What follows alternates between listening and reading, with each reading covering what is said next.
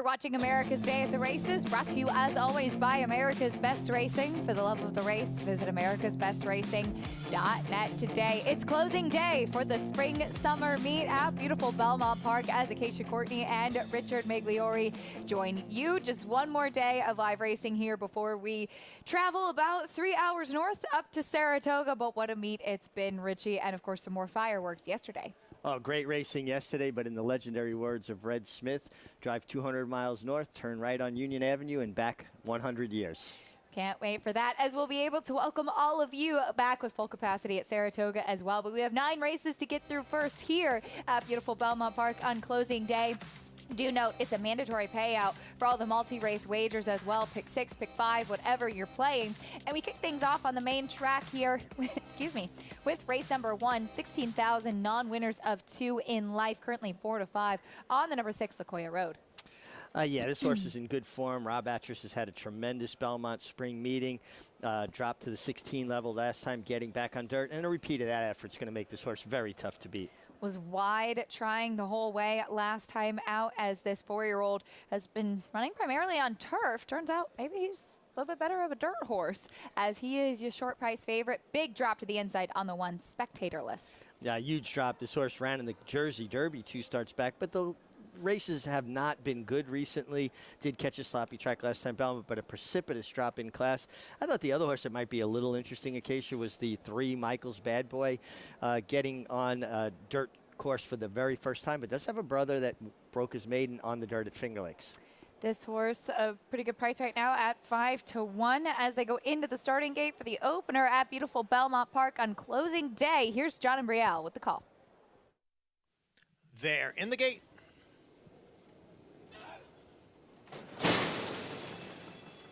And they're off. Double pour from the extreme outside. Profusion away well. Now Spectatorless from the rail has taken the lead. Spectatorless in front. And Profusion is running in second. Fotis, General on a Mission. They're heads apart third and fourth. Bellamy Dolce and Lacoya Road are right together. And at the back of the pack, it is Double Pour and Michael's Bad Boy. Up the back stretch, the gray Spectatorless leads here by 2. Profusion in pursuit in second through a quarter in 23 and 4/5 seconds. General on a Mission, big long shot there, is on the outside and racing in third. Then it's the trio of Lacoya Road, Bellamy Dolce, and down at the fence is Fotis. Then we come back to a Double Pour. Michael's Bad Boy trails the field.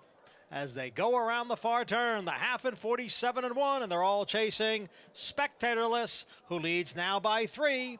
Profusion and Lacoya Road right together, second and third. Now Double Pour on the move into fourth. Bellamy Dolce is down at the rail in fifth as the field comes for the quarter pole.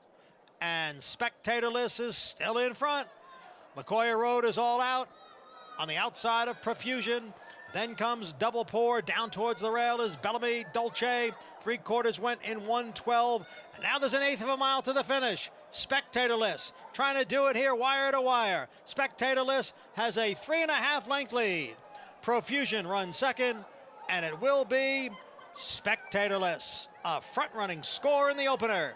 Profusion was second, then Bellamy Dolce, Lacoya Road, and Double Pour. Spectatorless. Luckily, that's not what we are at the racetrack anymore, as we heard the crowd cheering.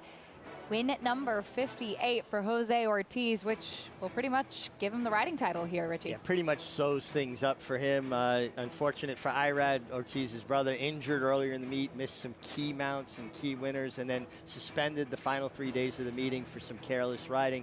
But he'll start fresh in Saratoga, and we should see the brothers put on quite a show in Saratoga that, as you said, fortunately, will not be Spectatorless this year. Absolutely. Full capacity at Saratoga starting on July 15th. And yeah, Jose and Irad Ortiz, they came down right to the final mounts last year in the Saratoga meet, and they were tied coming into today. Jose Ortiz picking up win number 58. Manny Franco at the start of the day with 51 winners, so very tough, you would imagine, at this point to catch Jose, but Jose Ortiz with Spectatorless, and I think a smart move to put this horse on the lead. Yeah, you know, lower level horses, I think it's always good to be forward. Let them run. You don't want to give them an opportunity to get discouraged. I think lower level horses have a tendency to get discouraged a bit easier.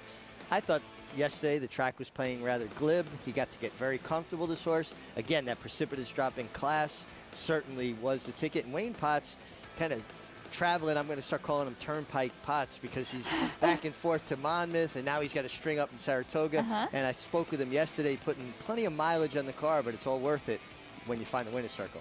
That's for sure, as that's win number 6 for the meet for Wayne Potts as well. And he's got some runners opening day up at the spot too. This 3-year-old gelding by M. Schwith gets the victories. Jose Ortiz win number 58 over his brother Irad, who again would have 57 coming into this weekend, Friday, Saturday, Sunday for the final week at Belmont Park, not riding due to that suspension. As it looks like spectatorless, he's ready to go again, around again. Yeah, so still kind of on his toes, energy. You know, over the years, I have seen very good jockeys, brother combinations. You know, Eddie and Sam Maple come to mind, the Turcotte brothers, Ron Turcotte, Rudy, and several others, as a matter of fact. Chris McCarron, Greg McCarron in New Jersey, Danny Need and Jake Need. I have never seen a brother pair dominate a circuit, and particularly a circuit with as deep a jockey colony as New York, as the Ortiz brothers are doing. It's really incredible. And again, the competition is so fierce. There's just so many good riders riding in New York right now, and a core of youth, Acacia, you know, so many good young riders. Jose Ortiz and Irad Ortiz, the brothers from Puerto Rico, really just dominating here on the New York circuit, as Jose Ortiz looks like he will take the riding title here at the Belmont Spring Summer Meet. Our feature today, though, on closing day, it's a good one. Race 8 a little bit later on, Richie, the River Memories, 1.5 miles on turf. We did have a couple of scratches, but there's quality left here in the field as we take a look at the German bred for Chad Brown, Virginia Joy, who's coming out of the Grade 2 New York. Yeah, and I thought she worked out a good trip, but no pace on in the New York. So it compromised her chances. Just, you know, I thought she put herself in position, but the way they kicked home, and Mean Mary, who won the New York handicap, she is so game and just so good. So Virginia Joy certainly should get the 1.5 miles. She was good at the distance over in Europe, finishing second in a good race there. It'll be interesting to see. I mean, this was her breaking, I guess, winning the allowance race going to Monaco. I was talking about the New York handicap, so excuse me with that. And also be remiss not to mention Gary and Scott Stevens, jockey brothers. Yeah, absolutely. Very good point there. Certainly had great careers, the both of them. But yeah, Virginia Joy, Manny Franco will be aboard this one. This is her winning that allowance in her first start in the U.S. off of a layoff too.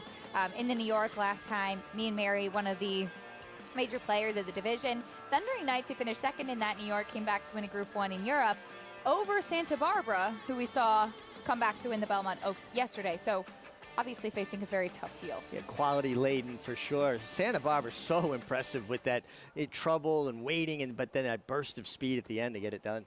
We'll talk more about the Belmont Oaks and Derby and recapping that action a little bit later on today. But we do still have many live races to come this afternoon, 8 of them, in fact, races 2 through 9 here at beautiful Belmont Park, featuring the River Memories. We're dealing with a fast main track and a good turf course. Today's races, as always, presented by Claiborne Farm. And as a reminder, with this being closing day, mandatory payout on the multi-race wagers. You can play along on Naira Bets and join today and get up to a $200 deposit match bonus. New members can use promo code MATCH200 when signing up and earn up to a $200 deposit match right after your first deposit.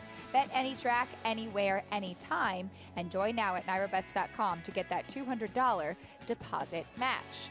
You can also play against your friends and fellow fans with the Showdown. It's a free-to-enter handicapping contest following the New York racing on our program. Place your picks now and watch your name climb the leaderboard to earn real prizes. Visit Naira.com/showdown to get started.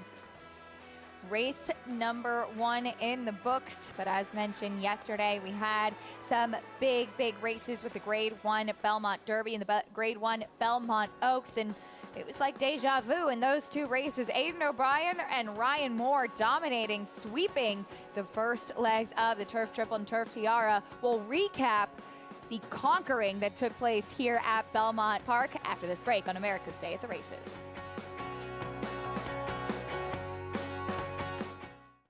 This proven son of Giant's Causeway has sired 6 millionaires, including Claiborne Farm stallion Lee. Recent top runners include graded stakes winner Plum But Ali, it's going to be Plum Ali, and she's now 3 for 3. Sharp Samurai, international stars Shivaji and Birdie Queen, plus these standout performers. In the ring, his yearlings sold up to $260,000. First Samurai, standing at Claiborne Farm. No sport in the world brings the wins home like racing. It's one-of-a-kind, high-speed, high-stakes action, and Naira Bets takes you there. Place your bets and watch the races live from anywhere. With Naira Bets, make easy, secure deposits and promotions every day to earn reward points or cash. Download the Naira Bets app or visit nairabets.com.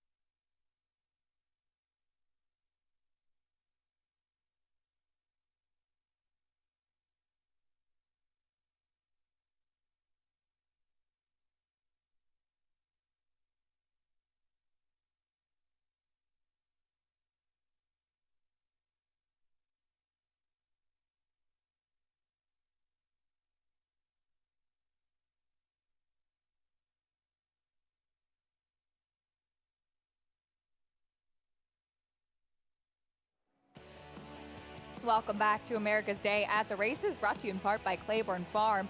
100 years of doing the usual unusually well. Yesterday, we had the final grade ones of the meet here at beautiful Belmont Park, and they did not disappoint.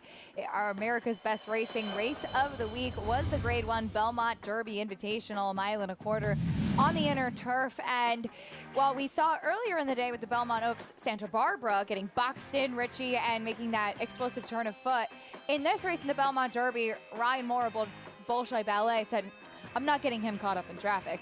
No, and you know what? I think it was the right tactic for this horse. Maybe not quite as handy or light on his feet as Santa Barbara, so put him out in the clear. He made a long, extended, grinding kind of run. Thought right here he might hang just a touch, lean in, and watch. He gets over his right lead, and he really kind of pans out and sets sail for home then. And when he hits the front acacia, his ears go up. He kind of shuts down. Ryan keeps him to the task, keeps his attention, because as soon as he hit the front, he said, hey, my job's done. I did what you asked me to do. Two very impressive performances by the Aidan O'Brien shippers. Absolutely, as they swept the Belmont Oaks and Derby. Bolshoi Ballet, the Irish bred son of Galileo, who just passed this week. Such an incredible foundation sire Galileo was, as Bolshoi Ballet becomes his 92nd grade one winner. Yeah, and just an incredible kind of poignant tribute to the sire Galileo, that his son Bolshoi Ballet would win the Belmont Derby on the day of his passing. But, you know, the horses that come to mind that Galileo is sired, Rip Van Winkle, of course, the mighty Frankel, who is certainly carrying on in his footsteps as an incredible sire. Frankel and Australia seem to be the leading sons of Galileo as far as their progeny do go, as 20 of Galileo's sons have also sired grade one winners. Just an incredible legacy to talk about. Really is strong. I mean, how often do you see that? So when we talk about sires of sires, I think that embodies it right there. Galileo, top-class racehorse in his own right, able to reproduce that with his offspring. Bolshoi Ballet, the winner in the Belmont Derby. In the Belmont Oaks as well, though, Santa Barbara was a short price. As we'll take a look at the start of her race here, Richie, what did you notice right when she came out of the gate? Well, you know, she broke very well for a European horse, first time in the country. Sometimes they don't tend to break, but she broke right away in hand. Ryan Moore able to settle her in behind horses, always surrounded. He never had an opportunity to get her out in the clear like he did with Bolshoi Ballet. And she's covered up. They're not going very fast, but she's always comfortable. And this is what you get when you have lack of pace in turf races. Everybody is bunched up. Gives riders less options. There's less wiggle room, if you will. Now, you want to talk about wiggle room. She is still in the bridle after a mile, so she's traveling. And she's running up on heels at this point. And right here, you know, as a rider, in case you start going, well, I need a place to go. Now watch, he's kind of steadying on heels. Watch this move when he kind of jumps over the heels of the 6-horse right here. And that's close quarters, too. And then he was able to fit inside of Adam Beschizza on the 6-horse and kick home. I mean, a dazzling, absolutely dazzling turn of foot. Huge performance from this one as Con Lima, who set the pace, hung on gamely in the stretch too. But taking a look, as you look at the dark navy cap, this is where you mentioned he angled out to find her some room, as she was like a coiled spring. She had so much horse to offer. And we had mentioned too how she really kind of wowed us in how much substance, how big she is for a European filly. With that kind of size to her and scope, you wouldn't expect her to be as light on her feet. She was a ballet dancer. She was able to back off of heels and go from being steadied to full flight for the wire in a matter of 2 strides. It's not like driving a car. You don't tap on the brakes and hit the accelerator and a horse responds like a car does. Well, she responded like maybe a sports car, Jaguar. She was incredible. I was so impressed with her ability to do that, her athleticism. As she was sharp in the paddock, they decided to not put the flower garland on her in the winner's circle to keep her settled, but she really impressed and wowed as Aidan O'Brien and Ryan Moore came to play this year in the Belmont Oaks and Belmont Derby. As we welcome in Maggie Wolfendale. Maggie, you were out on track on Xandar, who did a great job yesterday on our show, but getting a chance to look up close at Santa Barbara in particular. What were your takeaways from yesterday? Acacia, that she looked like a giant among mortals, that she looked like a 5-year-old mare relative to the other 3-year-old fillies. Such a big, imposing type of filly, and you can see why they took a stab against older company in the Grade 1 Pretty Polly Stakes heading in to this Belmont Oaks, a move that proved successful 3 years ago as well for Aidan O'Brien, with Athena coming back off an even shorter rest and winning the Belmont Oaks. But Santa Barbara, and talking with Ryan Moore, he said she never got out of first gear, really. She never had to do much. And when I was out next to her after the race, he could barely hold her to jog next to me. That's how much she had left in the tank. So a very, very lovely filly and talented. She just proved that the European fillies are that much better than the ones that we have here. Respect, though, to Con Lima, and a great ride, as always, by Flavian Pratt. But the Belmont Derby with Bolshoi Ballet, and Ryan Moore kind of citing that, you know, he was expecting a little bit more pace on, and he didn't really get that delivered here, but had to ask Bolshoi Ballet, and it seemed as though when he got out in the clear, he just kind of grinded out those gears, and not the more visually impressive of the victories, and that would be the tail too, with the 2 Beyer speed figures in Bolshoi Ballet actually running 3/5 of a second slower and earning an 86 Beyer speed figure, whereas we saw Santa Barbara earn a 90. But Bolshoi Ballet doing what he had to do to prove his late sire proud, with winning for Galileo. And you guys mentioning what Galileo has produced. Well, how about the dam of Galileo, Urban Sea, as she has also produced See the Stars, a dominant sire in his own right and on the racetrack, as well as several other graded and group stakes winners. So the prolific family and superior bloodlines. Acacia?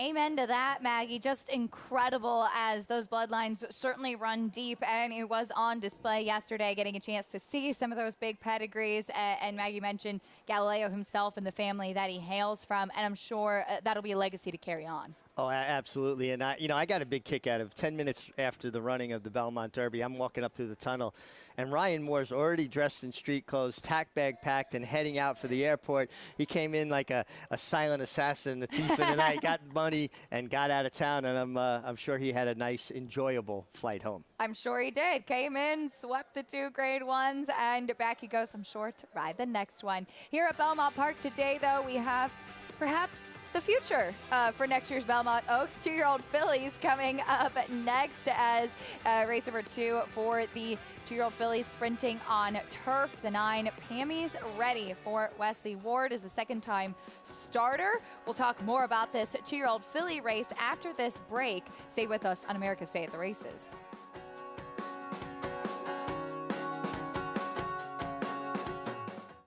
The ultimate accolade for a racehorse is to be named Horse of the Year. To be enshrined to the Hall of Fame is to achieve immortality. As a stallion, genetic immortality is defined in 2 words: breed shaper, plain and simple. 2-time Horse of the Year and Hall of Fame inductee, Curlin, is just that. Breed shaper, Curlin, the classic sire. Now more than ever, it's time to get with the program because New York breds start with an advantage. New York breds run for serious green. At Belmont and Saratoga, New York bred maidens run for up to $75,000 and allowance horses for up to $85,000. And serious New York bred owners can collect awards of up to $20,000 per horse per race in open company. So get back with the program. Seriously. The Run Happies keep winning. What a day at Belmont Park when a pair of Run Happies crushed the competition. TDN Rising Star Following Sea delivered yet another emphatic performance, sailing down the stretch to win by 6.5 lengths. Then 2-year-old filly Happy Soul soared to victory, winning the Astoria Stakes by a whopping 11.5 lengths.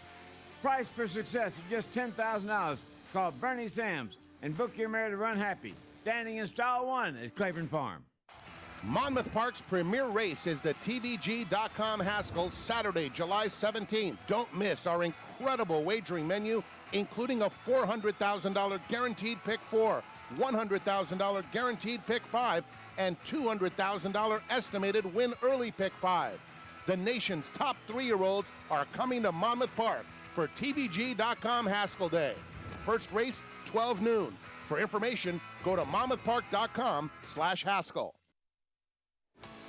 You're watching America's Day at the Races on FS2 with Acacia Courtney, Richard Migliori, and Maggie Wolfendale as we have our second race coming up today at beautiful Belmont Park. It's the 2-year-old fillies sprinting on turf. And a first-time starter, Richie, taking the early money, 5-2 right now on Hot Fudge, as I just learned some disturbing information, and that's that you don't like ice cream. Don't like sweets. You're not into an ice cream sundae? No, I don't want no hot fudge, nah. Empty calories, but why? Because it tastes good? Come on. I mean, I love ice cream. Maggie Wolfendale, 2-year-old fillies coming up here. And do you like ice cream like a normal person? Yes, I'm actually addicted to ice cream as well as cookies. It's a problem. I need to go to Sweets Anonymous as we'll take a look at Hot Fudge. She worked really quickly at the OBS April sale, going 9-4. No blinkers on. Usually these 2-year-olds do wear blinkers at those 2-year-old sales for their workouts. And she wasn't asked for that much. She was asked a bit more actually on the gallop out. But for that 1/8 of a mile, she was impressive. It just really sprung off the ground, really propelled herself forward, and she's a very athletic filly. She comes in here looking fit for Linda Rice, first-time starter, and incredibly professional. I love the way that she's put together. She looks like a turf sprinter too, and taking into consideration the way she moved over the synthetic surface, she definitely had that spring to her step that hints at turf. Moving on to some new faces as far as Naira is concerned. Number 7, Shanghai Shamrock. I thought she was a really professional debut. You know, she had to wait in the lane. She had to pull off heels in that Churchill Downs race, which was won by a horse on the front end in Rock Along.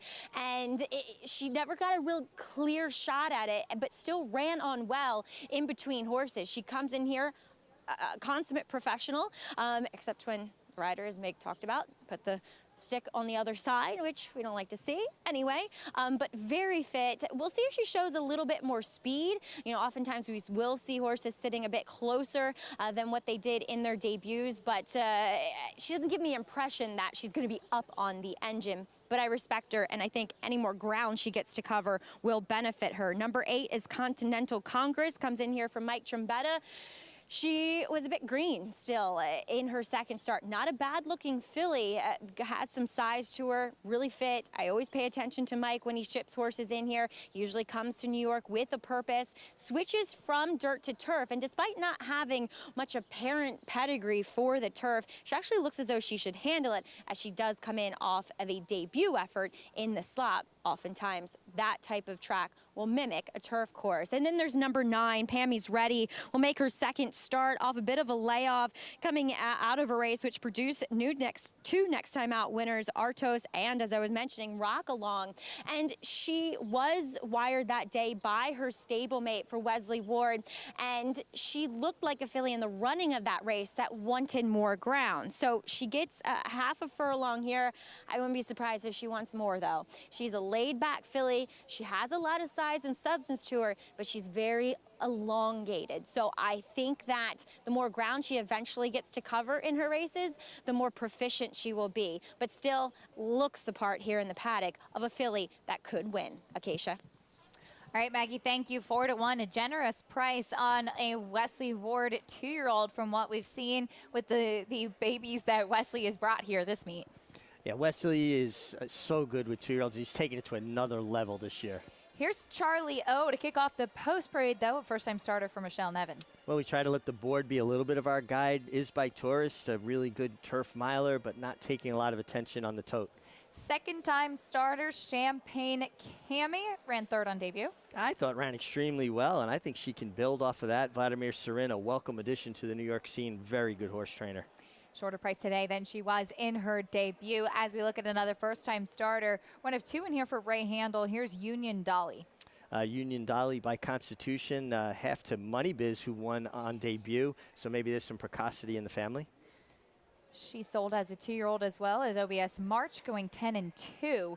As your favorite still went that 9-4 Sales Breeze at OBS April. As Maggie mentioned, anything sub 10, very, very quick at those sales. Hot Fudge. Very fast, and being by Liam's map, you would expect that maybe she would like to go a little further, but that's certainly, she showed she has speed.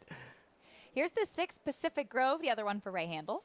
Reaching out to Joel Rosario, too. That's always a vote of confidence, particularly these turf sprints, not taking much attention on the board, though. Number 7 is Shanghai Shamrock, second-time starter for Mark Cassie. I thought she ran really well on debut, going 5 furlongs, and she gets another furlong to work with. I think a major player here. A good third for a barn that you typically don't see, the 2-year-old firsters winning first time out. Here's Continental Congress trying to turf. I love cleverly named horses by Constitution. Continental Congress gets Johnny Velasquez and switches to the turf. 8-1, generous price on that one right now. Here's Pammy's Ready to the outside at 4-1. That second-time starter for Wesley Ward. Yeah, it was kind of caught a little bit wide. I like Maggie's notes on this horse. I just wonder, when Wesley Ward doesn't win with a first-timer, unlike a lot of other trainers who improved vastly second time, Wesley Ward is so good at getting firsters ready. How much improvement is there going to be? There's the BP Belmont Park by the UBS Arena. As we want to remind everybody, you can follow along, get all the stats on the horses, trainers, and jockeys in today's races with free Equibase past performances. Visit NYRA.com/TV schedule to download your free past performances on all of the races on today's show. The early pick 4 kicks off here with the 2-year-olds, and we talk about maybe some connections that do well first time out or second time out. As we take a look at Shanghai Shamrock, second time out for Mark Cassie with a filly that now has a race under her belt, has a nice pedigree as well on the bottom side. You'd think she could take a step forward today. Yeah, I really do. I think she's going to appreciate getting another furlong. Chiefswood Stable, they've really kind of ventured more into, U.S. racing and competing on that level as opposed to just against Canadian breds. But they're going 5 furlongs. She's kind of down in behind horses. She's being patiently handled here by Tyler Gaffleone. She's kind of having to pick her way through, looking for room. See a little alter course there. A little funny step, too, as she altered course. And I thought she finished resolutely. I think the extra furlong is going to aid this filly a great deal. She is my top selection. I thought her first race was very good, and she got a lot of education out of it. And when she got some room to run, she seemed to finish up quite nicely at 3-1 now. Louis Saez going to be aboard. The number 2, though, Champagne Cami. This race that she debuted in June 18th here at Belmont was won by Sail By, who came from last, a big price first-time starter. Champagne Cami, meanwhile, was right up on top of the pace that day. Yeah, I mean, she was in the fight from the beginning, fairly quick pace. First time out, going 6 furlongs, so she's got that foundation with the 6 furlong race under her belt. And honestly, she's carrying a little bit of weight here. Don't you think that she just tuck up a little bit from that race? She's going to be rather tough to beat. She won the battle there, finally getting by the leader, ultimately lost the war. Yeah, I was in the paddock for her race, and I thought she would do much better after having a start under her belt. So curious to see what she has to offer. Let's get Maggie's opinion, though, on Champagne Cami as these fillies warm up trackside. Maggie. Well, Acacia, from what you and Mig have said, I definitely think that Champagne Cami has moved forward from that debut race, in which I like when horses look as though they need a race, show speed, and just get a little tired late. I think it moves them forward. And she, to me, looks really fit in here, well-muscled, does have that more athletic frame, and seems focused, has not been rattled by that first start. And we'll look to see her forwardly placed again. She does wear a pretty big cheater cut blinker, so as she is on her toes but not doing too much out on the track. Number 3, Union Dolly, one of 2 in here for Ray Handel. I'll admit I didn't really understand, maybe I'm totally missing something, the $150,000 to $1,000 purchase price. I know she's a Constitution, but there wasn't much to write home about on the bottom side of the pedigree. Yes, a half-sibling, one first out as a 2-year-old sprinting on turf. So there you go. That makes her logic here. But worked pretty slowly at the sales. 10-2, asked quite a bit, never really lowered herself into stride. And she just feels like one that ultimately will want more ground because she's very tall and very leggy, and furthermore, both her and her uncoupled stablemate just very green in the paddock and out in the racetrack. I will definitely take the wait and see approach with both of these. And Acacia, neither of them having pedigrees that say turf is really what they're going to want. No, very true, Maggie, as nice to see a good crowd on track today, too, for closing day. Love seeing the families out as well, as looking forward to seeing the backyard packed up at Saratoga and just hearing and feeling the energy from all the fans as we will be at full capacity. And talking to so many friends that live in Saratoga full-time, they are so excited. It was just such a hard year for everybody last year, but to have everybody back and the energy that Saratoga provides. I always talk about the ghosts of racing past, that you kind of feel their presence in Saratoga. Well, this year it's going to be the ghosts of racing's future, I guess. Absolutely. Well, we do have now favoritism moving over to the 7 Shanghai Shamrock. 5-2 on that filly by Shanghai Bobby, as some interesting first-time starters in here. The one taking the most money, Hot Fudge, and Maggie mentioned the pedigrees of Pacific Grove and Union Dolly, both of whom go out for Ray Handel. And with this 2-year-old races in particular, we can use pedigree as kind of a guide as to what we may expect from them. Obviously, there are outliers, but pedigree can be a really, really good roadmap, so to speak. Well, it's another tool that we use trying to point out what horses may want to do ultimately. And particularly first-time starters, that's the handicapping conundrum. We don't have proven form to go on, so we rely more heavily on pedigree until a horse proves what they are. Some horses create their own pedigree at the end of the day. I talk about it all the time. I come up with different analogies for it. Mrs. Marciano had 7 children. She only had 1 Rocky. Very good point. As we see the number 6 Pacific Grove giving them a little bit of a tough time behind the starting gate, as is the 3 Union Dolly, actually, too. Looks like they got the 6 in. Now loading in the number 3 Union Dolly. Always a bit of an adventure with the 2-year-olds going into the starting gate. But we are close to being loaded up here. We're sprinting on the turf with the 2-year-old fillies. Here's John Imbrial with the call.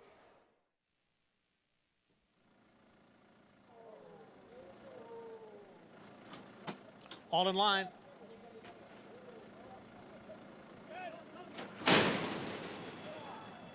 And they're off.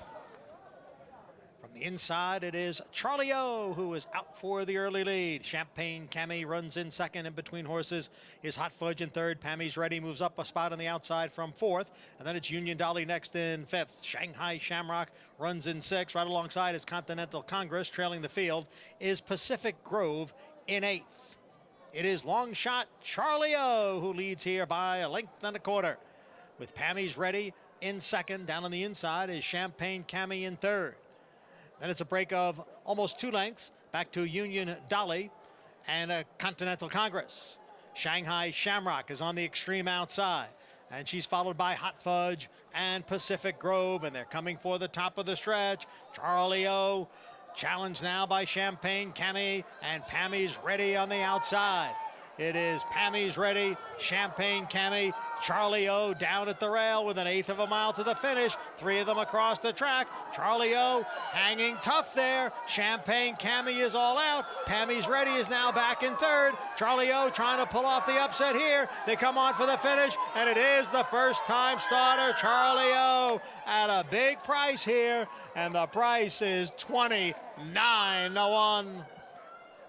A big price indeed. You heard Johnny high, 29-1, on Charlie O, the first-time starting filly by Tourist, put on the lead by Manny Franco. And there's a look at Michelle Nevin heading down to the winner's circle to get her picture taken.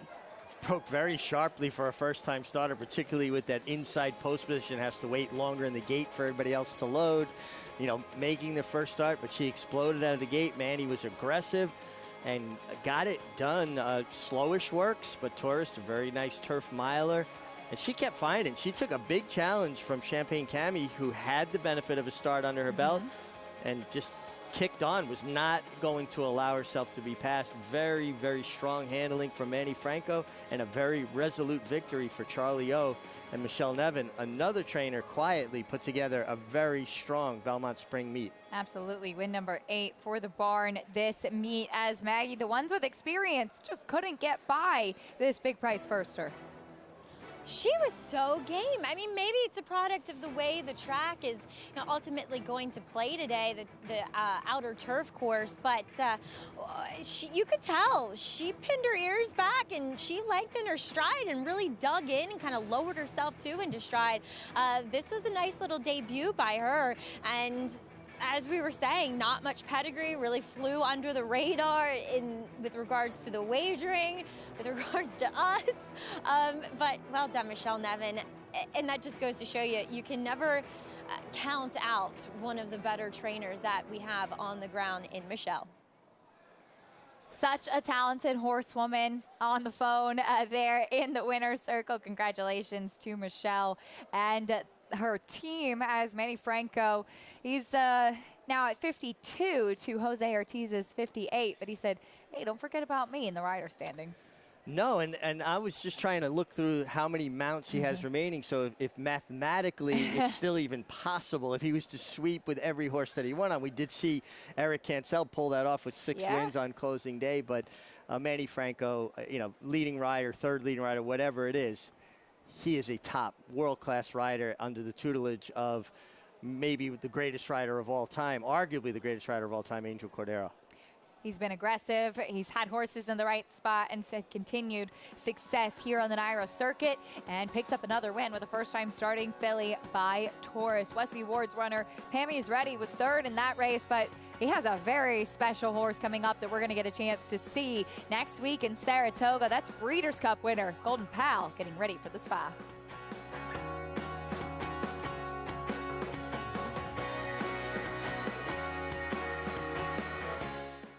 Tap it. his epic run as America's most dominant stallion continues, with more lifetime Grade 1 winners than any living stallion. Essential quality, though, has opened up by Lord 5. Bright come down to the line together. It is Temperate in the Belmont Stakes. Creator is flying. Creator now strikes the lead. This is now coming to make a race of it on the outside. Unique Bella will win. A dream maker, a breed shaper, Tappet, standing strong at Gainesway. Have a summer reunion like never before. Tickets to Saratoga Racecourse are on sale now. There's something for everyone at Saratoga, from the backyard picnic area to the 1863 Club. Saratoga Racecourse is the summer place to be. Every day this summer is jam-packed with excitement, featuring the best racing in the world. Secure your spot today for your return to Saratoga, July 15th through Labor Day. Visit NYRA.com/Saratoga for information and tickets.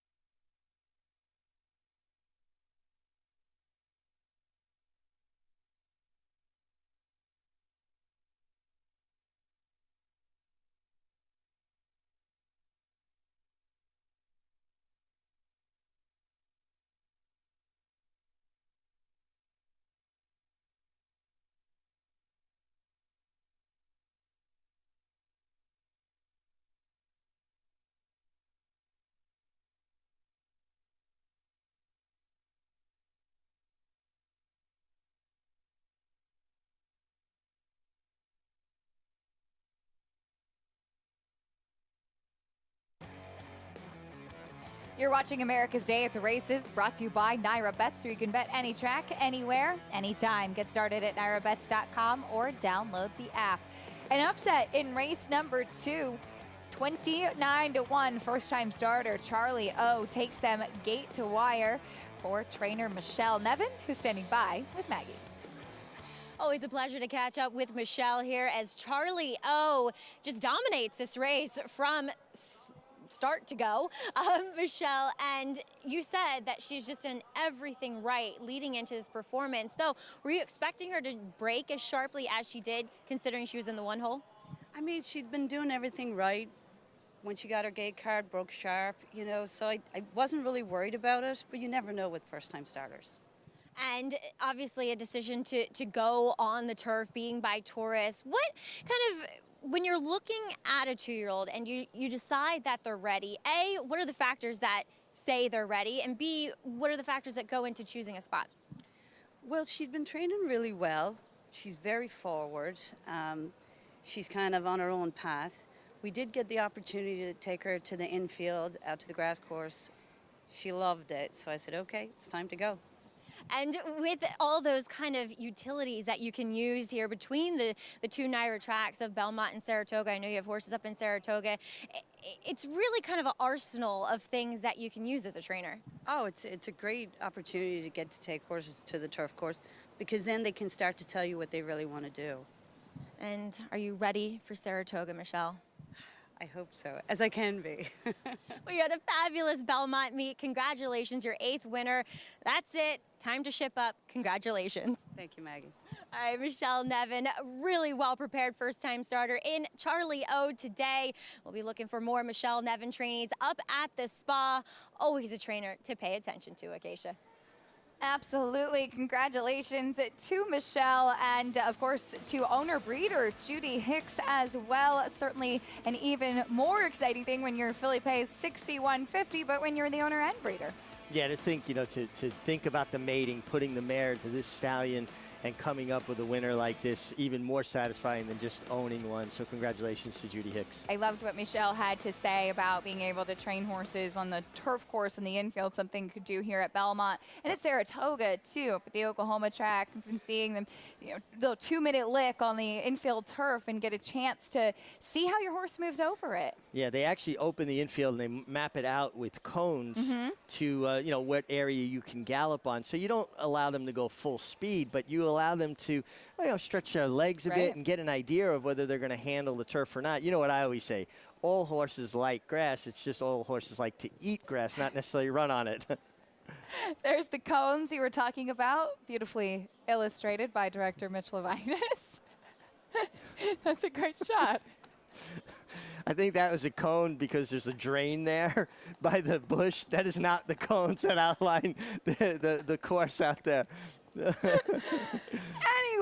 on Wednesday, we're going to have, on Thursday, it's opening day of Saratoga. We're all too excited. It's July 15th, Thursday, opening day at Saratoga. We'll have 2 graded stakes as we take a look at the Run Happy opening weekend schedule. Quick call, the horse, though, Richie, he was pretty special, and if there was ever a horse for course, it had to be this guy. He loved Saratoga. He loved Saratoga. He was a good horse anywhere he ran, but he definitely raised his game. Here he is under Pat Day, I believe holding off Dancing Spree under Angel Cordero, and just a horse that when he got his head in front, he did not want to get past. He was just so resolute in his determination, and there's a young Harry Rice, valet there in the red shirt. Yeah, nice to see his Harry. son Harry Rice, part of our production team sometimes, or he has been in the past. He made a guest appearance yesterday.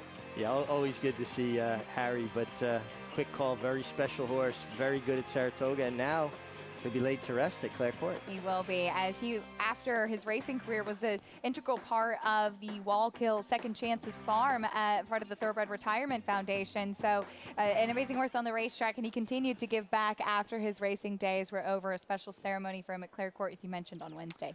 Yeah, and he lived to, I believe, at 35 or 36 years old. He was up there, and I had gone to Wallkill visit with the prisoners and get a tour of the Thoroughbred Retirement Foundation horses there. Great program they run. And he was so old, he didn't have any teeth anymore. And they used to, soak his feed so it was softer for him. They would basically dunk donuts and soften them up, and he liked to eat donuts. So he lived a wonderful, full life. But fitting that he'll be laid to rest in Saratoga next to another Saratoga legend in 4-Star Dave. Right, of course, a horse that you knew very well, too. As we pay tribute to Quick Call on Thursday with the Quick Call, Grade 3, and Wesley Ward has a nice 1-2 punch, but his Breeders' Cup Juvenile Turf Sprint winner Golden Pal, making his first start of 2021, hasn't raced since the Breeders' Cup.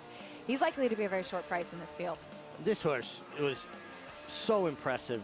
His turf sprint at Saratoga and obviously the Breeders' Cup to clear a field the way he did. And actually, Irad Ortiz kind of grabbed a hold of him, maybe took a little too much hold in the Breeders' Cup. And then when he gave it to him, he is otherworldly kind of fast. He makes other fast horses look slow in comparison. Yeah, full field. He was drawn to the outside. It didn't matter in that Breeders' Cup Juvenile Turf Sprint. He debuted in April at Gulfstream on the dirt, as there just weren't any 2-year-old race options at the time. And Wesley Ward said, I just need to get a race into him, because they wanted to go over to Ascot for the Norfolk Stakes. And he was beaten by just a neck that day, came back here stateside, won the Skidmore, won the Breeders' Cup Juvenile Turf Sprint. Of course, there is the question of the layoff. We haven't seen him since November, and it's now July, but he is a very quick horse. I mean, even what he did as a 2-year-old would be good enough to be competitive against 3-year-olds, but if he actually improves from 2 to 3, and the normal thinking is that he would make that step, but every now and then we see a 2-year-old that was like the kid going into high school that already shaved and was already, more developed than the other kids. The best athlete starting high school, not always the best athlete coming out of high school. I got a hunch we're going to see something special. I think this horse is a very special horse. I think so, too. Looking forward to seeing Golden Pal on opening day. But we also have A race for the 2-year-old fillies on opening day at the Schuylerville. Last year was won by Day Out of the Office, who turned out to be a major player in the 2-year-old filly division. And once again, Wesley Ward, he has a very strong chance. Happy Soul, the daughter of Run Happy, she just couldn't have done things any easier in the Astoria. No, she's otherworldly. She's kind of had these fillies just over a barrel. She's head and shoulders. This daughter of Run Happy does things so easily. We talk about, you know, horses going fast, but she doesn't look like she's doing anything, and she's going fast, and she's widening on a field. She was second on debut against the colt of Wesley Ward's, Nakatomi. They were 12 lengths clear of the third horse that day. That was going 4.5 furlongs. Thing is, she's fast, Acacia, but look at her from a physical perspective. She has got a ranginess to her, scopiness to her that you believe as they go further, she's not going to have any issue with it. And despite the fact that she's that fast, she's not a rank fast. She's fast just because it comes natural to her. Happy Soul, she won her last two. She's the only one in this field that already boasts 2 wins, and that's about a combined 23 lengths. And you see Johnny Velasquez hands and feels, just, you know, asking her to finish her job, keeping her to task, which is important with 2-year-olds. I don't like when riders completely wrap up on 2-year-olds and start gearing them down, because it teaches them to pull up or wait on horses. Again, you don't have to go to the crop, but keep them going forward, keep their attention. She looks like she will be very tough on opening day. The daughter of Run Happy, Happy Soul, who's been so impressive in her last couple of races. Back here today, we go to race 3 at beautiful Belmont Park. It's the New York bred maiden special weight for the fillies 3 and up, as we have Shamalama Ding Dong, one of the most fun names to say. Now in the care of that man, Christophe Clement, second in the Belmont trainer standings, looking to end the meet on a high note today.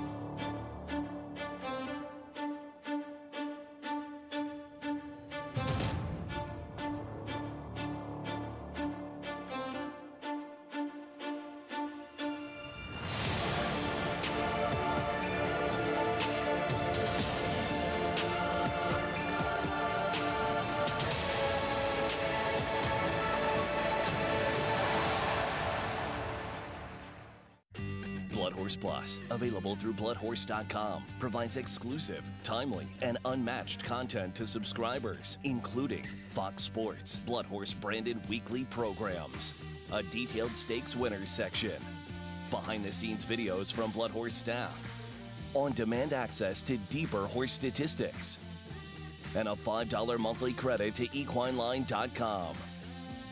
Upgrade to Blood Horse Plus today. Definitely be looking at Always Dreaming yearlings. Florida Derby's always been a key stallion-making race. Constitution, Scat Daddy, Quality Road. The 2017 Florida Derby to Always Dreaming. I see a lot of similarities in Constitution and Always Dreaming. They're a little more angular, aerodynamic, and athletic than some of the other stallions by those sire lines. Always Dreaming offers that athleticism, and I think he can reproduce that into his babies. Racetrack Television Network brings you every race, from every track, on every screen, every day. With monthly packages starting as low as $5, RTN gives you great value and access to more live HD streaming and race replays than anyone. Visit RTN.tv today to sign up and watch on almost any device, including Roku and Amazon Fire. Use promo code TRYRTN for a 5-day free trial.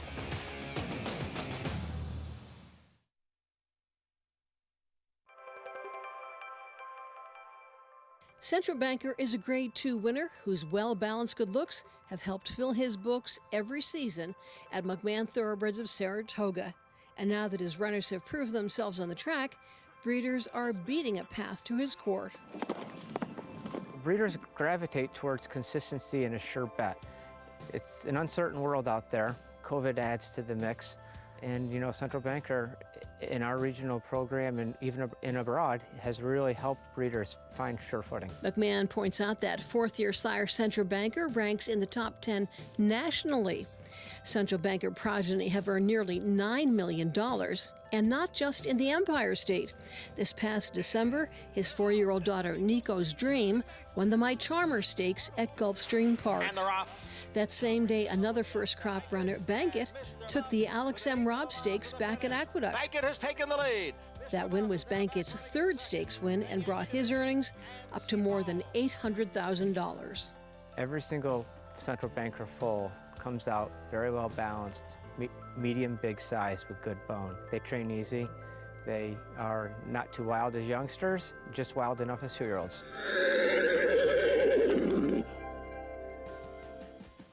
And you can visit nybreds.com for more information on the New York Thoroughbred Breeding and Development Fund. The New York bred fillies are in the spotlight here in race number 3. Everybody looking for the first win of their career. We're going 7 furlongs on the main track. There's a look at Shamalama Ding Dong. You were singing a little bit for us just now. You want to reprise that? No, I think I'm good. Shamalama Ding Dong, first time in the barn of Christophe. Come on as we head down and get a paddock report from Maggie. That's where we'll begin, Acacia, but I must say that your current favorite in here, Pretty Clever. I know you're not going to get the same 24-1 that she was first time out on her today. She looks like the horse to beat here, but taking a look at Shamalama Ding Dong, I mean, you can't not laugh with that name. They are going back to the dirt with her, and Christophe Clement is one of those trainers that I think knows best which surface his horses belong on. But I will stand here and say, because that's what I'm paid to do, I don't see it. I think she looks like a turf horse, and if anything, she'd probably want a little moisture in the ground too, or on the main track, I should say, because she's not a very big, robust type. She does not carry a lot of weight and conditioning, and to go 7/8 here on the main track, I don't know if she looks up to it. So I would tread lightly with her. She's just not that convincing in this condition. As number 4, Road to Remember, finally getting on a drier track as she ran on 2 sloppy tracks and a muddy sealed, all of which were sealed. Blinkers come off today for this 4th start. She is one that wears a hood.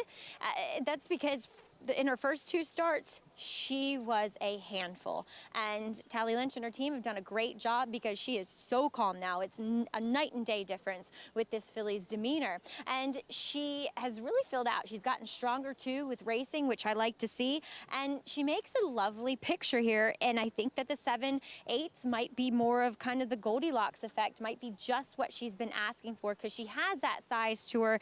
But I don't think that going longer is ultimately going to prove best for her. As we'll move on to number 1, a bit of a long shot here, Out of Sight. Very green, first time out, running over that mud, and she gets Lasix for her 2nd start, has strengthened a bit across that top line. I think getting on a drier track should help her. I'm going to give her one more shot here and hope that she runs better because she's such an appealing filly when you look at her. Just size and scope, and just she's kind of striking. So I give her a little look maybe to use underneath. Now, first-time starter going out for the ever-dangerous Charlie Baker, Joel Rosario combination is Towering Orbit, a daughter of Orb, who the dam has produced Ready to Escape, Towering Moon, and she's also a fool to Orb in the Tower, who just won quite recently for Todd Pletcher on the turf. I could see where turf might be an option in her future, but here we are starting in a 7/8 main track race. She is pretty small, actually. She's very small in stature and compact. So again, I'm kind of questioning the 7/8. I wish it was 6, but she's really well prepared. I mean, she's fit. She carries that muscle mass of a horse who has started, so it doesn't look as though she needs to strengthen, just that resplendent, rich, and hydrated coat to her. And she's really been focused in all of the preliminaries here. So I like the way she's prepared. We'll see if this is the right spot, Acacia. All right, Maggie, thank you. Filly by Orb out of the Giants Causeway mare. She herself was a good dirt sprinter. Towering Orbit for the Joel Rosario and Charlie Baker combo. I like when Charlie Baker reaches out for Joel Rosario. Usually has a live one. This filly's got a pretty steady work tab. She's a half to Towering Moon, who won first time out. Now, Towering Moon was by Malibu Moon, but Orb is by Malibu Moon, so it's along the same pedigree line. I think there's a lot to like here. Again, to me, it's always a tell. When Charlie Baker's high on a horse, he's looking for Joel Rosario. There's a look at the 5 Pretty Clever, still your favorite at 6-5, as she debuted on the turf, moved to the dirt last time out, and she and Jamaica Joy were kind of both just up on the front pretty much the whole time. She was beating a nose, and Off of This Effort is your favorite. And she ran hard, and she was fighting for it every step of the way. She was nosed out at the finish line. Now, there's two schools of thought about this, Acacia. Does a hard effort like this, where a horse gives everything, comes out on the losing end of a photo, does that steal them up for the next one, or does that make them regress a bit because they tried so hard and didn't get it done? Yeah, that's the question, and the kind of last time might have been the time angle as well at that big price and a much shorter price today. But if she moves forward off of that, she has a logical favorite Off of That Effort. Last time out, she comes out for Mark Cassie. The number 1 out of sight will kick off the post parade, though. You and I agree with Maggie Ritchie, thinking that she may improve second time out. I think she will. She comes out of that same race with Pretty Clever, was well beaten that day, but she didn't break particularly well. She really resented the kickback on the muddy track. She just looked so unhappy, so uncomfortable. I think she could take a huge step forward today. Trainer Phil Gleaves, based up at Saratoga on the Oklahoma training track, and we saw him last year at Belmont come with some horses that had been training up there, just ready to roll. Been a more quiet meet, but I'm sure gearing up for the Saratoga summer. Yeah, it just depends what kind of stock you have, right? Who's come to hand sooner, who's a little more precocious, but Phil Gleaves, make no mistake, a very good horseman. Here's the 2, Constitutional Rage, back on the dirt for the first time since her debut, which was taken off the turf. Yeah, and listen, she stumbled at Saratoga last year and was basically never in the race, so you can forgive the race. Spent time on turf. She's going to have to improve, though. Looking at the number 3, Dom's Feisty Girl. You know, Gary Siaka is having quietly a good meet. His horses are running, hitting the board if they're not winning, and this is another filly that could take a step forward. Here's the 4, Road to Remember. Maggie mentioned the mental improvements from this one. Well, the fact that she's acting better is always a good thing. She takes the blinkers off, and this is the first time she's ever getting to compete on a fast racetrack. Here's the 5, Pretty Clever, your favorite. A big run last time, was outgamed. Which way does she go from that? Does she continue to step forward, or does she regress? I think it's a pretty short price. I think this field's a bit more competitive than the last one she faced. Next, we have the most fun name in horse racing, Shamalama Ding Dong. Yeah, you got to like that name. It reminds me of that movie. Animal House. Animal House. Yeah. But changing trainer, Christophe does a great job, and just making a nice impression on the track. And the 7, Towering Orbit, first-time starter. Yeah, out of a mare, Towering Escapes, had 6 foals to race, 4 winners. And again, like the aforementioned Towering Moon, who won first time out, so there is precocity in the family. Well, it's closing day at beautiful Belmont Park, and that means mandatory payouts on all Pick 5s and the Pick 6 today. Hit the Pick 6 with Naira Bets, and you'll win an extra share of $5,000. Visit NairaBets.com for promotion details and to opt in. Make sure you opt in on NairaBets.com and take advantage of all of those great promotions over there. The 7, Towering Orbit, as mentioned, Charlie Baker and Joel Rosario, always a potent combo. And they had a nice 2-year-old first-time starter on Friday with Bourbon's Hope, who won at first asking. Yeah, Charlie is very proficient with first-timers, with all kinds of horses. And I think you see that a lot from so many of the good horsemen that their careers originated at Finger Lakes. They're not up there competing for headlines or glory. They're up there to put food on the table. And they've got to learn to deal with horses that may be a lower-level horses or have some, minor infirmities they have to deal with. So Charlie just excels with all kinds of runners. And again, once again, who was aboard here? Joel Rosario. He seems to look for Joel when he likes a horse, when he's high on one. I will say, though, 7 furlongs is a tough distance to debut on. Yeah. Not an easy place to start, and Maggie even mentioning in the paddock, maybe 6 furlong might have suited her a bit better. As the 6 Shamalama Ding Dong, I really enjoy just saying that name. As filly by Upstart, trainer Christophe Clement, this one moves to his barn now as he is trailing only Chad Brown in the trainer standings to finish second as we round out closing day. Just another stellar meet for Christophe. And, you know, listen, Chad Brown, obviously, a bunch of nice horses, does a fabulous job himself. But Christophe always doing well, particularly at the Belmont Spring, Saratoga, Belmont Fall. He seems to kind of gear his horses towards these meetings and does extremely well. I like the big warm-up. I like seeing Shamalama Ding Dong get that warm-up under Manny Franco.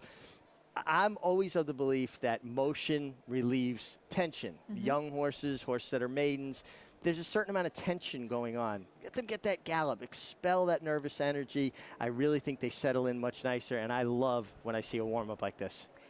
Big warm-up from Manny Franco, another one who's had a great meet, looking like he will likely finish third in the Belmont standings. But it's been fun following these young riders, too, and getting to know their tendencies out on the track as well. Manny with another great meet as horses are completing their warm-ups.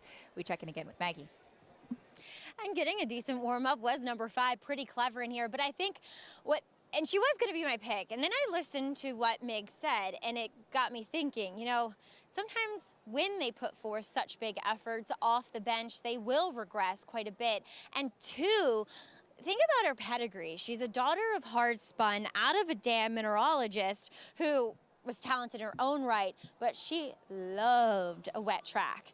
That's what she had Pretty Clever last time out. So she has a fast track here once again. What will be the story? I can't fault her at all physically, out on track and back in the paddock, but there's some intangibles that leave some question marks. So I'm just gonna swing for the fences and take a shot here with my one horse. It will be my pick. Out of sight. Love the way she was moving out there, just floating. Great suspension to her stride. Dylan Davis sticks around. Yes, he's kind of Phil Gleave's go-to rider, but now he knows her. Now he knows what challenges he has to overcome. He has to get out of the gate better this time. And I just like when a rider has experience with a horse, especially young ones that you're looking to develop, Acacia. Maggie and Richie going with Out of Sight, 15-1. We have some Islanders fans in the house. The UBS Arena, home of the New York Islanders. Just a stone's throw away. Absolutely representing there. She's showing off, proud Islander fan there. And I know I'll be taking in some games at the UBS Arena there when they play the Rangers. There you go. I had a feeling you weren't going to switch loyalties, even though they're our neighbors. Nah, can't do that. I will say quickly also about the one Out of Sight. She is a half to a horse, Maddie Black, who is well beaten. Oh, there's a late scratch here, guys. Late scratch of the 3. Dom's Feisty Girl. Eric can't sell off, so they will. Luckily, nobody had been loaded into the gate yet, so they'll keep them behind the starting gate, move the numbers in. Late scratch of the 3. Dom's Feisty Girls. They will escort her back to the barn area. There is an examining veterinarian stationed at the starting gate as another precaution. And it's protocol in New York that if a rider is not happy with the way a horse is warming up, doesn't feel the horse is moving as freely as the horse needs to compete, he goes to the examining veterinarian, the horse gets examined, and the horse will be scratched. And hopefully there's nothing serious, but that's getting ahead of it, keeping a horse that maybe is not 100% sound from competing and then creating a problem. And in New York, they are very, very cautious. They will are on the side of caution and scratch a horse instead of taking chances, which you do see at times in other jurisdictions. Late scratch of the 3. Dom's Feisty Girl, of course, protect horse and rider. That safety is paramount. Also protects the bettors. If you had wagered on this horse, you don't want to ever feel like a horse that's less than at its best would be competing. So just the right decision if a rider feels that something is off. So Eric Cancel will head back to the jocks room and Dom's Feisty Girl back to the barn area. So that does cause a little bit of a delay behind the starting gate. And we have seen the number 4 Road to Remember, who Maggie mentioned as an energetic type, wearing that full hood, loading without her rider as Jorge Vargas climbs on inside, doing everything to keep her settled. Yeah, and sometimes we'll do that just as a safety precaution for the rider. If a horse has a tendency to rear up.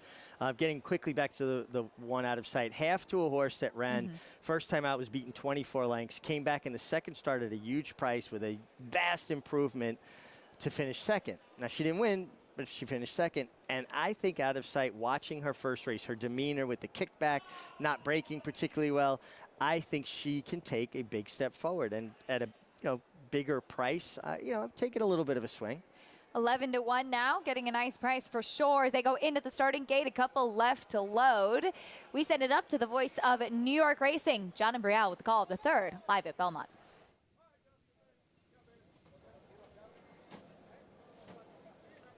They're in the gate. And they're off. Shamalama Ding Dong and Pretty Clever. Pretty Clever. Narrowly over Shamalama Ding Dong here in the early going with Road to Remember, and down at the rail is Out of Sight. Towering Orbit races in fifth, and Constitutional Rage is the trailer up the backstretch. It is the odds-on favorite. Pretty Clever, who leads here by a neck. Shamalama Ding Dong on the outside in second by a length and a half. Out of Sight at the rail. The quarter went in 23-1. Now Constitutional Rage ranges up. And on her outside is Road to Remember. Towering Orbit is the trailer in sixth. They're midway around the far turn. The battle up front continues. Pretty Clever at the rail. Shamalama Ding Dang on the outside. The two of them are heads apart for the lead, with Road to Remember just off them in third. Down towards the rail is Constitutional Rage. Then comes Towering Orbit, and Out of Sight is at the back of the pack. The half went in 47-1. They come off the turn and enter the stretch. It is Shamalama Ding Dong on the outside and Pretty Clever on the inside. They have been going at it right from the start. Now an eighth of a mile to the finish. Pretty Clever on the inside. Shamalama Ding Dong on the outside. A 16th of the finish. They are still right together. They've been doing this for 7 furlongs. They come for the finish. Pretty Clever wins it by a couple of noses. Shamalama Ding Dong was second. A huge break back to Constitutional Rage in third. Pretty Clever and Shamalama Ding Dong put on a show from the word go. They dueled the entire way around the racetrack. A race that really didn't deserve a loser. These two fillies both just tried too hard. It looked as though Shamalama Ding Dong was going a bit better than the 5 Pretty Clever, who has proven that she likes a fight. She likes to mix it up. She was, Shamalama Ding Dong got ahead in front. I wonder at this point maybe if Manny had gotten away from her instead of getting down close on top of her, gone left-handed and maybe drifted away from her. But the more he went down on top of Pretty Clever, it almost made her gamer. And, kind of getting shoulder to shoulder with her and engaged her in a fight. Sometimes the best thing you do is stay away from one, float away from them. And he went right-handed all the way down to the wire. Good effort from both fillies. Didn't deserve a loser. No, couldn't agree more, Maggie. These two, they put a lot of separation on the rest of the field, just dueling the whole way around. I gotta give some love to Pretty Clever. I mean, that was a very game effort that we saw from her to do all the dirty work. And how often do you see the horse on the inside coming, staying on? They kind of brush a couple times here, but I think that, as Meg said, really engaged or re-engaged Pretty Clever, and Mark Cassidy having a nice weekend here too, taking down the completely mind-blanking, the victory ride with super special, but sensational, excuse me. But what an effort. That was a fun little race to watch, guys. It's okay, Maggie. I forgot Bolshoi Ballet's name yesterday when we closed the show. It's been a long weekend, but I couldn't agree more with Maggie. These two, game effort and inside to re-engage, as you said. You can just see the strength of Pretty Clever and Luis Saez on display. Yeah, hustling Luis Saez and Pretty Clever. Again, the last time, head and head throughout, lost the photo. This time, head and head throughout, won the photo. This is a filly. Some horses shy away from a fight. Not this filly. Pretty Clever is pretty tough. Yeah, she is. That's for sure. Congratulations to the connections of Pretty Clever. It's time for me to say goodbye for now. I'll be back in that seat a little bit later on, but Greg Wolf coming up to take you the rest of the way. A lot more good stuff to come, though, Richie. Oh, great racing on tap, and looking forward to heading north. Yeah, absolutely. As we will talk about what's coming up at Saratoga. That includes opening weekend in the Grade 1 Diana. European flair there as Althika looks for another win stateside. Grade 1 winner and track record setter Lee. Like their sire, his runners have excelled on both dirt and turf, including these standout performers. And dipping in will steal this one. Can you see it? Dipping in on top by a link. Fastest in Queen Nakia. Here's the finish. Gibberish wins the treasure chest. Out of a Galileo mare, this dual surface star has sired juvenile stakes winners on both dirt and turf. Lee, standing at Claiborne Farm. No sport in the world brings the wins home like racing. It's one-of-a-kind, high-speed, high-stakes action, and Naira Bets takes you there. Place your bets and watch the races live from anywhere. With Naira Bets, make easy, secure deposits and promotions every day to earn reward points or cash. Download the Naira Bets app or visit nairabets.com.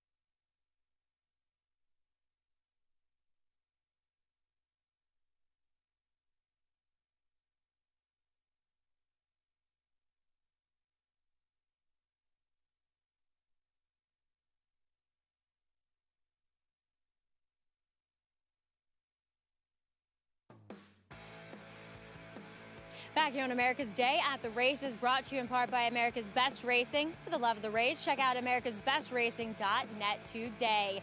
Pretty Clever was pretty game here with her first career victory for trainer Mark Cassie and Louis Saez aboard. And Louis, as we were watching you and Manny Franco aboard Shamalama Ding Dong, can't say that name without giggling, you just did 1-2 battle around there. And it seemed as though when you guys kind of brushed a bit, it really re-engaged your filly. How game was she from your perspective being on her back?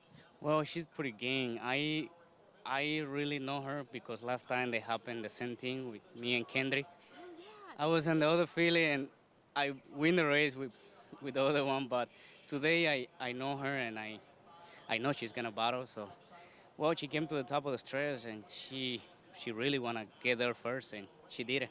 So it was an amazing race. It was fun to watch too. And we don't often get to see you without your helmet on, but your valet, Rodney Payne, taking it back for you. For people watching, what does a valet do for you jocks? Well, valet is one of the best, kid in the sport because they there for you when something happened in the race. Is my valet, Ronnie, he's one of the best. I really love him. He's like my family. And he cleaned the booth, he do everything, get ready, and well, he's an amazing person, so I'm so glad to have him in my corner. I feel honored to call him a friend of mine, too. And Louis, he actually went to Dubai with you as well, so he's kind of your traveling valet, too. Oh, yeah, definitely. We went there, and he was my valet there, so I was pretty excited. And, well, we win the race, so it was very good reminds we have with my valet running. A lot of good experience and a lot of fun heading up to Saratoga, where we'll see Essential Quality. Looking forward to him, as well as the meet. Yeah, I'm pretty excited, and I can't wait to be there. All right, Louis, well, congratulations here with Pretty Clever. Thank you so much. All right, Louis Saez, regular rider of Essential Quality, as we will hopefully see him ultimately in this year's Travers, August 28th. But here and now, we need to welcome Greg Wolf to the show as he joins Richard Migliori on set. Hey, Greg. Hi, Maggie. Thank you very much. I'm so happy for that young man to finally break through in a classic after having that Derby, rightfully so, taken away from him from that interference that he caused in the stretch. But could see that horse also in the Jim Dandy as a prep for that Travers. But right now, he's the horse to beat going into the summer at the Travers. Yeah, absolutely. And you know, think about last year, Louis Saez heading to Saratoga. He had contracted COVID and missed you know, the considerable portion of the beginning of the meet. And it's so important to get off to a good start in Saratoga because it kind of sets the tone. But he wound up having a terrific meeting. Kieran McLaughlin, his agent, doing an amazing job getting him a steady supply of live mounts. And you could see the confidence in which Louis is riding. And with any athlete in any sporting endeavor, confidence is so important. Winning a classic can do good things for you.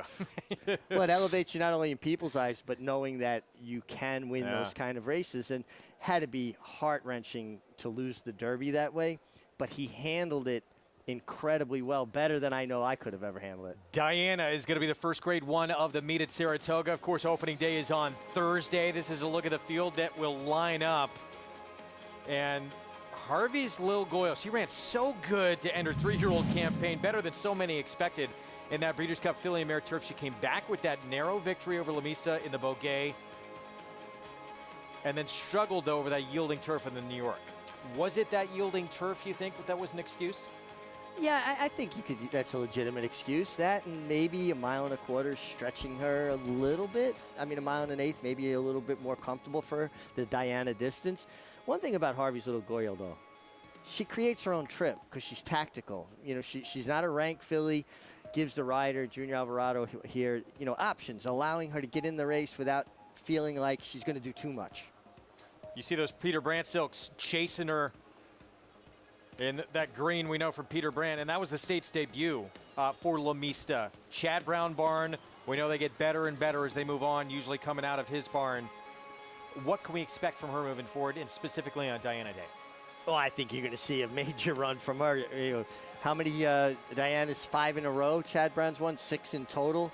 You know, he points his horses for that particular race. He's got those kind of mares. And I like what I'm seeing from her as far as the way she's been working. Pretty great. That was Harvey's Little Goyle for Hall of Famer Belmont. Can that be number 5 in his career for Diana Stakes victories? His last coming back in 2010. A pretty strong resume in the Diana himself. From Belmont, a Hall of Famer, Chad Brown, a future Hall of Famer.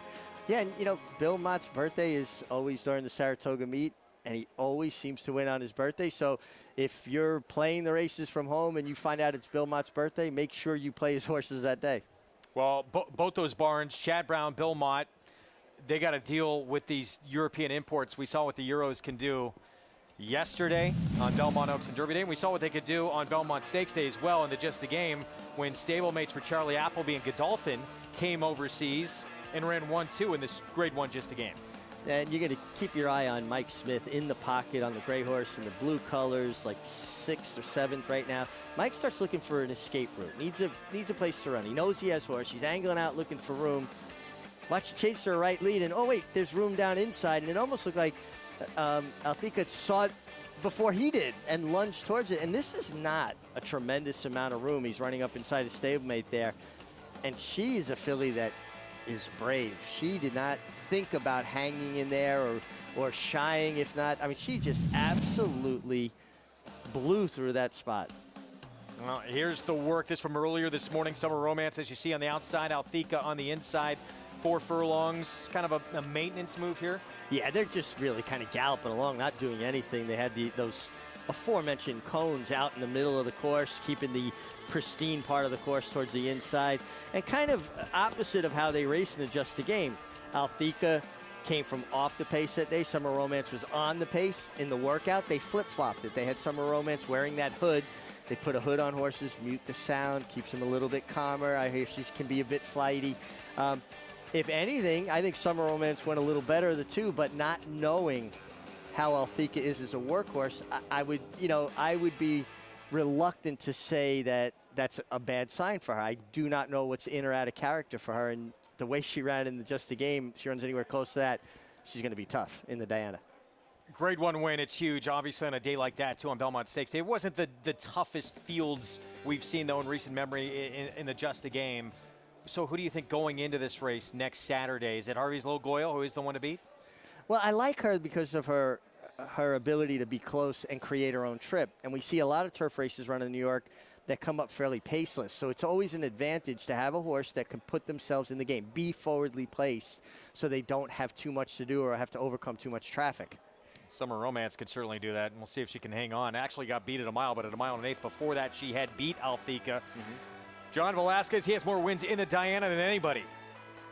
6 of them, to be exact. The last coming with Sister Charlie in 2018 and 19 back-to-back. Pretty strong resume in a race that I think is as close to an American classic for older fillies or fillies and mares on the turf in North America. As prestigious a race there is in this sport, no question. Of course, Chad Brown, Mig mentioned, he has won 5 in a row, just sensational. And he added, of course, the first of that was Zagora back in 2011, but then 2016 through 2020, it's been unbeatable. It's really remarkable to think about what Chad Brown's done. I believe training his first winner in December of 2004. And the resume he's put together is already a Hall of Fame resume. And he's still in the first quarter of his training career. If you look at the longevity of trainers over the years, it's just remarkable. We will have live coverage next Saturday, opening Saturday of the meet from Saratoga on Fox. It happens at 5:30 Eastern Time. Live from Saratoga. You don't want to miss it. Diana Stakes. 5:30 Eastern start time again Saturday, July 17th, only on Fox. We lost an absolute titan in this sport. News came out yesterday, a sire of sires, the great Galileo, who is Europe's 12-time champion sire, one of the most successful and significant sires in the history of this sport. Of course, the cornerstone of Cormore's breeding operation, put down at the age of 23 after suffering from a chronic, non-responsive, debilitating foot injury.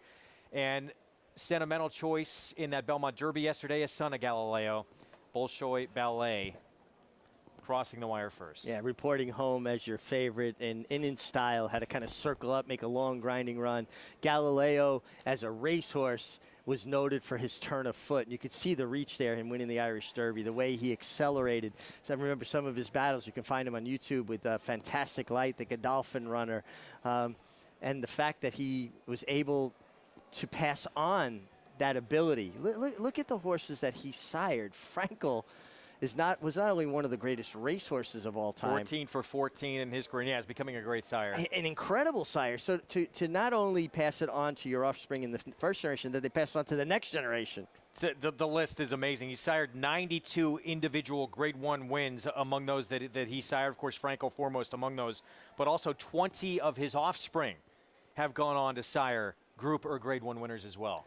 Well, we talk about a horse, a breed shaper, a horse that has an impact on the breed. Just incredible. And when I heard the news yesterday morning, it kind of took me aback. And then you realize, that he had some age on him and incredibly, fulfilling life that he lived. But then immediately you turn the page to look at the past performance for the Belmont Derby and realize, wow, he's got a son that's the favorite in here. It was all very appropriate yesterday. He is going to continue to have an impact with his offspring on the sport for a long, long time. Aidan O'Brien called the great Galileo a thoroughbred we will never see the like of again. And I believe anyone who was close to him in any way, shape, or form felt the same way. Lost a true legend in this sport with the passing of the great Galileo yesterday. We're going to take a break. We'll be back with more on America's Day at the Races right after this.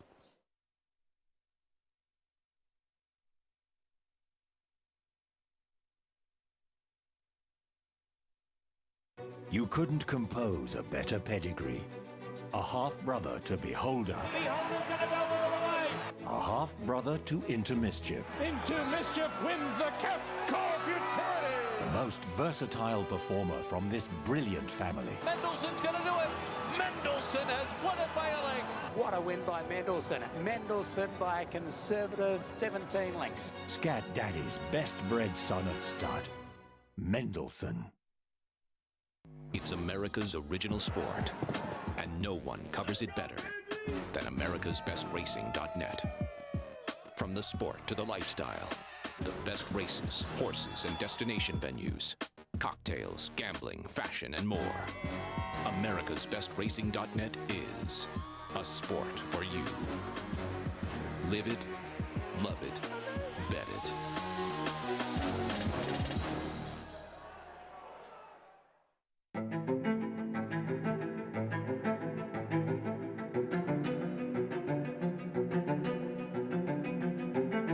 Come and get Army Mule, who's pulling away by 5 and finishing fast. Army Mule, ultra impressive in the Cartery flew home. Won it by 6. At 10, now 20 here. We could hold on the done. 221, 210,000. For 3 generations, the Bond Racing Stable has held to a simple philosophy. If you take care of the horses, they will take care of you.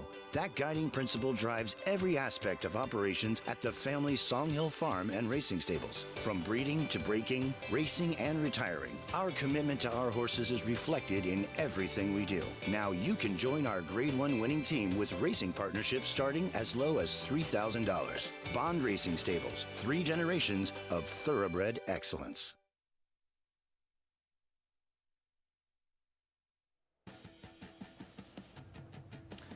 You're watching America's Day at the Races on Fox Sports 2, and welcome to those just joining us on Valley Sports Southern California and San Diego. It is closing day of this meet at Belmont Park, which means mandatory payout in everything. The pick 6, the late pick 5, pick 4, all of it. Greg Wolf, champion jockey Richard Migliori. Feature later today, that marathon on the turf for fillies and mares, the River Memories.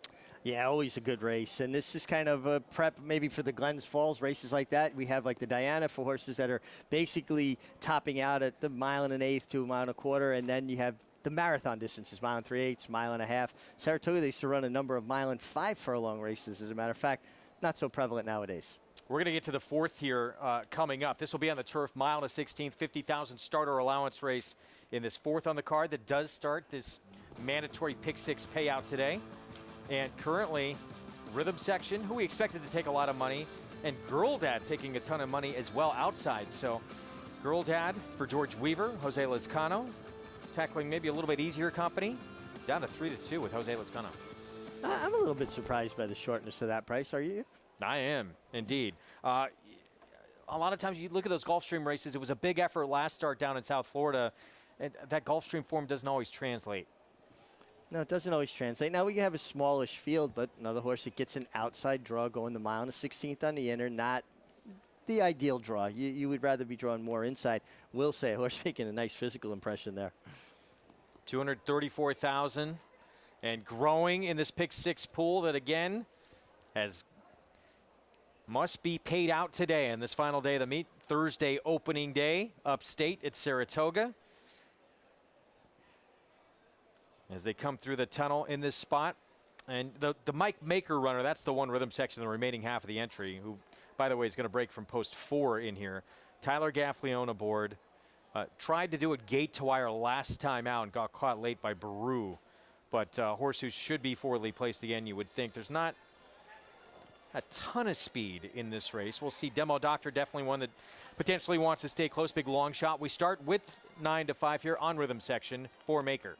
Yeah, they take the blinkers off after showing good speed last time. Is that in an attempt to get this horse to settle more and come from off the pace where he's been more successful? Julian, this horse actually took a huge move forward in his 3-year-old debut for Graham Motion, so maybe another forward move coming off the bench. Well, he's basically improved in every start. He's going to have to take another big step forward to be competitive here, though. 7 to 1. I thought he was intriguing. And at Fame to Famous, he's running some of the best numbers of anybody in this field. He's 5 to 1 right now. Heeman Harkey rides.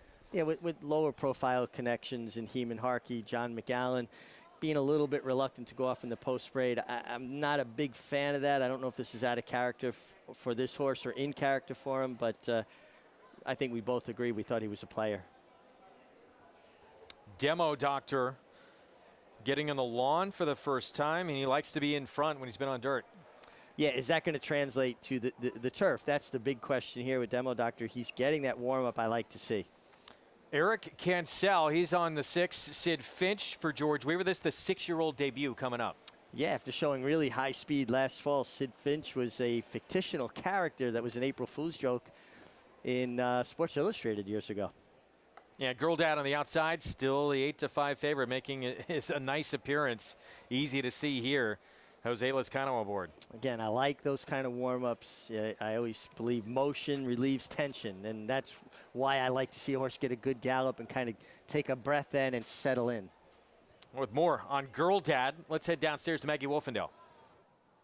And actually, before Girl Dad even arrived in the paddock, as I was wondering why he was so late, because typically here in New York, horses arrive all together because they are assembled at the quote-unquote holding barn, which is a barn actually just right on the other side of the tunnel that they walk through from the backside over to the paddock.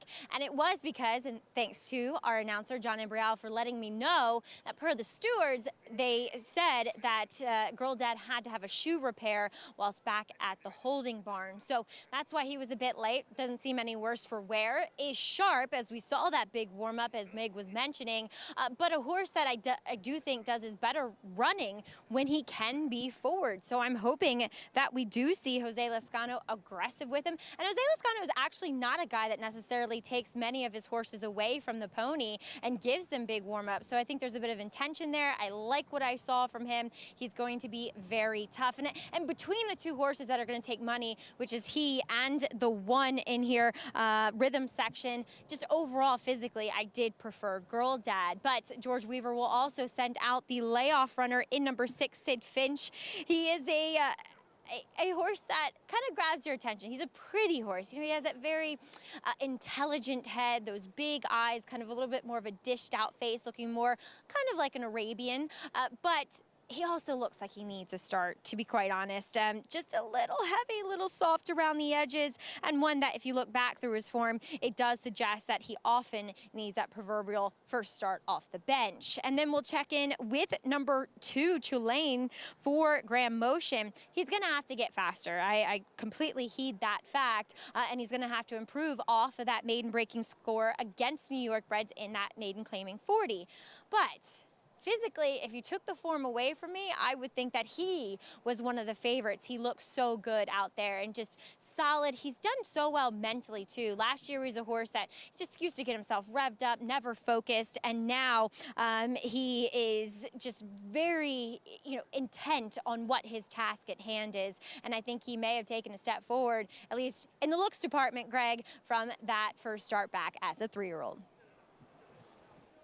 All right, well, that can mean a lot. A lot of times they run their look. So Tulane looks great, and also the horse who's favored on the board since he stepped onto the track, Girl Dad, has looked exceptional as well.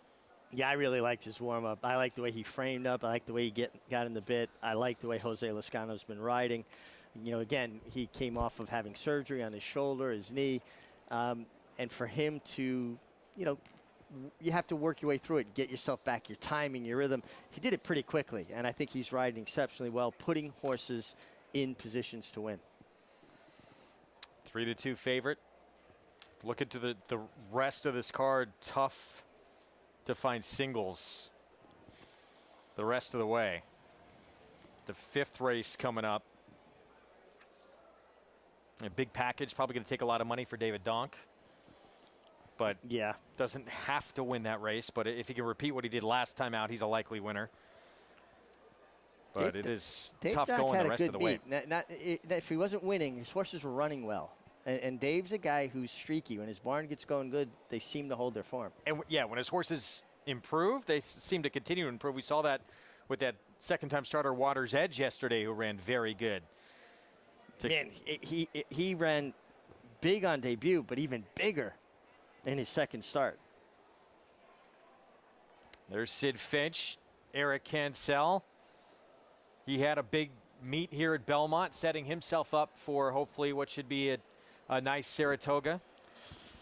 I think there are a lot of guys riding extremely well here. Very deep pool of talent in this jockey colony, and the core of it very young. You know, you have your veterans, like Johnny Velasquez, Hall of Famer, but there's so many guys 25, 26 years old and younger that are just riding so well. And there's a window for jockeys, Greg, when they're at their best physically because they haven't been, you know, injured that much and they haven't been ground down, but mentally as well, where their experience factor has caught up and they're seeing a race so well.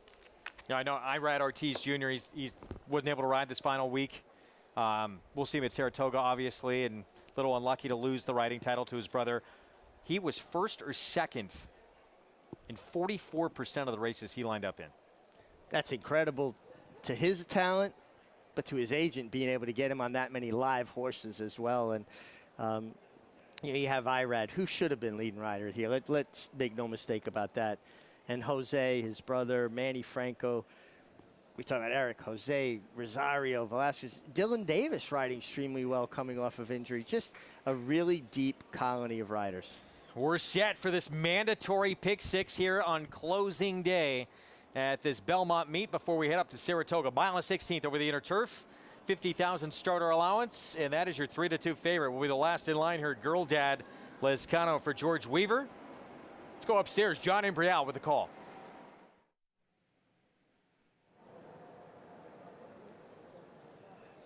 And the rough. There's Demo Doctor going out for the early lead. And now Rhythm Section moves up to challenge. It's Rhythm Section and Demo Doctor. And they are heads apart for the lead, going around the turn, heading for the backstretch. Sid Finch sits just off them in third. And then it's Tulane at the hedge running in fourth, followed by Fame to Famous. And Girl Dad is the early trailer in sixth. On the outside, the gray Rhythm Section pokes ahead in front of Demo Doctor after a quarter in 25-1. The front two have 6 or 7 lengths on Sid Finch, who's running in third. Then on the outside, it is Fame to Famous. On the inside is Tulane, and farther back is Girl Dad. And Girl Dad's a dozen lengths, maybe more, from the two front runners. The half one in 48 seconds. Rhythm Section on the outside, narrowly over Demo Doctor. Then you've got that big break back to Sid Finch, who's running in third, followed by Fame to Famous and Tulane. And at the back is Girl Dad. They race midway around the far turn, and it is Rhythm Section who now leads 3/4 of a length. Demo Doctor on the inside is second by a half dozen lengths, and then it is Tulane, followed by Sid Finch. As the field comes into the stretch, 3/4 went in 1:12. It is Rhythm Section who has the lead. Demo Doctor now dropping back. Tulane moves up on the outside. Girl Dad putting in a late run, but now there's just a 16th of the finish, and Rhythm Section has a 4-length lead. Then Tulane and Girl Dad, and it will be Rhythm Section and Tyler Gaffleone. Tulane was second. Girl Dad came on for third. Well, you got to credit Rhythm Section in here. He got tackled from Demo Doctor and Dylan Davis, who was on the lawn for the first time, and still plenty left in the tank to finish here. Yeah, he put Demo Doctor away and just kept finding. He took the blinkers off, still showed some speed. Didn't seem like the fractions were particularly quick, and he was just very, very good. Tyler Gaffleone will be riding the Saratoga meeting. His agent, Matt Musiker, probably say, Tyler, come on, let's get in a rhythm here. Ride in New York a couple of days at Belmont, and then we head north to Saratoga. Actually, Matt Musiker's hometown. Rhythm Section wound up going off your favorite. Girl Dad just lagged early. Tulane, I think, did take a big step forward. What do you think, Greg? I think he no question. Improved very no much question. to be second. Especially with that slow pace up front to close into a 1-2-7-5. Let's go to Maggie. Yeah, interesting fractions if they're right, because we have seen some problems with the fractions. But the way the race was run, you would think that they are accurate, because the 25-1, and then they go 23. So they really picked it up, and that's where you saw the separation with Demo Doctor and your eventual winner Rhythm Section. So a race that was kind of blown apart after that first fraction, and I think Tyler Gaffalione being aggressive paid off. Now, I'm not exactly sure what happened with Jose Lascano and why we saw Girl Dad so far back, because as I said, his better races have come when he's forward. We saw that aggressive warm-up. But what I did see watching that break and the head-on view is that as he broke from the outside, and it's such a strange, you know, kind of break that we have here in New York, going the mile and a 16th, and a lot of times you have those, you know, the separator, almost like the swimming pool lines.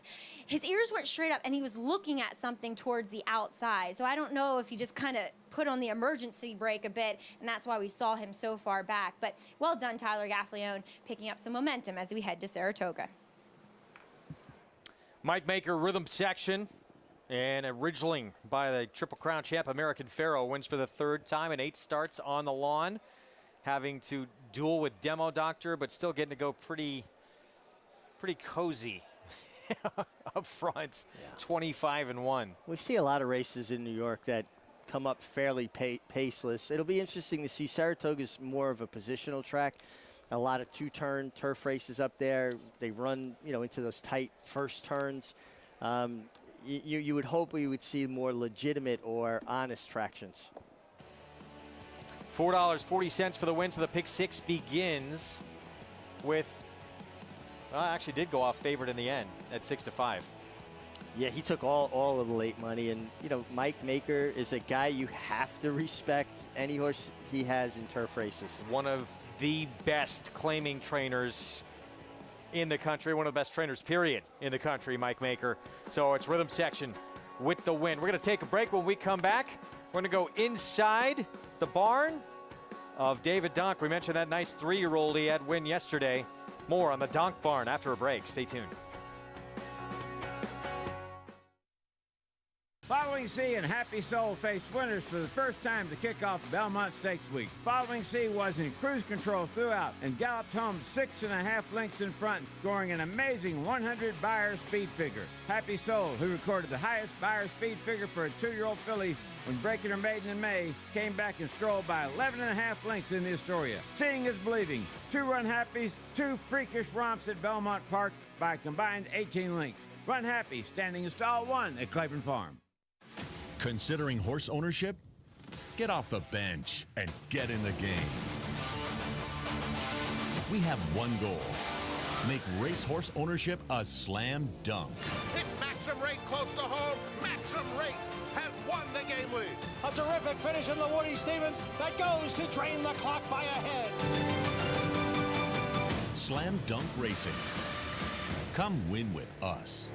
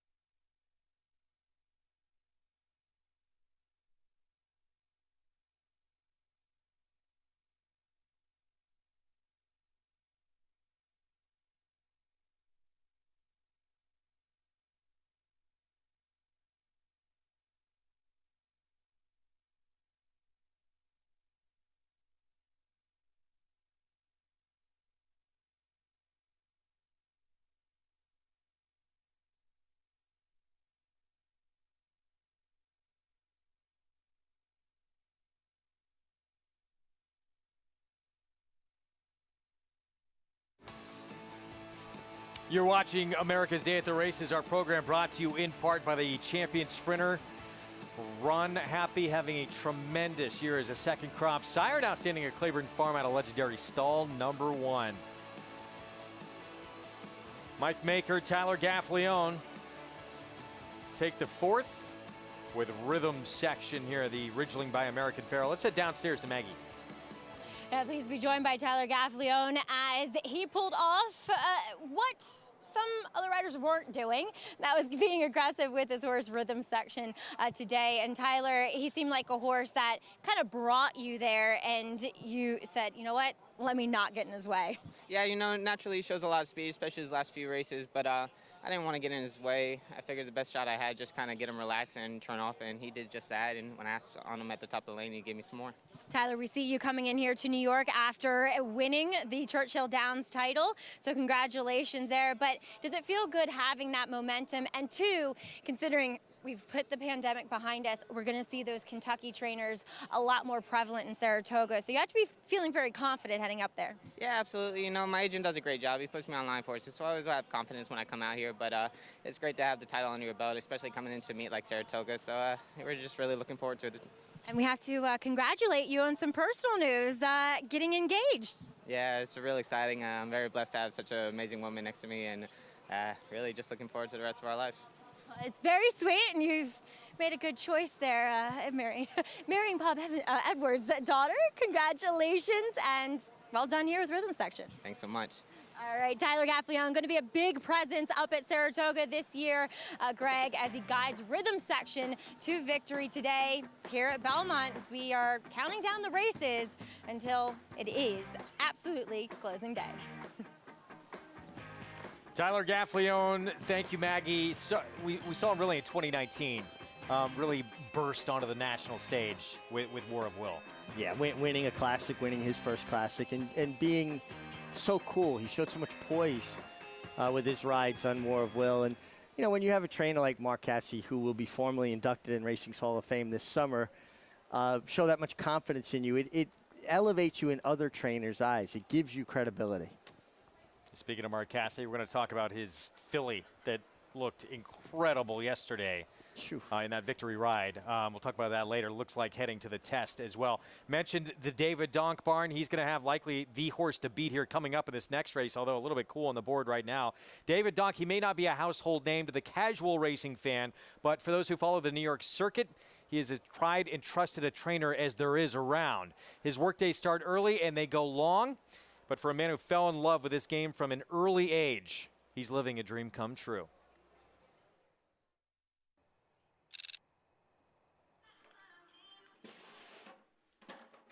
Grooms get here about 4:30, get to the stalls, do the stalls. Hot walkers don't need to be here till 5:30, till we start training. My alarm goes off at 4:25, 4:15. I'm in here by 5. Georgie's the rider. He gets here at 5:10, 5:15 sets attack for both riders. First set's at 5:30. Beyond Brown can be second. All right, well, she'll be number 2. Let 87 North be 1. So, and we're in a late race. Boy, a lot of days this meet, so a lot of long days. You got an easy morning, only 8. Okay. You won't know what to do. I guess same thing, huh? What's it up? Straight off. He might need to do her too, Faye. My dad has owned and bred horses since I was about 8 years old. We were in 8th grade and we'd all meet with our guidance counselor, and I think they always asked everybody, what do you want to do when you grow up? And I'm going to train horses. And told my dad about the conversation with my guidance counselor. He was not happy. Listen, you're never going to make a living doing that. You got to plan on doing something else. Georgie, if she's quiet, maybe just jog a mile and a half and come off the backside. I had worked a couple years out of high school. I'd been on the track, and my dad said to me, my dad owned some horses, and he said, listen, if this is what you're going to do, I'm going to help you get started. I was going to be 20 in May, so I went and got my trainer's license. And I started in 1980 at Finger Lakes, training horses. And when you're there, you do everything. I did everything but ride. I went to Florida when I was training after my 5th year, towards the end of the spring, got a phone call from Bill Wilmot and said, listen, there's an opening at Woody Stevens looking for an assistant trainer. I drove over to Hialeah and then met Woody. And long story short, he hired me. I called up my dad and said, Dad, I'm not coming home. A couple weeks went by, and I think he realized it was what I knew was the greatest opportunity I was ever going to get. And this barn in Saratoga, this is barn 30. This is Woody's barn. This is the only barn I've ever been in 35 years. I always said I came to New York 35 years ago to go to work for Woody. Good, Georgie. And I'm very fortunate to be able to have stayed and make it work. Woody wrote a book while I was there. It's titled Guess I'm Lucky. I guess how appropriate, because I'd say the same thing. I'm lucky. I've been really fortunate in the sport. Really good clients. Been lucky to have some good horses. Great staff, a lot of great employees. It makes it a lot of fun to do this, to do something that you love to do. Experience a place like Saratoga. I guess I'm lucky too. And there is David Donk, of course, Jets cap, always on top of his head. Hopefully they turn it around for him. One of the biggest fans out there. But he's had a tremendous meet. We talk about him all the time. He's such a good trainer. Last year he had that 3-win day at Saratoga. We talked about that 2-year-old he just had yesterday, who we expect to see at Saratoga and maybe do some very good things. Yeah. That horse, Water's Edge, looked like he has talent. Yeah, no doubt. I mean, he ran well first time. He ran even much better second time. And Dave's an old school horseman, and I think that's the influence of Woody Stevens. Not afraid to run his horses, not afraid to run horses into condition. And he was with Woody through that streak of 5 consecutive Belmont wins, as was Phil Gleaves, who has a runner in this race. Another assistant, Sandy Bruno, was a very key part of that team. It's really, you know, he talks about his help and the good help he's had. One of the things Woody had going for him was he had some seriously good help with him as well. Now, all these trainers, especially being successful in the most toughest circuit arguably there is in this country, you got to put in those long hours. Yeah. Let's get the first-hand account from Maggie. Be honest, Maggie, you get to sleep in, get a little breakfast. What's it really like? Never. Alarm goes off at least 4:30. You get up, make your coffee, and head to the barn, Greg. And it's something I've done my entire life, so it's no big deal for me, and it's no big deal for the people who make this show go round. The grooms, the hot walkers, the exercise riders, the assistants, the foremans, the trainers, and even we do see the jocks out there in the morning as well. And we all do it for the love of the horse, for the love of the game. We would be insane if we did not have that passion, or we are insane because we have that passion for the game. But, you know, it's, as I've always said, it's not a job, it's a lifestyle. So it's something that you ultimately love to do, and that's why you get up every single morning. And just hats off to all the people that do take care of these horses and get them fit, get them well prepared for these races that we put on every day, Greg. Yeah, no question. Maggie, Tom, everyone here at Belmont and all across the country that work with these horses, take care of them. They're like family. So really, we do appreciate it because they bring us all this excitement and entertainment. Dedicated individuals, and like Maggie said, a lifestyle. They're not doing it for the paycheck. They're doing it because they love the lifestyle. I lived back in barn 46 when I was 15 years old. I had to be in the barn 4:45 every morning and have everybody's tack set by 5. If I was 1 minute late getting out of my room at 5:45, the foreman would hit me with a bucket of water. One day I was sleeping, I overslept, shut off my alarm, bang, got hit with a bucket of water while in my cot in the room at barn 46 here at Belmont Park. A rude awakening to the morning. I tell my fiance all the time, if you're on time, you're late. Just about. I would get to the Frenchman's Kitchen before they open and wait for them to open after I set tack to get my coffee and then head back to the barn. But you loved it, and you loved the lifestyle. And to this day, I can't sleep in. I mean, I still, my body clock is set to get up at 5:30. If I sleep till 6, I'm sleeping in. What was bedtime during those days? Oh, I'd be in bed 8:30, 9 o'clock. We would finish work here at Belmont and then go out to the farm and work all afternoon, get back, go grab some dinner across the street, either at the Talk of the Town Deli or the Frenchman's Kitchen, and maybe shoot a little pool, play a little cards, but then go to sleep. Well, you saw that story on David Donk. Again, he has big package coming up in this race, who I'm surprised is probably going to be the third choice in this race. Still 6-1 on the board. That price will come down a little bit. There is big package coming off a career best performance. Pick 5 begins here. 276,000 plus in the pool. We're going to take a break. When we come back, New York, really one of the leaders in this country in taking care of their horses, moving on to next careers. We'll have that story next.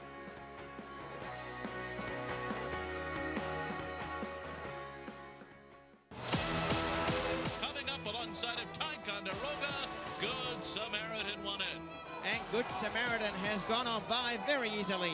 Good Samaritan in his dirt debut, and he's gone by them all. Good Samaritan has won the Jim Dandy.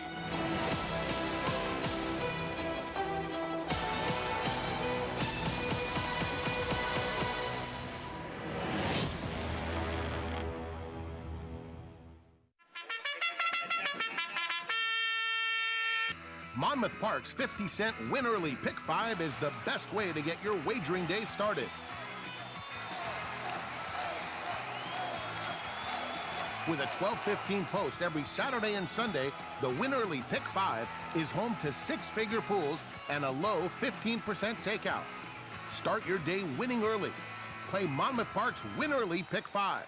Win early, win often.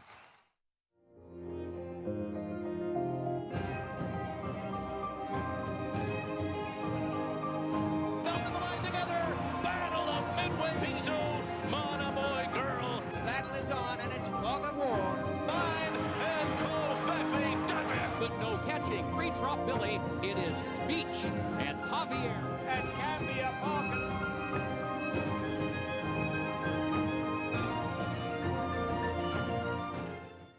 Racetrack Television Network brings you every race, from every track, on every screen, every day.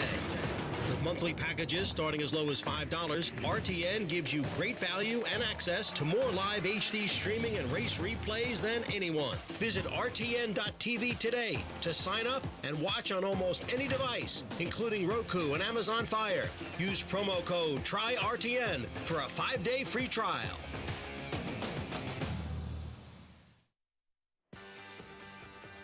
Back on America's Day at the Races on Fox Sports 2 and regional networks out in Southern California. Good to have you with us. Program brought to you where you can play all the races that we show on the program. NYRA Bets. Go to NYRABets.com. Download the app.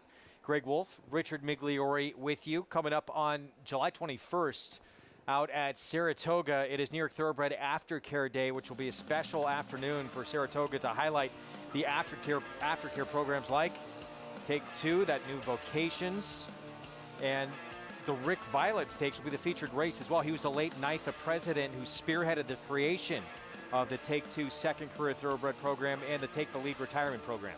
Yeah, Rick Violet was just so selfless in his desire to help the people of the backstretch, the horses, the horsemen, and he's missed every day, a void that will never be filled. But this is great. I mean, this is what it's about. These horses race for 2, 3, 4 years, 5 years maybe, and they have long lives to live, and they continue on. Actually, just got Cisco from John Kimmel up at my place, and he's comfortable, turned out with Rosie the pony, and look at what great horses they are. They just have great minds, thoroughbreds, and they've been through so much, they've seen so much that they really adapt so readily to so many different disciplines. More than 800 racehorses have been retired through these programs here in New York. So they really are a national leader when it comes to protecting these retired racehorses. For more, let's head downstairs to Maggie.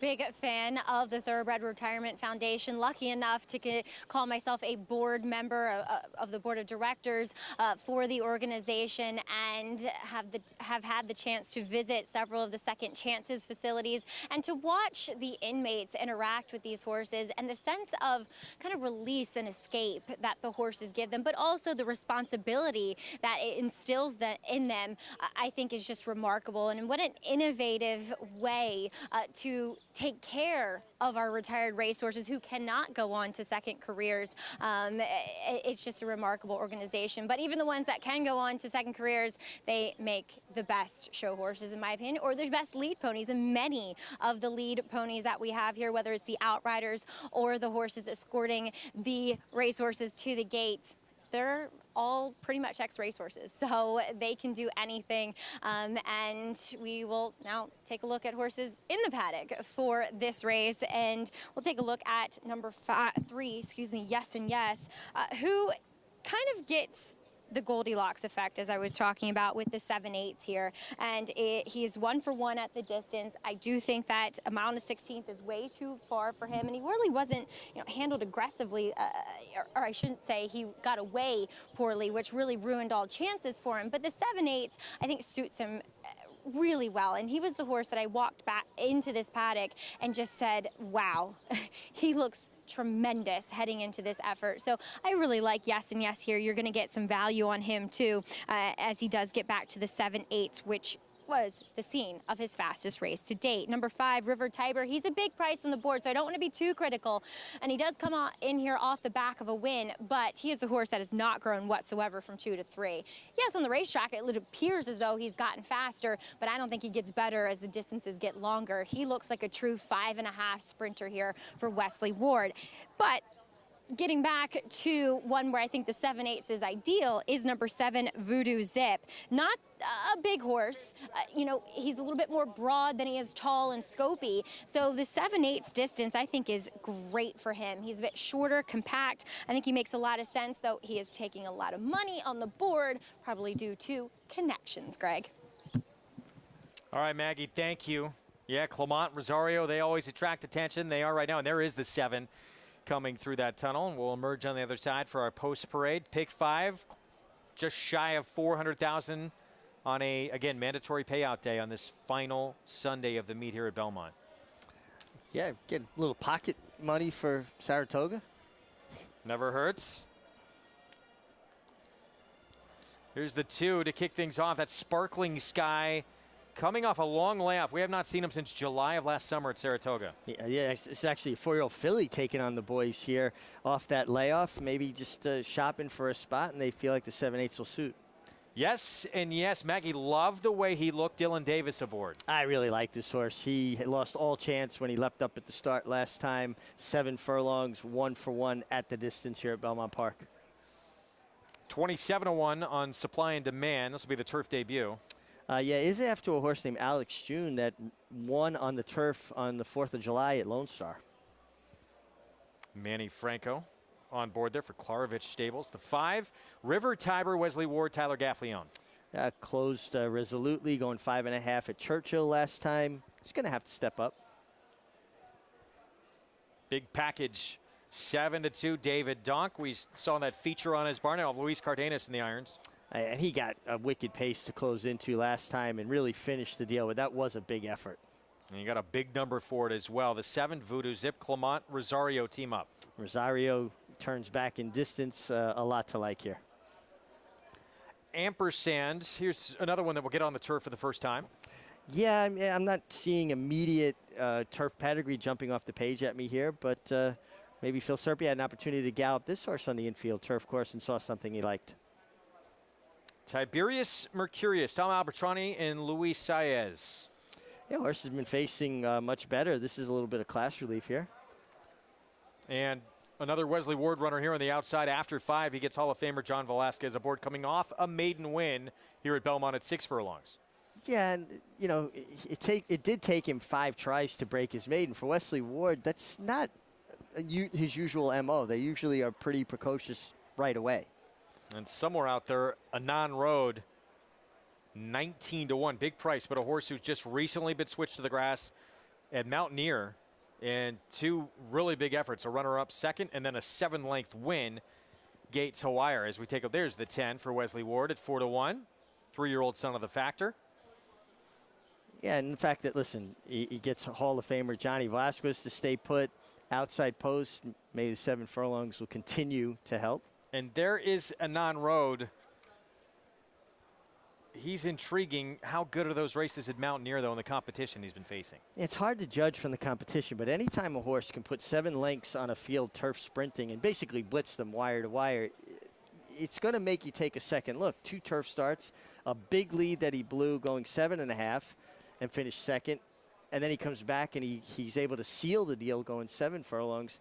You'd have to think from the rail he's going to the lead. And maybe, just maybe, he'll be able to keep on going. Connections that we don't hear much about here in these parts, and that's why you're seeing such a massive price here. Meanwhile, this is your favorite, and the way Saratoga started off last year was these two who were really the big story. Christophe Clement, Joel Rosario. They'll team up here with Voodoo Zip. As we take a look at, or try to here in a moment, with Voodoo Zip back on May 15th. That was a third against next out winner Dreams of Tomorrow. Yeah, and again, you talk about strong connections. Think about what they were able to accomplish last year, Rosario and Christophe. And I like the fact that Rosario gets aboard a horse that at times can show good speed. He's a rider that has a great knack of getting horses to run into his hands and finishing well. There's some speed signed on in here. If he gets the right position and settles, and with Joel, I would feel confident that he will, he's going to be tough to beat. Also, Dreams of Tomorrow is in raging form. No question, yeah. Just saw that horse a few days ago. So there's the favorite, one of the best in the business, Joel Rosario. We'll hop on board this son of Zitty Zip for the first time. The Wesley Ward outside runner, that 10 taking money, and 7-2 on big package for David Donk. Let's head back down to Maggie. And taking a look at that long shot, as you guys were mentioning Anand Road as he comes in here from Mountaineer. Don't forget that those are 2-turn races, and now this is his first time going around 1 turn here on the turf. So a lot of times you have horses that have that wicked speed. It's easier for them to kind of slingshot themselves around those tighter turns where, yes, he may be quick from the onslaught here. It's not going to get any easier for him, I would think, at Belmont. And 2, though, a feather in his cap is that he has won multiple races, and the reason he's eligible for this race is the purses are so much less out of town, where if you've won under 13,000 and winning those races, then you're eligible still for this A other than. Moving to the outside with number 10 in here after 5, a horse that came back and won that second start off the bench as a 3-year-old. He's one that I've seen act up in the past, and usually when he's not acting up and when he's relaxed and focused is when he runs his better efforts. Johnny did an excellent job staying on him here coming out to the racetrack. He was just jumping and wheeling and just not focused whatsoever. I'm not really sure why he was behaving that way, but I just didn't love that, considering that he was so well behaved in his last start, Greg. All right, Maggie, thank you. 9-2 on that other Wesley Ward runner. Pick 5 over $500,000, getting close to $600,000 on a mandatory payout day, where steady favoritism has been with Voodoo Zip in this spot for the Clement barn. Yeah, really taking a lot of money. Now, listen, West Point Thoroughbreds, they do a great job. It's a group of people owning horses, and they love to come to the races, and they bet together. And I think sometimes their horses take a bit more money because of the enthusiasm of the partners. No, certainly could be. You have another horse on here. We haven't talked a lot about Tiberius Mercurius. He's coming out of back-to-back stakes. Delaware he faced, Rinaldi, Decorated, and I mean, that is a loaded group he faced in that Dangerous Hour. Before that, in an A other than out west, top 3 finishers in a race he finished 4th came back to win. Yeah, and he's certainly running some fast buyer figures too, isn't he? I mean, obviously, when you're in with better horses, they kind of almost drag you along into, better numbers. But I thought he was kind of interesting, and then get Luis Saez. It's a pretty big price. Listen, I really like Yes and Yes. Maggie talked about the 7 furlongs being, I think, his optimum distance. Now it's his 4th start up the layoff. Put a line through the last race when he just eliminated himself at the break. From a fitness standpoint, you have to think he's right where he needs to be.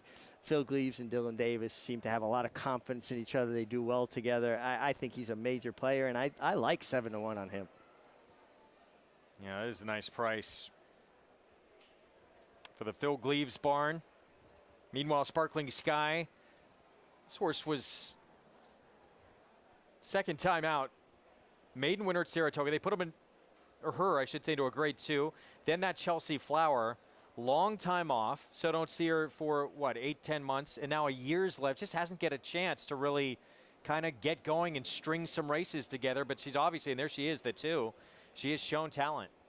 Yeah, shown ability to a filly taking on the Colts, which you see a lot more of in Europe. And it just feels like they were intent on getting a race into her and get her to go 7 furlongs. And looking at her form, I think 7 furlongs might be the ideal distance for her. 5.5, maybe a little sharp. You think more, though, just to get a race in her here? I think it's a place to get her started. I mean, she hasn't run in a year. And, and listen, Horatio De Paz has been doing a great job for Barry Schwartz. And, Barry's given him a supply of some very nice horses to train. Loading up. Start of this late pick 5 on a mandatory payout day, closing day of this Belmont meet.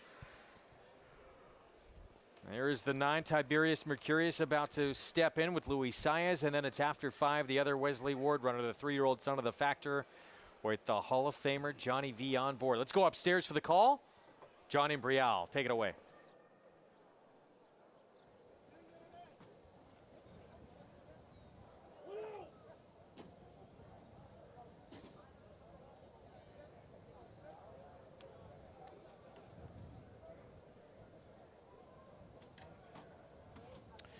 They're all in the gate.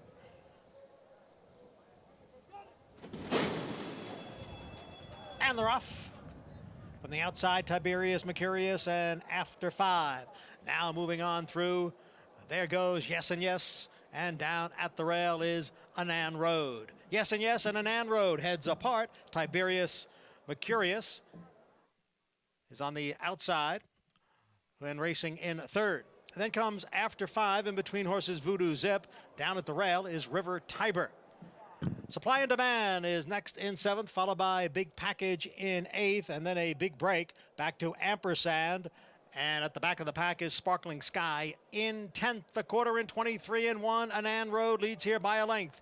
Yes and Yes in 2nd. Tiberius Mercurius runs in 3rd. River Tiber down at the rail in 4th. Alongside is Voodoo Zip, and Voodoo Zip is now gaining ground in between horses. Then comes after 5, Big Package and Supply and Demand as they come for the top of the stretch, the half mile in 46 seconds. Here is Yes and Yes now to take over the lead. Voodoo Zip moving up on the outside into 2nd.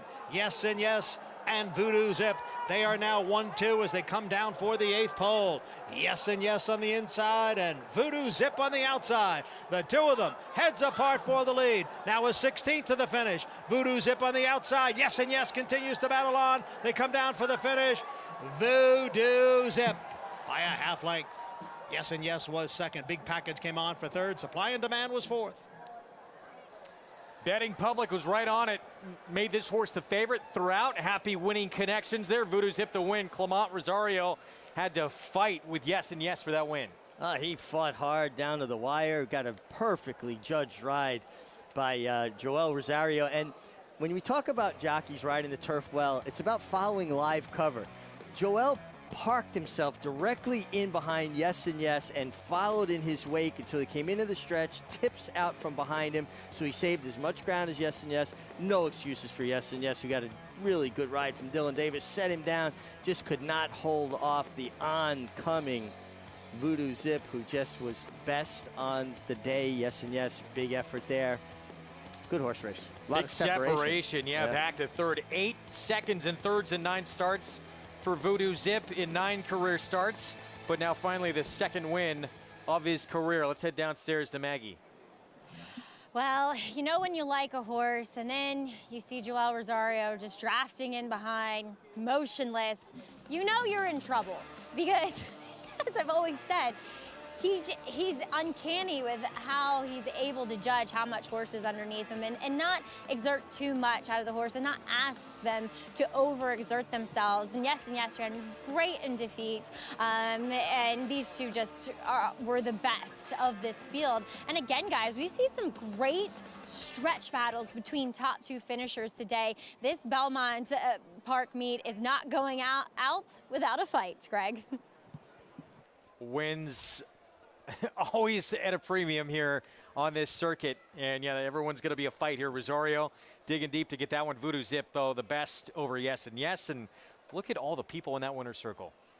Well, that's, you know, part of it, the camaraderie of it. Everybody enjoying themselves and rooting for their horse home and making that happy trip to the winner's circle. Well, we expect to hear these names called quite a bit at Saratoga, especially the way they started off the meet last year, Clement and Rosario. No doubt, and I'm sure they're poised with 2-year-olds again. They had a great year last year running a bunch of live 2-year-olds. So, you know, Miguel Clement up in Saratoga with Christoph's second string. A lot of the young horses up there, father and son, get together to work in the same barn now for the entire Saratoga meet. And it's been fun for me to watch because I watched Miguel grow up with my son Joseph. So, you know, we're seeing the next generation kind of slowly take over. And those Silks have done a great job. West Point Thoroughbreds of getting a lot of other people involved in this game too, and getting those kind of partnerships and those crowded winner circles that you see come together. Terry Finley, a graduate of West Point, the president and brain child, if you will, of West Point Thoroughbreds, who have become a major player on a national and even international level. Mig, we're going to say goodbye to you. Acacia Courtney's going to be coming on the set after a short time out. We got something waiting for you when you're done here. As a little tribute back to your days when you were a rider, when you were late. I don't oversleep anymore. It's got your name all over it. I learned my lesson. Get up early, work harder than the next guy, avoid the bucket. You were supposed to stay until what time we got? You were supposed to stay until 2:50, so you leave I'll this be set. down there reporting. I'll get there a little early. We're going to take a timeout. Acacia stepping on the set right after a timeout. We got the late pick 4 ahead, and the story of the sweep for Coolmore on Oaks and Belmont Derby Day. That's coming up next. Stay with us.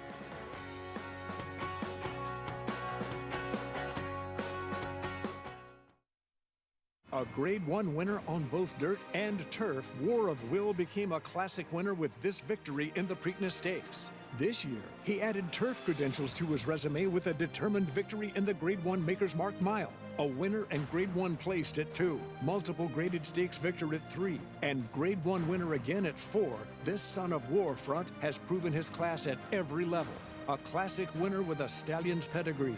War of Will, standing in 2021 at Claiborne Farm. No sport in the world brings the wins home like racing. It's one-of-a-kind, high-speed, high-stakes action, and Naira Bets takes you there. Place your bets and watch the races live from anywhere. With Naira Bets, make easy, secure deposits and promotions every day to earn reward points or cash. Download the Naira Bets app or visit NairaBets.com.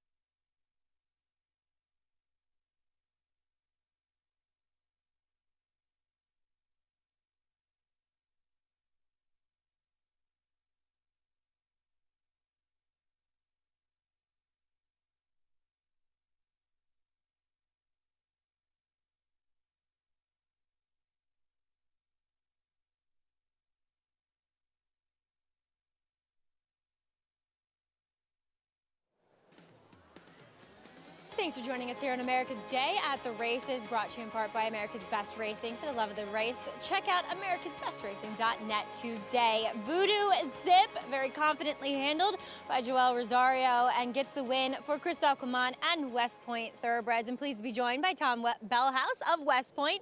And Tom, we had a big crowd on hand here in support of Voodoo Zip.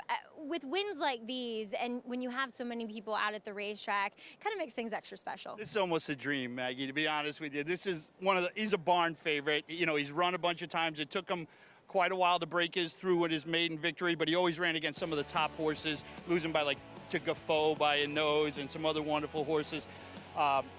Christophe's done a wonderful job. He lobbied for a couple months to get a 7-furlong race here at Belmont, and you know, like you said, confidently handled by Joel, and we were lucky to have just a great group of people here today. And there's nothing like winning, and with a group like this who's just been a lot of fun. And when you have a horse in the partnership game, winning's important, but running's important, and he's run quite a bit, and that's what it's all about. And it, you know, the ride up to Saratoga for everybody will be really sweet tonight, and I'm just thrilled for the partners. This is, you know, Christophe picked this race, and he pointed towards it, and people were like, oh, shouldn't we run at Saratoga? He says, this is the race I want to run in, and now we've been rewarded, and we owe it all to him and Joel, but just really, really happy for our partners today. This is going to make the summer even more fun. Well, the greatest thing about Christophe, he says, I don't wait for Saratoga. I win races whenever I can win races, and that he did indeed. But as you were mentioning, and you're a Saratoga local too, we have to be getting so excited, especially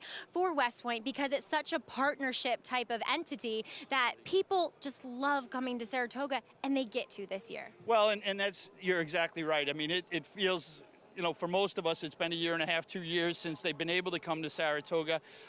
It was a huge void, not only for all of us in racing not being able, but especially in the partnership. We have people who maybe joined in the fall of 2019 that didn't get to go to the races in 2020, and it's just been spectacular. And I know the amount of anticipation in the city already, but also with all of our partners and all the race trackers. We can't wait to get back home up there, for me back home, and really just have a great summer. And you saw we're chomping at the bit. We're getting 30 people coming to closing day at Belmont. It's going to just even be better at Saratoga, and hopefully, you know, the weather will cooperate and we'll just have the greatest summer ever. Can't wait to see you guys up there. Congratulations, though, today here at Belmont with Voodoo Zip. It's okay. Thank you so much. It couldn't be better. And you can't help but love Tom's enthusiasm. And West Point, one of the most prominent syndicates in racehorse ownership, and they were in full force today. Love the enthusiasm, love all the smiles, and a smile that we need to welcome back to the show is Acacia Courtney as she joins Greg Wolf on set. Yeah, good to have her back. Yeah, everything Tom said, we echo that times 10. You see how excited everybody is about Saratoga coming up, but getting a win here before this meet wraps up. Got to feel pretty good, too. $92,000 purse here. Welcome back to the show. You and I are going to take us the rest of the way here. Yeah, like you said, retweet everything that Tom said, pretty much looking ahead to Saratoga. But I think it was highlighted in that interview, too. There's still great, prestigious racing here at Belmont this weekend. We're not taking anything for granted. The races came up so competitive today. Looking forward to the feature still to come. And then, of course, we'll travel north. But we take one thing at a time. This was the start of the pick 5. Begins with the favorite, $7.20. Was competitive field, though. Rosario, Clement, as you heard, one of the reps of West Point Thoroughbreds, kicked things off in the sequence. The pick 4 coming up next. That early pick 5, by the way, $1,395 with a monster upset in that second leg of the sequence in that maiden race. Pick 4 time is to take a look at the late pick 5. So it begins there. Voodoo Zip, $726,000. In this pool on closing day of the meet. Up next, 6.5 furlongs in an allowance optional claiming field where the speedy Jalen Journey is back. He has the rail, and Jose Lezcano aboard again, coming off that gate-to-wire win, going 7-ace at Belmont on June 10th. He was flattered when Town Classic, who finished third that day, came back to win next time out with a 97 buyer speed figure. There could be a case where Jalen Journey is alone on the front end again. We'll see how aggressive a couple others in this spot are. Maybe Yodelier, who used to show speed but hasn't lately. How many times did you practice that name before you go? I've seen him a lot of times down in Florida, so I've had a lot of practice with him. But I think it was Maggie that had a very good yodel the last time they ran here in New York as well. Maybe we may have to hear that if he wins. Okay. Jalen Journey, Group 1 placed, by the way, and 9-2 on the board from the potential Lone Speed. Yesterday was a huge day. Belmont Oaks, Belmont Derby. Coolmore came and stole the money in both the Grade 1s. And for Santa Barbara, in the Belmont Oaks, Ryan Moore looked like he was in big-time trouble. Really only got to run for about a 16th of this race, the final 16th of a mile on the stretch, and it looked like she wasn't going to find any room. And at the start, she was never able to drop over to the rail. He was always in between horses. There was really nothing else to do at this point. And she was just kind of like a loaded spring. She looked like there was just so much more to offer. And it was when they came into the stretch as she had settled back behind while Conlima set the pace and ran very well to hold on for second. In between horses, this can be a very uncomfortable position for many horses. They will not be able to re-rally after having their momentum kind of stopped at this point, where she has to take back a little bit and re-rally in between horses. A compromising position for any horse right there, where she had to take back and a slight steady, but especially one that's as big and as substantial as her, Greg. Oftentimes you see these horses coming over from Europe, particularly the filly. They're lighter framed. They're running on those softer turf courses. There's just so much of Santa Barbara. It's almost like she's built like a colt. And right there in those dark blue silks, that's where Ryan Moore makes the position to say, I need to get her some room to run because she has so much left to offer. Yeah, a little bit before we picked that up, it just looked like she had no chance. But it does not take her much to kick into gear and just outclass this field, and that's exactly what she did. As Ryan Moore, Aidan O'Brien, Coolmore take the Grade 1 Belmont Oaks, and she shows that burst right there, and not easy to go through that seam either. How about the family, too? She's the half-to multiple Grade 1 winner Iridessa, who won the Breeders' Cup Filly and Mare Turf. Also the sibling to Order of Australia, who was the big upset in the Breeders' Cup Mile last time, too. So now this mare, Senta's Dream, has produced 3 Grade 1 winners in the U.S., and just kind of amazing to see how that has progressed in that family. Here's Ryan Moore after the win. Look, she's a level above them, really. She won very comfortably. I just had to sit on her and find a little bit of room at some stage. And were you unconfident at any point, because you were covered up for quite a while? Yeah, I'd say I was overconfident. I thought we went quite steady, and they were 3 deep in front of me, and I didn't want to be exposing her on the turn. And I was hoping Nazuna would drop away a bit earlier, but we had to switch around. She's got plenty of class, and she's able to quicken him. So Coolmore, Aidan O'Brien, Ryan Moore in the Belmont Oaks. And then the boys' turn, of course, coming up with a $1 million Grade 1 Belmont Derby, and Bolshoi Ballet, a horse who was the favorite going into that Epsom Derby. Aidan O'Brien and Coolmore, they were so high on this horse going into that race. He got run up on, got a little bit of a cut on his leg, missed a little bit of training time. He showed that really, without having really even to do a ton of work in this race, how good he is here. Well, he wasn't an all-out drive for quite some time, but I think that you could see that grinding, relentless running style at play here. And he had clear run in contrast to Santa Barbara. And it seemed like Ryan Moore made a conscious decision, because I was watching the race and I said, wow, he's starting on him early. And I was wondering, okay, is it because he doesn't feel like he has much left? Because he was already asking him before some of the others had. We also had another European invader in Tokyo Gold, the French-bred, rally for second. But in that all-out sustained drive by Bolshoi Ballet into the clear, not that kind of dazzling quick turn of foot that we saw with Santa Barbara, but pure class, pure power, and what a poetic win for his sire Galileo, who we lost earlier that day. Yeah, that was such a touching tribute. Well, Ryan Moore felt he was really just kind of waiting in that stretch. Those were his comments, and felt he won pretty easily. Yeah. This is a horse they believe could be a Breeders' Cup Turf horse for them. He's that good. We'll see if that indeed is what he can go on to do. But yeah, what a touching tribute. Galileo, the 12-time European champion sire, passing away yesterday, and a son of Galileo, the most touching tribute you could get. Surpassing any words anyone could say with that Grade 1 win. He became the 92nd individual Grade or Group 1 winner for this sire of sires. And it's just really incredible. As you said, sire of sires, 20 of Galileo's sons have also gone on to sire grade or Group 1 winners, which is just incredible. Of course, headlined by the mighty Frankel and Australia, who's been perhaps the most prolific sire as a son of Galileo. And he was a great racehorse as well. And Maggie talked about his family, his pedigree as well, what he has to carry on. And it's a great loss for the world of racing at the age of 23. But what an incredible legacy he leaves for us to enjoy. Some of the names he's produced, you know, he replaced his own sire, Sadler's Wells, as Europe's preeminent stallion. I mean, you produced the likes of a Frankel alone.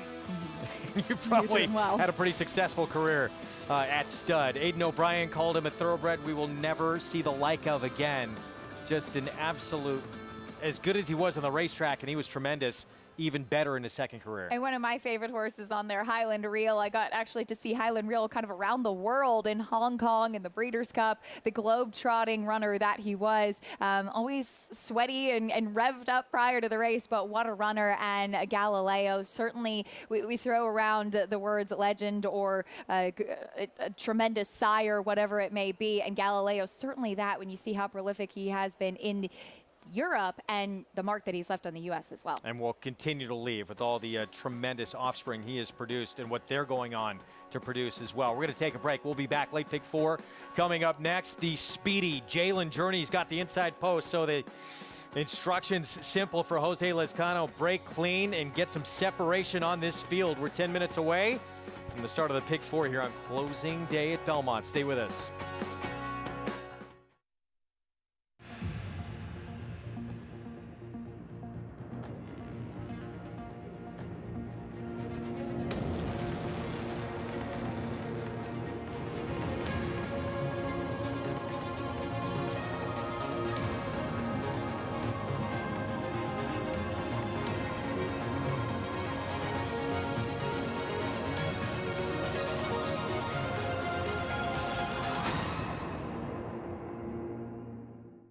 Resorts World Catskills, your closest casino resort experience, is so close. Stay the night and get your game on. Play live table games or thousands of slots. Resorts World Catskills. This Saturday, July 17th, don't miss opening weekend from historic Saratoga Racecourse with live coverage of the Grade 1 Diana Stakes on Fox. Coverage kicks off at 5:30 Eastern. The Diana from Saratoga, only on Fox. The ultimate accolade for a racehorse is to be named Horse of the Year. To be enshrined to the Hall of Fame is to achieve immortality. As a stallion, genetic immortality is defined in 2 words: breed shaper, plain and simple. 2-time Horse of the Year and Hall of Fame inductee, Curlin, is just that. Breed shaper, Curlin, the classic sire. Nobody wants to fall into a safety net, but when adversity or hardship presents itself, it beats the alternative. Since 1943, the Jockey Club Safety Net Foundation has been serving those individuals and families in need across every facet of the thoroughbred industry. Help us continue to be the safety net and catch those most in need. Visit tjcfoundation.org to learn more. You're watching America's Day at the Races on Fox Sports 2 and regional networks out in Southern California. Program brought to you in part by Hillendale at Alapa. Pick 4 is coming up. Let's head downstairs to Maggie. And riders up here in the paddock, as we'll begin with a horse who's coming in off of a layoff and one of just my favorite horses in racing. No matter what he does today, you have to give a lot of respect for number 3, Bon Raison. Look at the other 6-year-old in this race, who is number 1, Jalen Journey. He's only had 13 starts. Bon Raison has had 45. He has made that $682,000 the hard way. He shows up every time. Yes, well, I shouldn't say that because he hasn't shown up in his last 2 or a few, but what a horse he's been. He's just why you love the game and why you love thoroughbreds. And he comes back off a layoff today for Jack Sisterson. He looks fantastic. He looks strong. He's well composed here. He shipped into my husband Tom's barn, and I was drooling and oogling over him this morning. I love what I'm seeing from him. We'll see, though, what he brings to the table. I have always thought that a little less ground, probably better. Probably optimal distance is the 7/8. It's a half a furlong difference today with the 6.5. His number 5, Basin, he turns back to, I've always thought this horse was a more effective sprinter. Seems as though he's kind of just been, I don't want to say dull or just disinterested in some of his races, but I do think turning back helps with the blinkers on. Just a short cup here today for trainer Todd Pletcher. I think he is interesting with that turn back in distance. I don't think that number 7, Endorsed, gets better with less ground. Maybe I'm wrong. He's stunning. He looks the picture. This is the first time I'm laying eyes on him now as a 5-year-old. He's so well composed now. He's really grown into himself, the son of Medaglia d'Oro, but I just think 6.5 is going to be short. This feels a little bit more like a stepping stone, Greg. And we'll find out. Thank you, Maggie, for Endorsed. The best thing he's produced so far, that Westchester runner-up to Code of Honor, has never really gone on since that time. Here's Jalen Journey. He is the confirmed speed of the field. Got really comfortable on the front end last time out after a nightmare trip at Oakland 2 starts back. It depends what Galileo does today. Maybe Jalen Journey's loose again. The old pro who Maggie was talking about, who you have to love. So over 680,000 in earnings, Bon Raison. And he's been keeping company with the best. His last start was in the Cigar Mile back in December. He ran in the Breeders' Cup Sprint. Prior to that, he's run all different distances. Maybe it's the Goldilocks effect with him today. Montauk Traffic, he could definitely move forward today for Linda Rice. Would love some pace to run at. He is a deep closer, was very far back last time, but he came flying late. He won the Jimmy Wingfield at 7 furlongs back last year. I think that this distance actually suits him quite well, and always love the flaxen tail. Grade 1 winner as a 2-year-old of the hopeful Basin. That was when he was with Steve Asmussen. He's now with Todd Pletcher. I very much agree with Maggie. I've always liked this horse going shorter. I love the turn back. 2 turns at Monmouth to go a mile in the Salvatore Mile. Clearly not his game. And I'm hoping that the blinkers help him get a little bit more focused, as Jose Ortiz really had to keep after him to get him to win the Sir Shackleton back in March. 6-1 on Yulehu, Russell Brittany, Luis Saez, 6-1. And Brittany does a great job. She claimed this horse, and she got a win right away with him in a high allowance level race down in Florida. He was overbet, I think, for the connections in that tough field in the Maryland Sprint. He doesn't meet a soft field today, though. And Endorsed on the outside. He did run big 2 starts back at 7/8 at Gulfstream. He did. He was beaten by Fat Man, who was in good form at the time for Kent Sweezy, and he just was so far back last time at Churchill Downs. They were all lined up coming down to the wire, and he was not any part of that. He needs to improve off of that, but he is coming out of a grade one race. That's your field, 252,000 and growing. In that pick 4, you can play it. And all summer long, of course, at Saratoga with Now Bets. Go to the app or nowbets.com. Take advantage of that offer right there. 100% deposit match of up to $200. Promo code to use at sign up for new members. There it is, match 200. And bet any track, anywhere, anytime. 3 minutes away from this 6th here at Belmont. So here is the speedy Jalen Journey. Way back when, 2019, out on the west coast at Del Mar. This horse was just missed a diamond oops in the Smile Sprint, grade at stake. He was 3rd in a grade 1 in the Bing Crosby. And then now back as a 6-year-old. He went gate to wire at Belmont, going 7/8 in his last start. And again, he had that nightmare trip at Oakland last time. He was able to control things under Jose Lezcano last time out. And I enjoyed speaking to Steve Asmussen's assistant, Toby Sheets, after the race, because he just seemed like the type of horse, as Toby walked him himself and such a horseman, and some of the more difficult ones to keep them a little bit more settled pre-race. And he just seemed like the type of horse that would take advantage of you if given the opportunity, that he's tough and needs to be managed well. But they kept him under wraps, and he ran really well last time out. Again, I think that Yodelie, who holds the key to this race as far as how the pace is concerned, because Jalen Journey got so comfortable when in a rhythm last time out. And that could happen again here today from that inside post. Meanwhile, Basin, I kind of feel for this horse a little bit. Grade 1 winner as a 2-year-old, and then he has just faced some serious competition. He was on the road to the Triple Crown in the Derby, faced Nadal. He was in the Oaklawn Stakes. Arkansas Derby was second to Charlatan, had to go against Art Collector. Then they tried him back sprinting, has to face Yao Pon. What do we expect from him today? I love the turn back in distance. 2 turns last time out. He was part of a fast pace, or I should say had a fast pace when looking back in Saratoga behind Yopon and running against some nice company as well.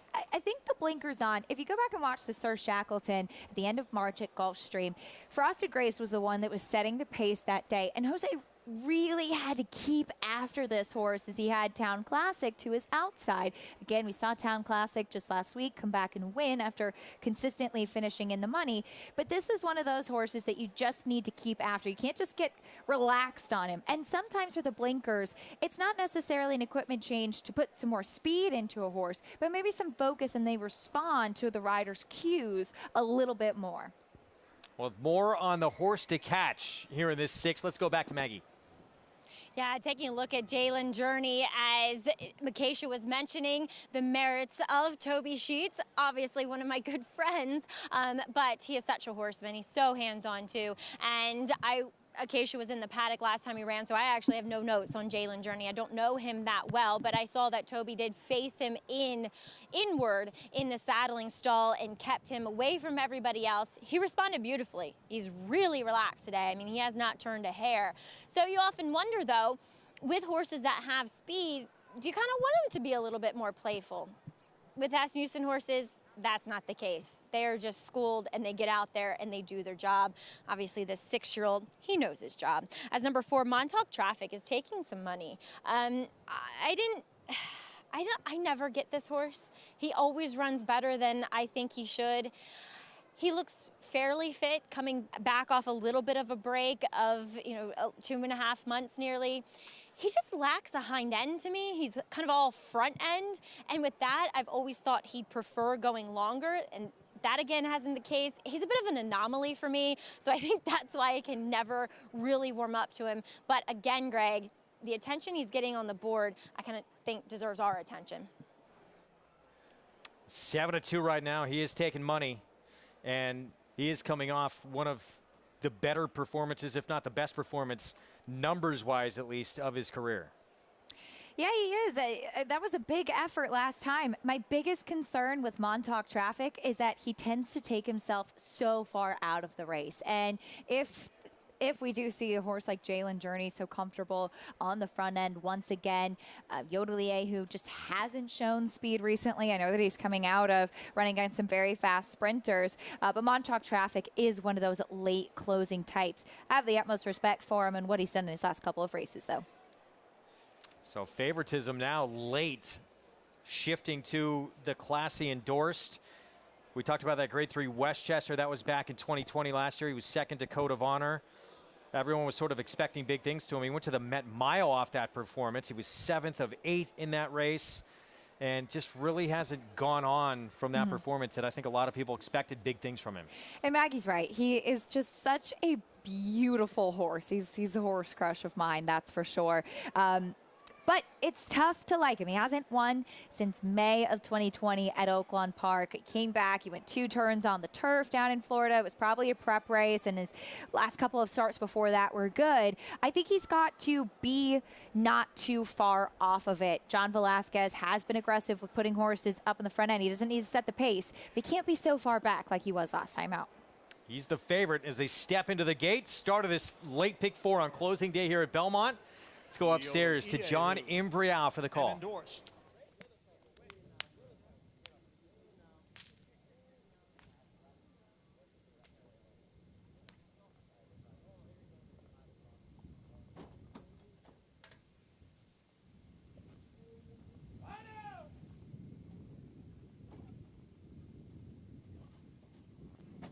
They're in the gate.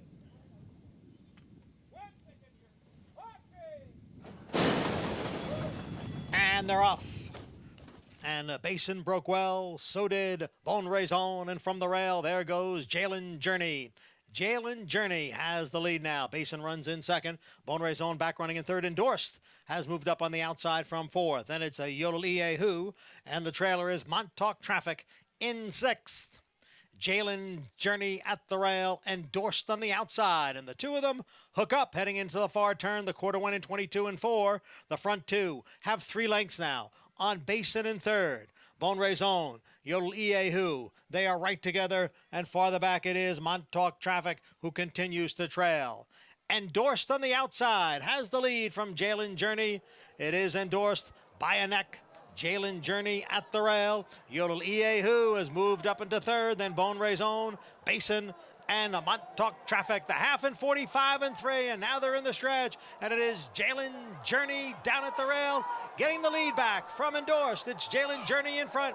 Endorsed runs in second. Montauk Traffic, who was so far behind, is putting in a late run out in the middle of the track. It's Jalen Journey and Montauk Traffic. The two of them come on to the finish. Montauk Traffic from last to first to win it. Jalen Journey was second, and Endorsed finished third.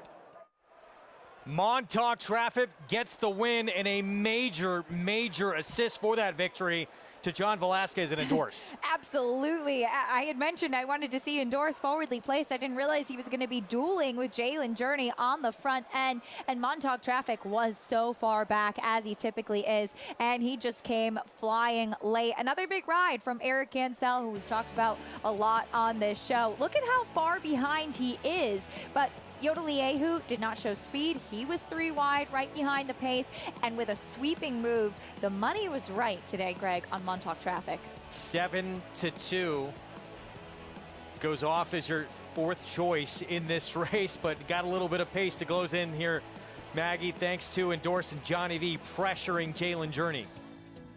Well, you know, Johnny, you can't fault him at all. He's dealing with a horse that's turning back. You don't want a horse to be disengaged. It's just, in hindsight, it's always 2020, and it didn't work out to be the right move. But Johnny is a rider who's always going to be aggressive with his horses when it needs to happen.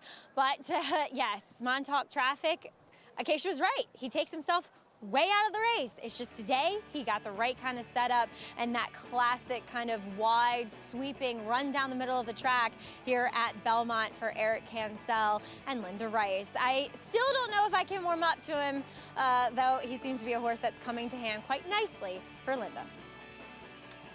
Montauk Traffic, big effort here. It's a nice field he beats.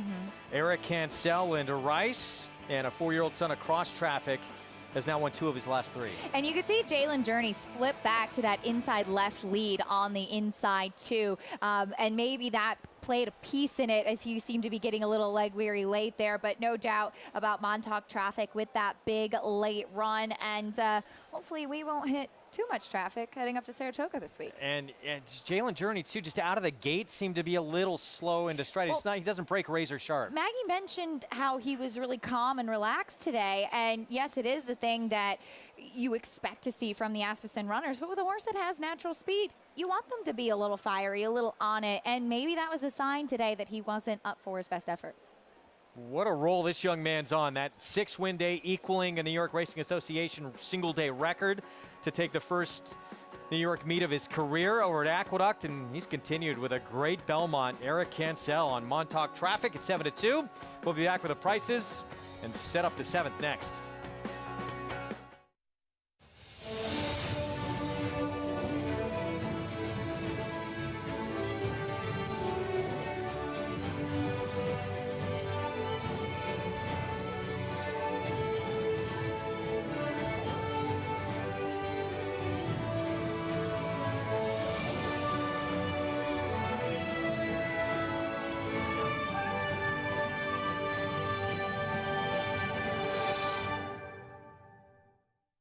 Undefeated Grade 1 winner Mastery was a multiple graded stakes winner at 2, including this victory in the Los Alamitos Cash Call Futurity. At 3, he sizzled in the San Felipe Stakes. Now his progeny are bringing top dollar in the sales ring. $450,000. Good advice, $510,000, thank you. An exciting young stallion, Mastery, standing at Claiborne Farm.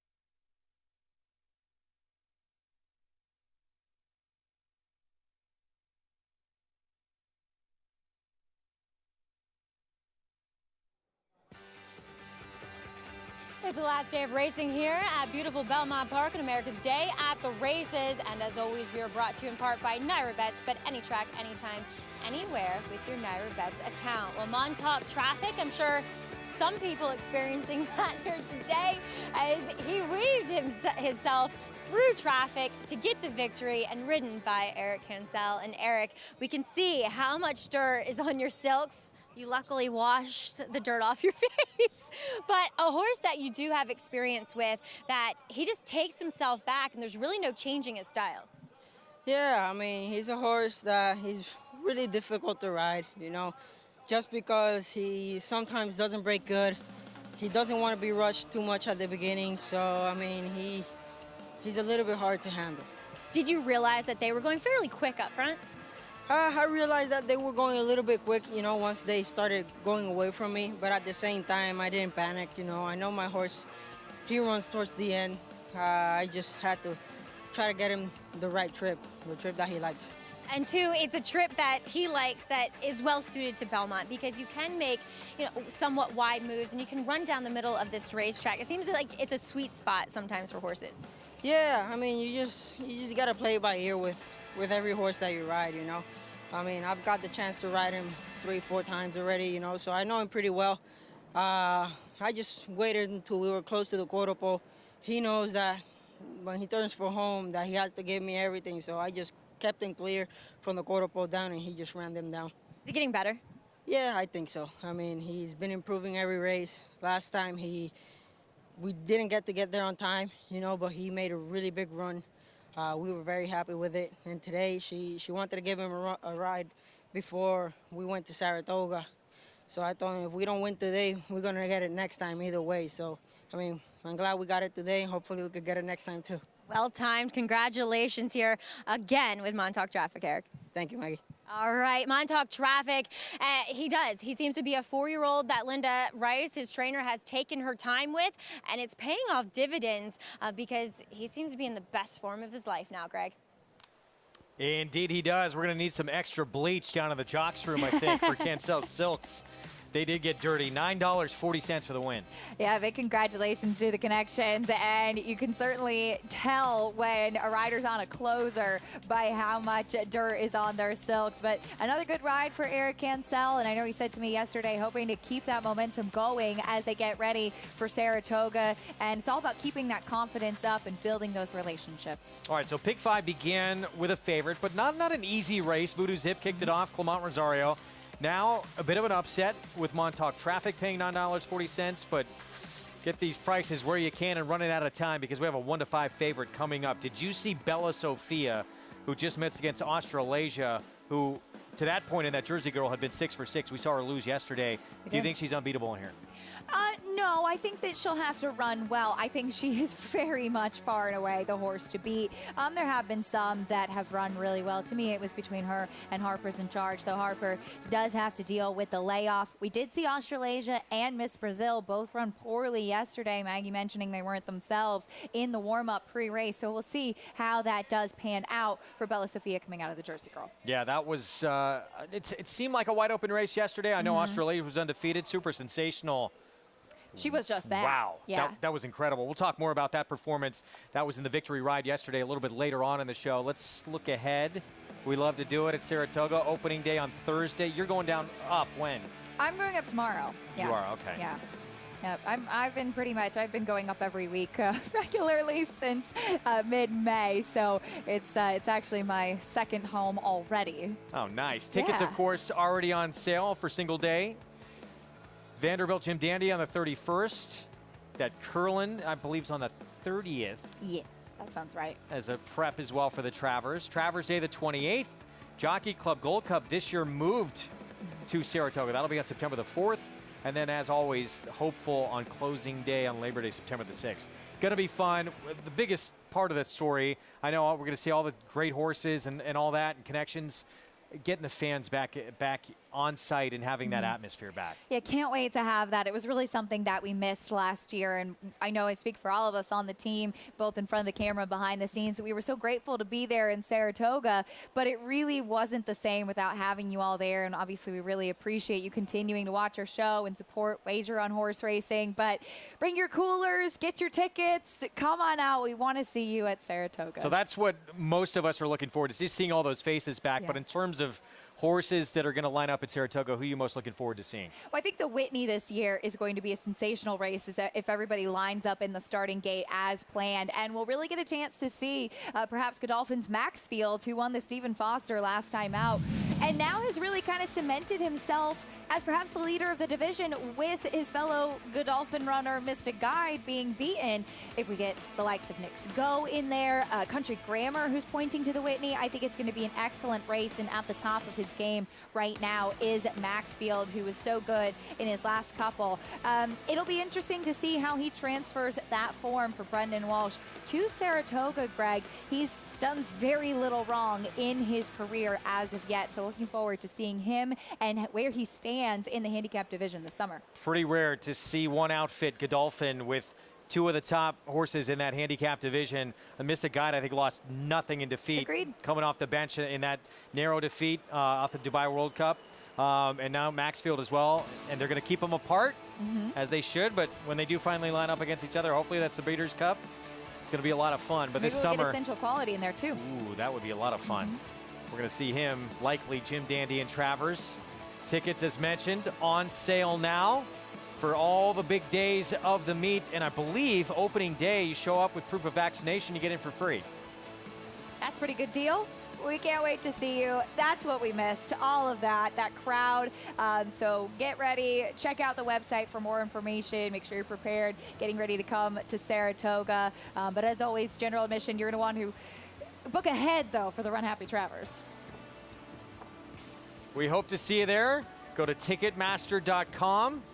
Be part of the action after that was not a possibility for most of us last summer at the Spa. We want to see you there. It's going to be fun. Again, opening day on Thursday, and our coverage, if you can't be with us, happening all summer long, including the Diana Stakes on Fox next Saturday at 5:30 Eastern Time. You can make an argument maybe the most dominant performance we saw the entire Breeders' Cup weekend was Wesley Ward's 2-year-old turf sprinter.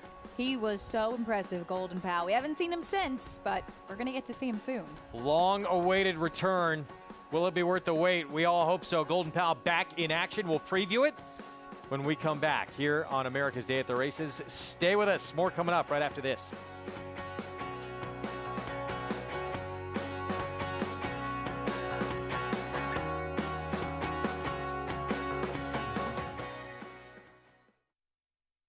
Tapit. His dominant reign as America's top stallion will leave an indelible mark on the breed, forging a legacy that will last forever. His impeccable resume includes a veritable roll call of champions.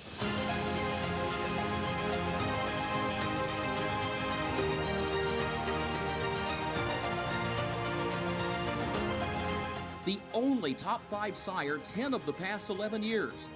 Tapit, standing strong at Gainesway.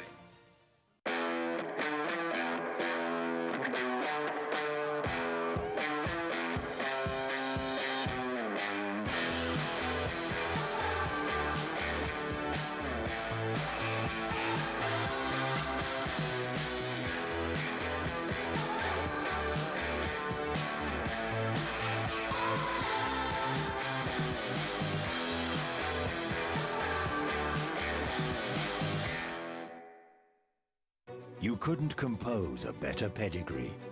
A half-brother to Beholder. Beholder's gonna go all the way! A half-brother to Into Mischief. Into Mischief wins the Cash Call Futility! The most versatile performer from this brilliant family. Mendelssohn's gonna do it! Mendelssohn has won it by a length! What a win by Mendelssohn. Mendelssohn by a conservative 17 lengths. Scat Daddy's best-bred son at stud. Mendelssohn. Racetrack Television Network brings you every race, from every track, on every screen, every day. With monthly packages starting as low as $5, RTN gives you great value and access to more live HD streaming and race replays than anyone. Visit RTN.tv today to sign up and watch on almost any device, including Roku and Amazon Fire. Use promo code TRYRTN for a 5-day free trial.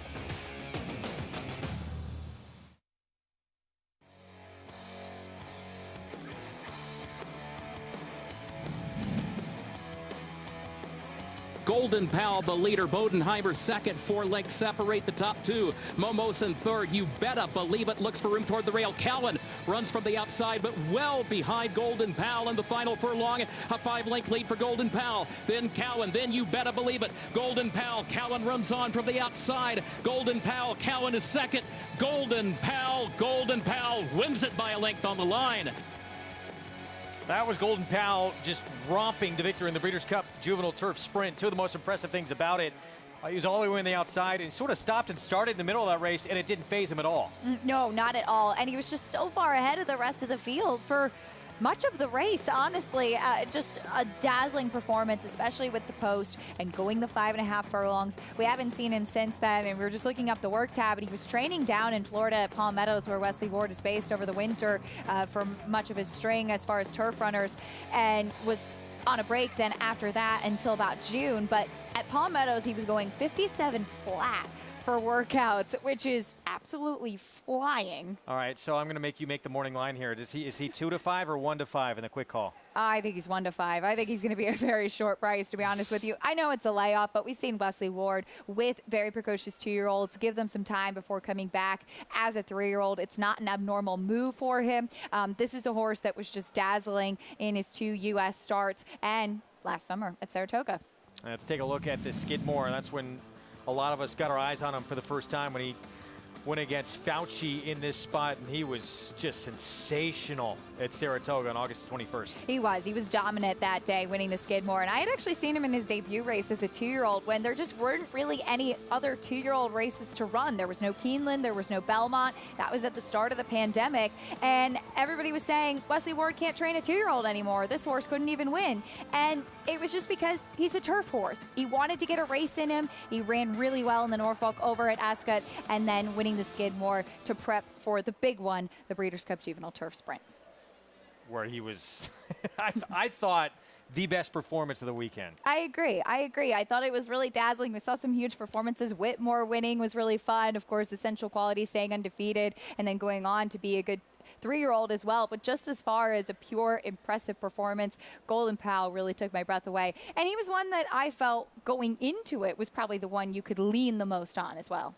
It's going to be a tremendous opening weekend, and then we'll set the stage for the whole meet. If we told you opening Saturday, we have the Diana live coverage on Fox, but opening day, it's the quick call. Golden Pal makes his return, and the Schuylerville for 2-year-old fillies, and our colleague Tom Amos is going to have a filly in that race. That's right, he does. We're going to be rooting for Tom with Cartel Queen, who won nicely at Churchill last time out. He's got Irad Ortiz aboard. What a team. I know. Tom and Irad. I'm ready for Tom and Andy. That's always a good show. Oh, that's going to be tremendous together. Approaching the 10-minute mark to post for the 7th coming up on our closing day card back here at Belmont. And that's a look at the odds-on favorite here, Bella Sophia. Won the debut by 11+ lengths for Rudy Rodriguez, and then missed by a length to that Australasia for Brad Cox, who started her career 6 for 6. That was in the Jersey Girl. And now a very short price as a result of that. Here is that performance when she was out in front in pretty good position at this point. Now, it is important to know that Miss Brazil broke through the starting gate beforehand, and as a result broke slowly and then kind of rushed up after that. We did see Bella Sophia right there holding on really gamely when Miss Brazil faded a bit. Australasia ran down both of them, and again, both Miss Brazil and Australasia beaten yesterday, but it was a big performance from Bella Sophia, who really kind of stamped her credentials in that her maiden win by 11.25 lengths was legit. No question. Jose Ortiz, he will be aboard the 2 to 5 favorite. Let's head downstairs for a Paddock report with Maggie.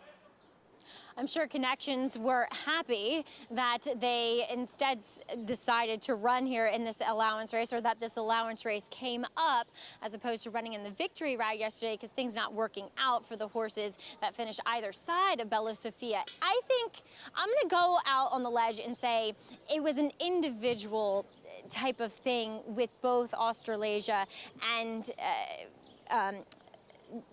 Miss Brazil, because they just weren't themselves. I don't think it was necessarily a product of them being that much worse than their competition, so therefore I don't think it's that unflattering to Bella Sofia, who looks great here. And you know, last time she was the most impressive in the paddock. She's just such a big powerhouse of a young 3-year-old filly, and once again, as she's back against some older horses in here, I think the same thing. You know, it's sometimes how you look relative to your competition, and boy, she stacks up quite nicely with the rest of them. As number 1, Harper's in Charge. She returns to the races after a big performance first time out for Christophe Clement. Where has she been? I mean, that's a bit of a question mark, but she comes in here, she is filled out, she's gotten stronger, massive hind end on her. It's just, you know, she walks like that true sprinter filly with a purpose, you know, stepping and pushing off underneath of herself. She looks ready. I don't love the gap that we haven't seen her off of that big performance first time out, but still,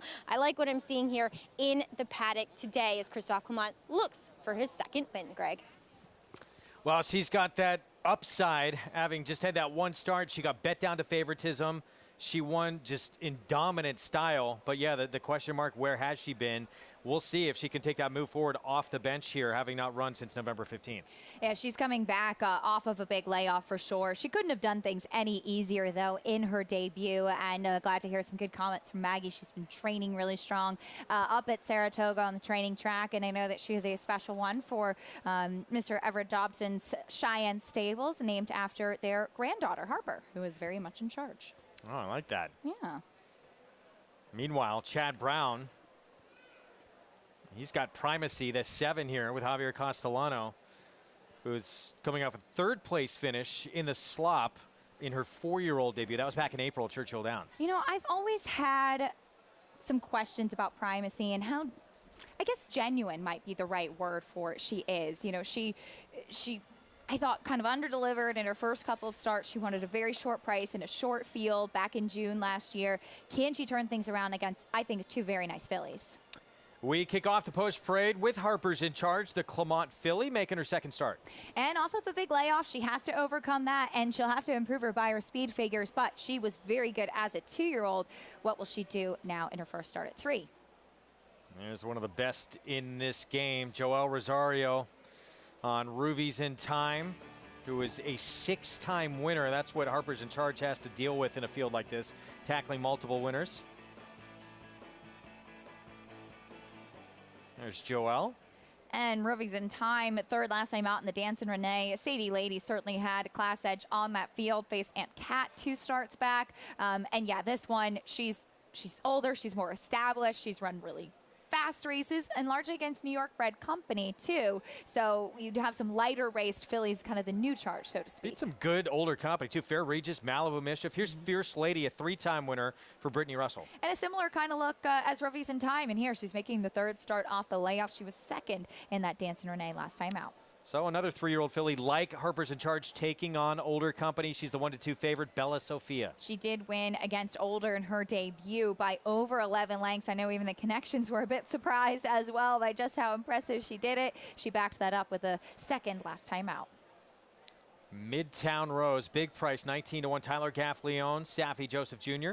And one that Safi had reclaimed back for 12-5 and has managed to step her up. She ran well against higher level allowance company last time out, finishing 2nd behind Whispering Pines. Here is Glass Ceiling. Charlie Baker just claimed this one last time out off a 3rd place finish for $40,000. The biggest thing with her, it's been a long time she's seen the winner's circle. She's run some good races. She's run consistent figures. It's just she doesn't seem to be able to seal the deal.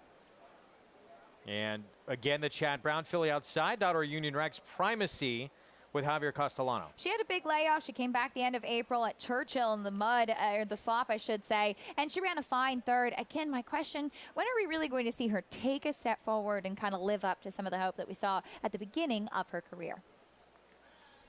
So that's your field as we're 5 minutes away. There's a look at Fierce Lady, one of a few multiple winners in this group and older fillies in this spot. Luis Saez will be aboard. She was just second in a New York bred stakes race. That's the Dancing Renee, where she was beat by Sadie Lady. She was actually the favorite in the race. Yeah, which was surprising. I couldn't believe that. I thought Sadie Lady, who was coming out of Graded Stakes Company, was going to be the favorite and had the class edge. But Fierce Lady ran well. She was coming from off of it. She's always a horse that had seemed to have some promise in some of these New York bred stakes, and I guess it was a big win 2 starts back in her first start for Brittany, and ended up being a little bit overbet as a result. But she ran a good second. I thought Rovies in Time ran well too. She's a tough mare that always shows up no matter where she is. Again, these two coming out of restricted state bred competition. They've been facing tough and established horses, but this is open company now. And she's usually better when she's more forward and close to the pace. She was last away in that race. We'll see what happens today with Saez back aboard. Let's go to Maggie for more.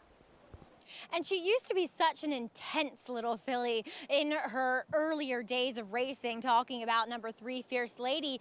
And now that I've seen her as a 4-year-old, she's just so much more relaxed. I don't think she is a horse that really needs to be up on the engine. I think she can be effective closing, as we have seen from her in her last 2 coming back here for trainer Brittany Russell. She looks great. I mean, and a lot of times you will see horses in their third start off of a layoff put forth their best performance, and she's exuding that physically. So I think she's formidable here, but I'm gonna actually land and take a shot. I wish the price was a little bit better. It's a bit of a short price on a horse that only has 1 start and a layoff, but number 1, Harper's in Charge. I got a chuckle as she began her warm-up with the lead pony, and a lot of times we see these lead ponies, they'll kind of pin their ears and, you know, bare their teeth at the horse next to them, kind of saying, hey, listen, you stay behind me, I'm here for you, you do your job and stay behind. And their lead pony did that, and she went back at him. So she has a little sass with her. I love that with a young filly. So I just couldn't get over how well she looked. Both her and number 3, Fierce Lady, really moving well, but no complaints with your heavy 3-5 favorite in here, Greg, number 4, Bella Sophia. Thank you. As we see some of the fans enjoying a beautiful day here on this Sunday afternoon in Elmont, New York. And, you know, with Bella Sophia, Acacia, 3-5 favorite, she's quick, too. And Harper's in Charge looks like the other one that maybe can challenge. The fact she's coming off the bench, fresh, has the inside post. Does she have to try and push here? I guess that's the big question. She has some natural speed. We have seen Manny Franco being aggressive. You hope that these 2 talented 3-year-old fillies don't get into a duel and get all the steam out of each other early on, because I think it'd be kind of fun to see how they stack up against one another. That could set it up for a closer, maybe like Fierce Lady, who, as Maggie mentioned, with getting away slowly last time in the Dancing Renee, she did close well, and she keeps Luis Saez, as Jose Ortiz will climb aboard Bella Sophia for the first time. She has been odds-on throughout here. Bella Sophia, 3-5 on the board. That filly that I think a lot of people, just seeing that price, many have leaned on in terms of a single on a mandatory pick 6 payout day, and pick 5 as well, with this being the closing day of the meet. But we'll see if Harper's in Charge does put some early heat on her, could make life difficult. And who do you think, if that happens, it sets up best for? Well, I think that Fierce Lady wouldn't be too far off of it. There could be a case, if we see primacy, it is Chad Brown at the end of the day, and a Hall of Famer in Javier Castellano, and that's what she did in a short field, albeit when she broke her maiden. But it could be a case that she's one that comes running. She just missed in her debut when closing, and she maybe has matured coming off a bit of a freshening since the end of April. She would need things to heat up in front of her. But I think it's an exciting type of race like this when you have 2 very quick and lightly raced 3-year-old fillies running up against some older, more established ones. You kind of get to see where they stack up. You have a chance to really have that comparison between the younger ones and the ones that have already proved themselves on the racetrack. Let's see if Bella Sophia can take another step forward. There she is, that 4 filly, daughter of Awesome Patriot for Rudy Rodriguez. Second behind a filly who had been 6 for 6. That win streak coming to an end yesterday in that victory ride, behind a performance that I think will launch Super Sensational most likely into the test stakes this summer. Yeah, that'll be really fun to follow. She really lived up to her name yesterday, too, and I think it was a breakout performance from her, and yet another top ride by Flavien Prat. We're set for the 7th. There's Bella Sophia, odds on at 3 to 5. Let's send it upstairs. John Imbrial with the call.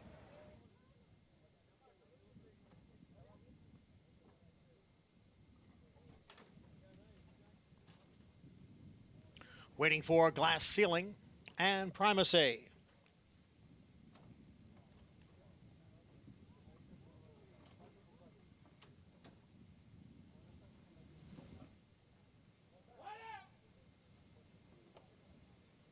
There in the gate.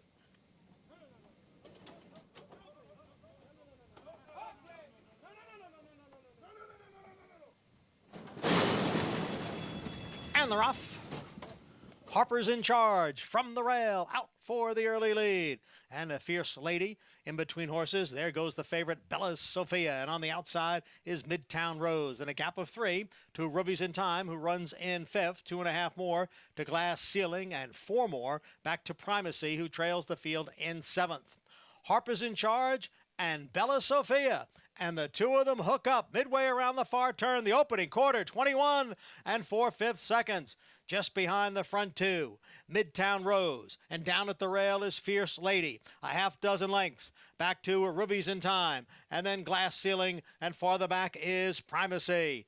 On the outside, it is Bella Sophia. Down at the rail, Harper's in charge. The half was 44 4/5 seconds. Fierce Lady now coming on through. On the outside is Midtown Rose. Harper's in charge has dropped out of it. The leader is Bella Sophia inside the 8th pole. Glass Ceiling is putting in a late run on the outside, but no threat to this 3-year-old filly. Bella Sophia, very impressive here. Bella Sophia won by a half dozen lengths, 6 furlongs, 1 minute 9 4/5 seconds. Big time performance from this 3-year-old filly, who's now 2 for 3 in her career. Harper's in charge, broke sharp out of the gate, took the lead. It did not matter. This was like a walk in the park for her. I don't know if Jose Ortiz ever really asked Bella Sophia for the most of what she had to give. This was just an absolutely dominant performance from her, and they went very, very fast early on. To see the early fractions, 21.9, 44.94, and the way that she finished up as well, just so easily. Right here, when Jose Ortiz took a look back behind him, that's how you know he's got a lot of horse underneath of him. He kind of shook the reins at her a little bit, and that was all it took, Greg. This was a tremendous performance. I don't think he ever even showed her and switched his grip on the riding crop. We might see her in the test this summer. Yeah. This was quite a performance. 3 to 5. Bella Sophia, as easy as could be. Long way back to second. That was Glass Ceiling at 14 to 1. 4, 6, 7, 3. But she is the story of the day off that effort. Bella Sophia. Wow, 2 for 3 now. Her maiden win was impressive. This was even more impressive against better company. What a performance. We'll be back to wrap this one up, set the stage for our feature when we come back.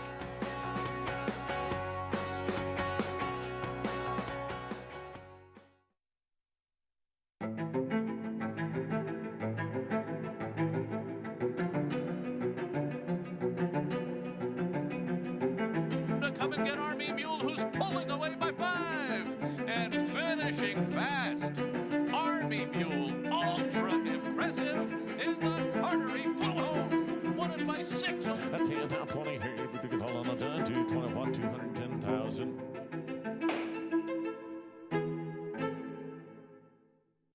Need help in finalizing your picks for the next race? Check out the Track Master selections provided by Equibase on every U.S. thoroughbred and harness track on Naira Bets. Use these selections to get quick expert advice from professionals in the business. Check out the thumbs up graphic next to the pick and the wager pad and scroll down for more details on the horse. Track Master selections available on Naira Bets and the Naira Bets app.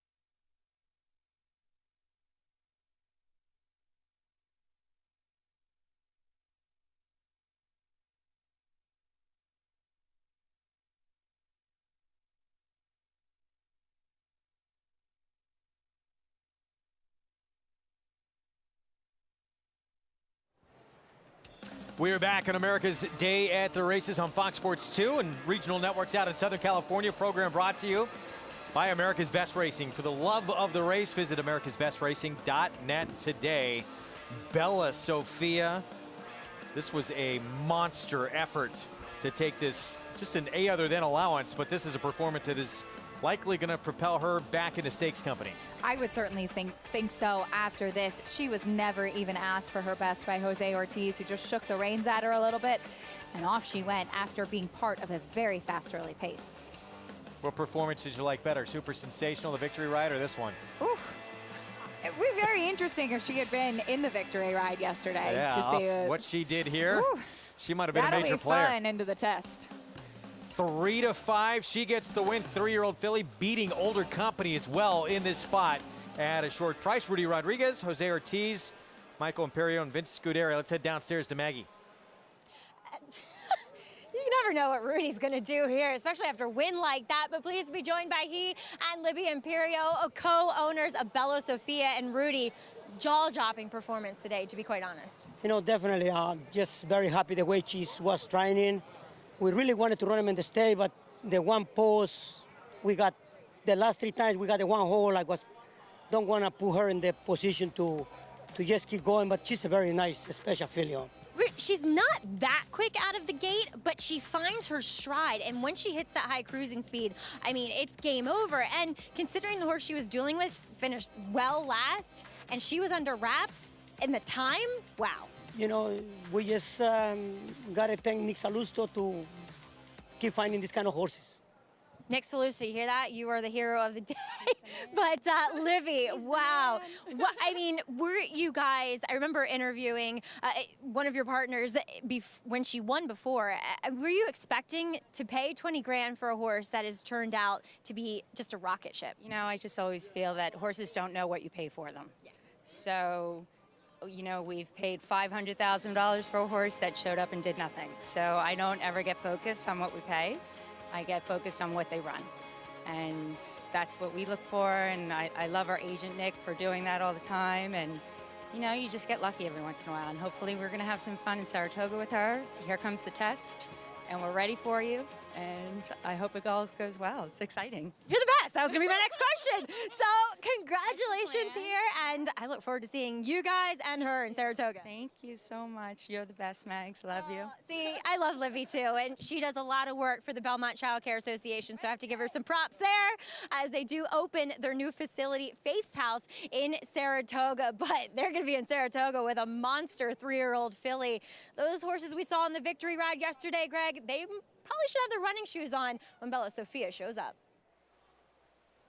I know you're looking forward to Maxfield and the older horse division, but this test is shaping up to be quite a race. You know, you thought that you couldn't make it a better race than what we saw last year from Serengeti Empress in setting that really fast pace and just how impressive, or I should say it was a couple of years ago. 2 years ago, yeah. 2 years ago from Serengeti Empress in the race that she ran there. It was almost like 2020 of such a blur. But this year's test, I think, will be sensational. It will. We got a lot to look forward to. Saw that Pick 5 follow along to this point.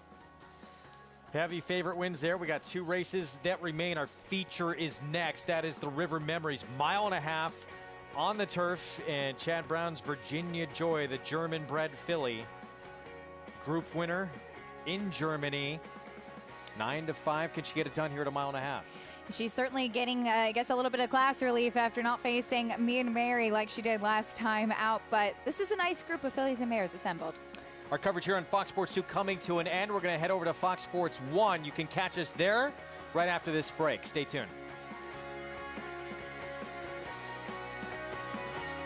1.5 as mentioned.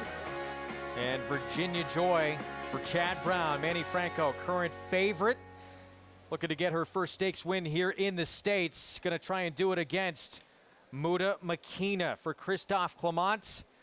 He's got his man Joel Rosario back aboard, already a graded stakes winner here in the U.S. Was a runner-up to eventual ARC winner Sotsas a couple of years ago. Our feature coming up next on FS1.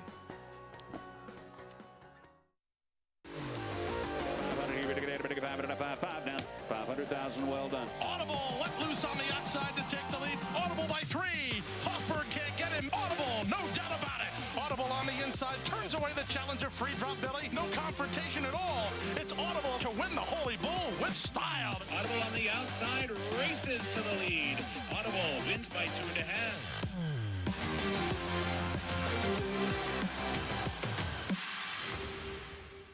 My dad loves the lottery. Growing up, he was always playing. So I had the idea to create an app that lets you play the lottery on your phone. I think that was my idea. It's called Jackpocket. It's like having a jackpot in your pocket. I came up with that too. Jackpocket allows you to play official lottery games on your phone. Just choose your game and pick your numbers. I wasn't sold until I saw the actual ticket on my phone. Was that your idea too, Dad? Don't be a wise guy. Go to jackpocket.com to get your first ticket free. The Run Happies keep winning. What a day at Belmont Park when a pair of Run Happies crushed the competition. TDN Rising Star Following Sea delivered yet another emphatic performance, sailing down the stretch to win by 6.5 lengths. Then 2-year-old filly Happy Soul soared to victory, winning the Astoria Stakes by a whopping 11.5 lengths. Price for success of just $10,000. Call Bernie Sams and book your mare to Run Happy, standing in stall 1 at Claiborne Farm.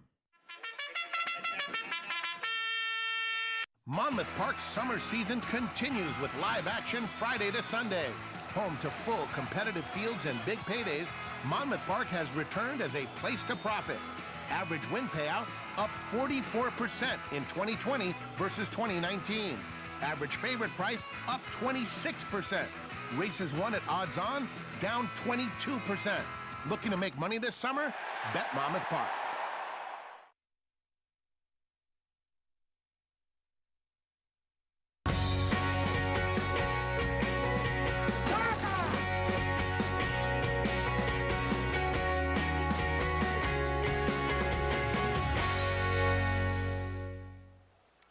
Four days away from the opening of Saratoga, but a lot to be determined until we head 200 miles upstate to Saratoga, like the River Memories, the feature on this Sunday card. Closing day here at Belmont, Virginia Joy for Chad Brown, the one to beat, the 9-5 morning line favorite. Manny Franco will ride. She will take on Muda Makina, who was a runner-up to eventual Arc de Triomphe winner Saut Sass a couple of years ago. She already is a graded stakes winner here in the States for Christophe Clement. Welcome to America's Day at the Races, brought to you in part by America's Best Racing. For the love of the race, visit americasbestracing.net today. Final day of the meet here at Belmont. Final 2 races of the meet coming up before we head to Saratoga. Greg Wolf, Acacia Courtney with you, and you've joined us just in time here on FS1 for our feature race coming up, this marathon on the lawn. We have a couple of Hall of Fame trainers in here and 2 eventual, I'm sure, Hall of Fame trainers all lining up against each other. Yeah, it's going to be a fun one. And Chad Brown has Virginia Joy, who's coming out of the New York, where she was much closer to the pace. There really wasn't much pace on there as Mean Mary wired the field that day. Mean Mary, obviously one of the leaders in that distance turf division. Virginia Joy, in her U.S. debut, came from 11 lengths back to win that allowance here at Belmont back in April. Second in this race, though, Greg, was Thundering Knights, who came back to win a Group 1 in Europe. Next time out for Joseph O'Brien over yesterday's Belmont Oaks winner, and that is Santa Barbara. Impressive resume when you look at who she has lined up against. Group 1 place as well in Germany against some really tough company. Can she get it done here in her second try and stakes company here in the U.S. for the 4-time champion trainer Chad Brown? Of course, that streak coming to an end this past year when Brad Cox won it. She'll have to deal with this group lining up, including Civil Union, who was a Grade 1 winner. She won the Flower Bowl last October here at Belmont. Yeah, what do you do with Civil Union? And she's taking a bit of attention, and I was talking about this on Talking Horses this morning with Anthony Stabile. Maybe it's the softer turf courses that she hasn't handled. She's a big, stockier type of mare, as is a typical Warfront, and she just might be one that doesn't get over a softer turf course well. But she was so good, even ran well with Trouble in the Breeders' Cup, and her 2 races in 2021, Greg, have just been disappointing. Let's take a look at the races ahead on the program here on FS1. It's presented by Claiborne Farm. 100 years of doing the usual, unusually well. This 1.5-mile River Memories over the Widener turf course. Turf listed as good, and then we'll close out our Sunday card and this meet at Belmont before we head to Saratoga with a 6-furlong sprint over the inner turf for New York Red's $40,000 maiden claiming company. You can play all the action we bring you on the program by playing with Naira Bets. Go to nairabets.com. You can download the app as well. That offer available to new members, 100% deposit match of up to $200 at sign up. The promo code to use to take advantage of that offer, match 200. So River Memories, that is the name of our feature race here coming up. Let's take a look back to what River Memories did back in the day. 17 race losing streak came to an end in a big way back in 1989. Yeah, if you're going to break a losing streak, you might as well do it in a Grade 1 race, and that's just what River Memories did in the 1989 Grade 1 Flower Bowl. In fact, the race we were talking about that Civil Union won last year, and I always really enjoyed, Greg, looking back at the history of these named races, the horses that made such great memories, and the rider aboard River Memories looks a little familiar. He does indeed, and that man right there, no one knows the history of New York racing and all these stakes races better than Richard Migliore, champion jockey. Mig, take us back to 1989. Well, you know, just a great era of racing. I was still a young man, Greg, and River Memories, owned by Peter Brandt, actually, a multiple Grade 1 stakes winner. And the fact that Peter Brandt has one in here, and you know, he was such a powerful force in racing in the late 70s through the 80s. Then he was away from racing for a while, but he's come back in again as a powerful force. And I would believe it would bring him great joy to win this with Virginia Joy, named for the great mare River Memories, who, you know, she did have times when she went a little dormant, if you will, and would have a little bit of a losing streak. But then she always seemed to deliver a big performance when you least expected it. River Memories, certainly a mare that could get the distance. That's a 1.5 mile race is named for her. Our feature race coming up, and you know, you look at this field who remains in this group, it's probably going to have a very sort of European feel to it because there's not much pace in here. No, there isn't, and I think that that's why you saw different tactics with Virginia Joy last time out in the New York, as she was so far back in her first race here in the U.S. I will also point out that sometimes horses coming in from Europe in their first U.S. start don't break that sharply. So I'm wondering if maybe she's better being a little bit forward. Maybe she is better just coming from far off of it. She wouldn't really have that luxury in this field today, as it's a shorter field and it may be counterintuitive for a long race, as a lot of the running really happens later in the stretch. But you don't want to be stuck too far out of it and at the mercy of pace dynamics. Maybe a horse like Call Me Love may have a little bit of an advantage with her running style. Yeah, Call Me Love, the other Christophe Clement in the field, but there's the favorite, Virginia Joy, and this is the resume in the money of 5 of 8 lifetime starts, those 3 wins on the turf, including her state's debut when she was so far back early. That was on the inner turf at Belmont back in April of this year when she came from the clouds to win against softer company. It was, but certainly not against softer company last time out, and she faded a little bit, but she ran a fine 4th against some really tough foes like Mean Mary and Thundering Knights. Her stablemate of hers, my sister Nat, who's actually the sister to my sister Charlie and Sotsas, and that big family, also owned by Peter Brandt. And I thought it was very powerful what Richie had said about Peter Brandt owning this one and having a chance to win the River Memories. Yeah, he got out of the game for a long time. Peter Brandt back in the game, and of course, sister Charlie, one of those he came back with, who is a back-to-back Diana Stakes winner. What a horse she was, for sure, and really fun being able to watch her racing a lot here in New York. But Christophe Clement, as you mentioned, has a powerful duo. One of those, Muta Makina, she had a nightmare trip in her first U.S. start in the Zagora, being steadied back, and she was game coming up the rail to win the Long Island. And again, I think she was hurt last time in the New York by the lack of pace, as she will rematch with Delta's Kingdom out of that Long Island. This is a look at the win. So this was on a turf course that had a little give in it. It was listed as good at Aqueduct, my own 3/8, and she would get up to win. She was the favorite in this race with Dylan Davis aboard. And I think she was favored too after the trip that she had the race prior. But there she is in the red cap, and she's gutsy to go up the inside that day, and it was a strong ride from Dylan Davis to get that win. A good second off the layoff in the Sheepshead Bay behind a very impressive horse in Magic Attitude. And she was more forwardly placed that day as well. Another race where there wasn't a lot of pace. She just didn't have anything to close into in the New York and on a yielding turf course last time out. And she may not have a lot to close into Yeah. this afternoon as well. 2-1 on the board. Joel Rosario will ride. With more, let's head back downstairs to Richard Migliori. Thanks, Greg. And I really like what I'm seeing from the two, Mutamakina. I loved her racing to Long Island. She did get a great ride that day from Dylan Davis, saving ground in a 3-turn race. So important, as it will be here. Getting the right kind of trip, as you said, potentially with a lack of pace. But she's a mare that can be a little bit closer. She doesn't have to be out the back, so maybe she can find that coveted kind of pocket situation under Joel Rosario. The 5-horse Virginia Joy, very, very sharp here in the paddock. I'm really taken with how well turned out she is. I know it would mean the world to Peter Brandt to win a race named for a horse that he campaigned extensively in the 80s. But as far as from a physical perspective, she probably wins the paddock pick for me. Just a real standout. Very, very sharp. She really looks like she is ready to do something and maybe a breakout performance. The 6 Civil Union also making a great impression for Hall of Fame trainer Shug McGahee.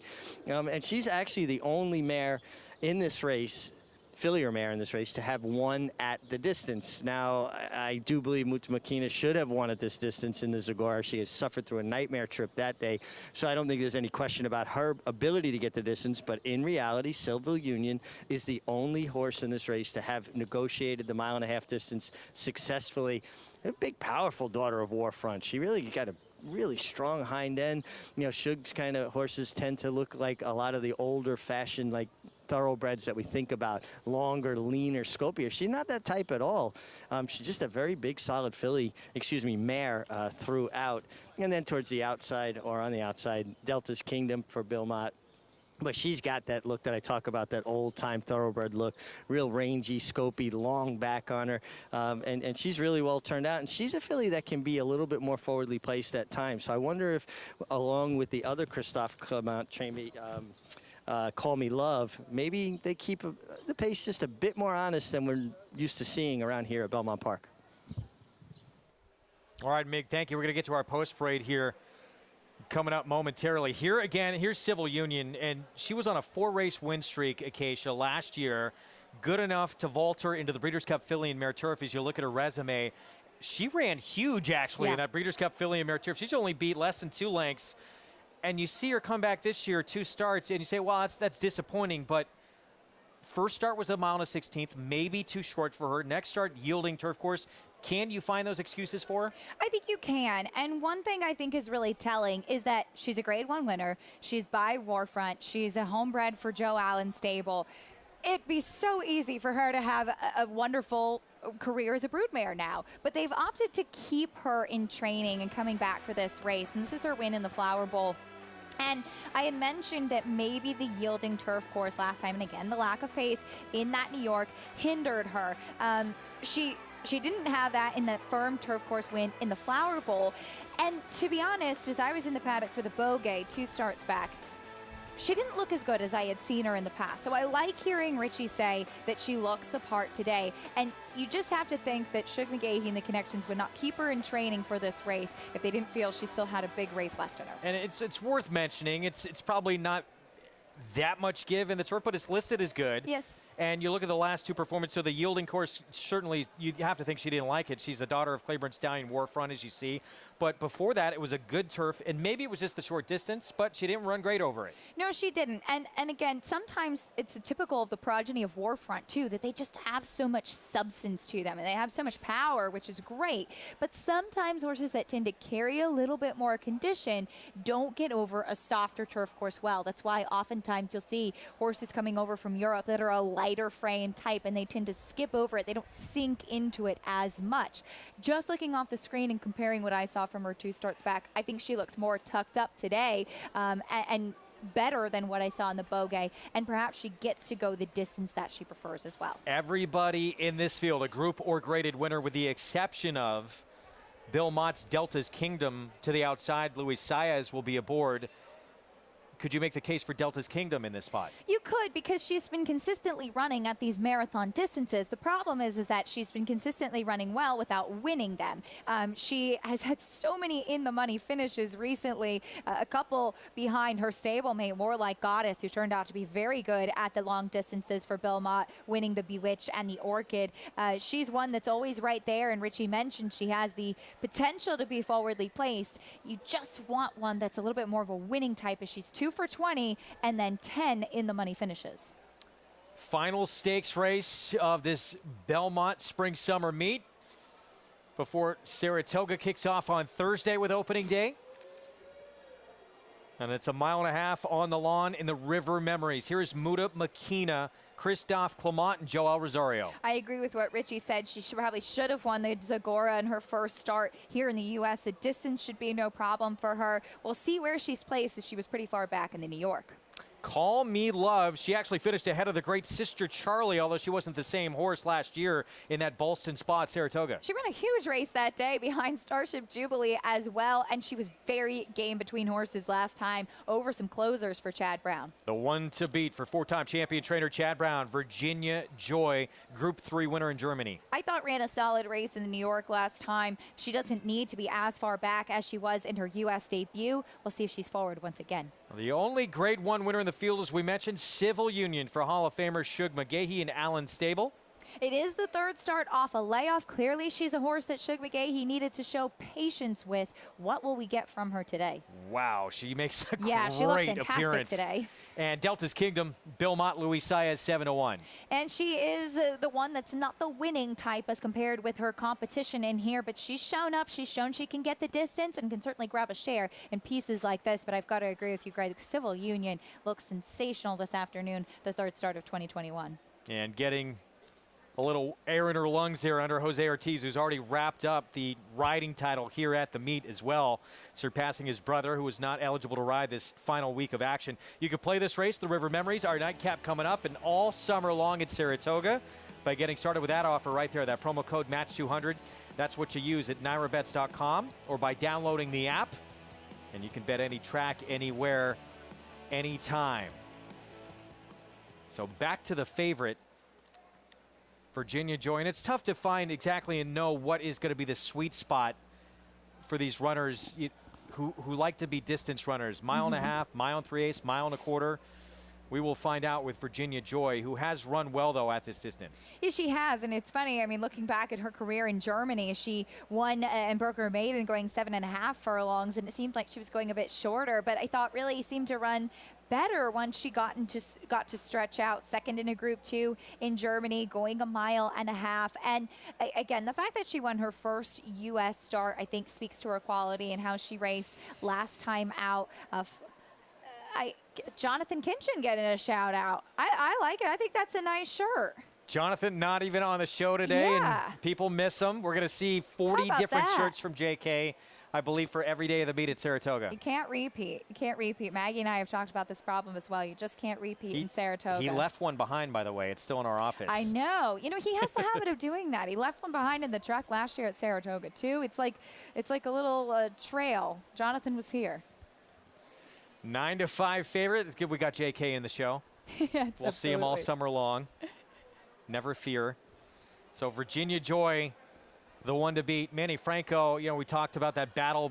Could Jose overtake Irad? He eventually did. Manny Franco, a tremendous meet, though, as well. He has, and he's been aggressive riding as well. And I liked catching up with him yesterday. And he said, you know, yeah, Jose Ortiz is going to be on some live mounts, and I probably won't be able to catch him. But that doesn't mean I'm not going to try. I'm going to be right there and try to keep that good momentum going. Let's head back downstairs to Mig. Yeah, I was actually going to break out that Jonathan Kinchin shirt from the office and come down here and wear it for the final act, if you will, at this Belmont Spring Stand. But I think we got a great addition here, the River Memories. And I landed on Muta Makina. I love what I saw from her in the paddock. I loved what I saw from her in the warm-up. I just think she potentially could sit a really good trip right in behind the pace. I do think Call Me Love is probably the main speed. The other Christophe Clement, even though they're not from the same ownership, they complement each other's styles. And psychologically, riders will let a horse from a stable that has speed go, worrying about maybe the more fancied other part of the entry. And sometimes horses sneak away like that. But Muta Makina is where I'm going to land. I just love everything I see from her. And if she can work out a decent trip. Virginia Joy, very sharp in the paddock, looks fabulous on the racetrack. Nothing to knock there. I just wonder, you know, she may have to lay up a little closer again here in the River Memories like she did in the New York. And it kind of took, I thought, a little bit of starch away from her finish. And then the 6 Civil Union, she has won at the distance. Very strong, solid mare. I like the weight she was carrying. She looked fantastic on the track as well for Shug McGahee. Kind of interesting. Virginia Joy, owned by Peter Brandt. Civil Union, owned by his cousin, Joe Allen. So family very well represented here in the River Memories. A little family battle coming up here in this River Memories. You know, we had a race, Acacia, earlier before our Fox Sports 1 audience came on, endorsed. It was on the dirt, and we talked about him having this big race in the Westchester against Code of Honor, who would go on to win the Travers as a 3-year-old, and he never kind of panned out of that race, but people thought there was star potential. Call Me Love ran so big in the Boston Spa last summer. It's kind of a similar scenario. We thought, oh, she's really going to become a star, but it hasn't really panned out for her either. Yeah, it's a very good comparison. She was second behind Rushing Fall in the Bogey. She was a 2-to-1 behind Mean Mary, but I thought she was really gutsy last time to get the win. I agree with Richie. As she's been on her toes, she could use her speed to her advantage in this spot. There's the favorite, Virginia Joy, 8-5 on the board. Chad Brown, Peter Brand, Manny Franco with the 1 to beat. This 4-year-old filly looking for her first stakes win in the States. It's our feature on this closing day from Belmont, the River Memories here on Fox Sports 1. Let's go to John Embrial for the call. There in the gate.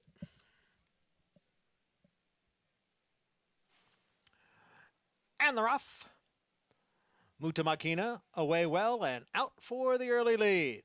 And then it's Call Me Love, Virginia Joy, Civil Union is on the outside, and Delta's Kingdom is the early trailer in 5th as they come past the stands for the first time. Muta Makina leads here by a length. Civil Union, Call Me Love, they are right together 2nd and 3rd. Then Virginia Joy sitting in 4th, and the trailer is Delta's Kingdom. The field moves for the clubhouse turn. Opening quarter, 22 seconds on that straightaway with Muta Makina closest to the rail in front. Civil Union's on the outside, and towards the rail is Call Me Love. And then it is Virginia Joy, the favorite, in 4th, 4 lengths from the lead, and the trailer, Delta's Kingdom. As they race around the clubhouse turn, Muta Makina sets the pace here, leads by a length and a quarter. Civil Union in 2nd. And then it is Call Me Love, followed by Virginia Joy and Delta's Kingdom. The half up in 47 and 4. It is Muta Makina leading the field up the backstretch. And Muta Makina is in front here by a neck. Civil Union on the outside and 2nd by a length and a half. Call Me Love, 3rd by a head. Virginia Joy is on the outside in 4th, and Delta's Kingdom continues to trail. And now they're midway up the backstretch.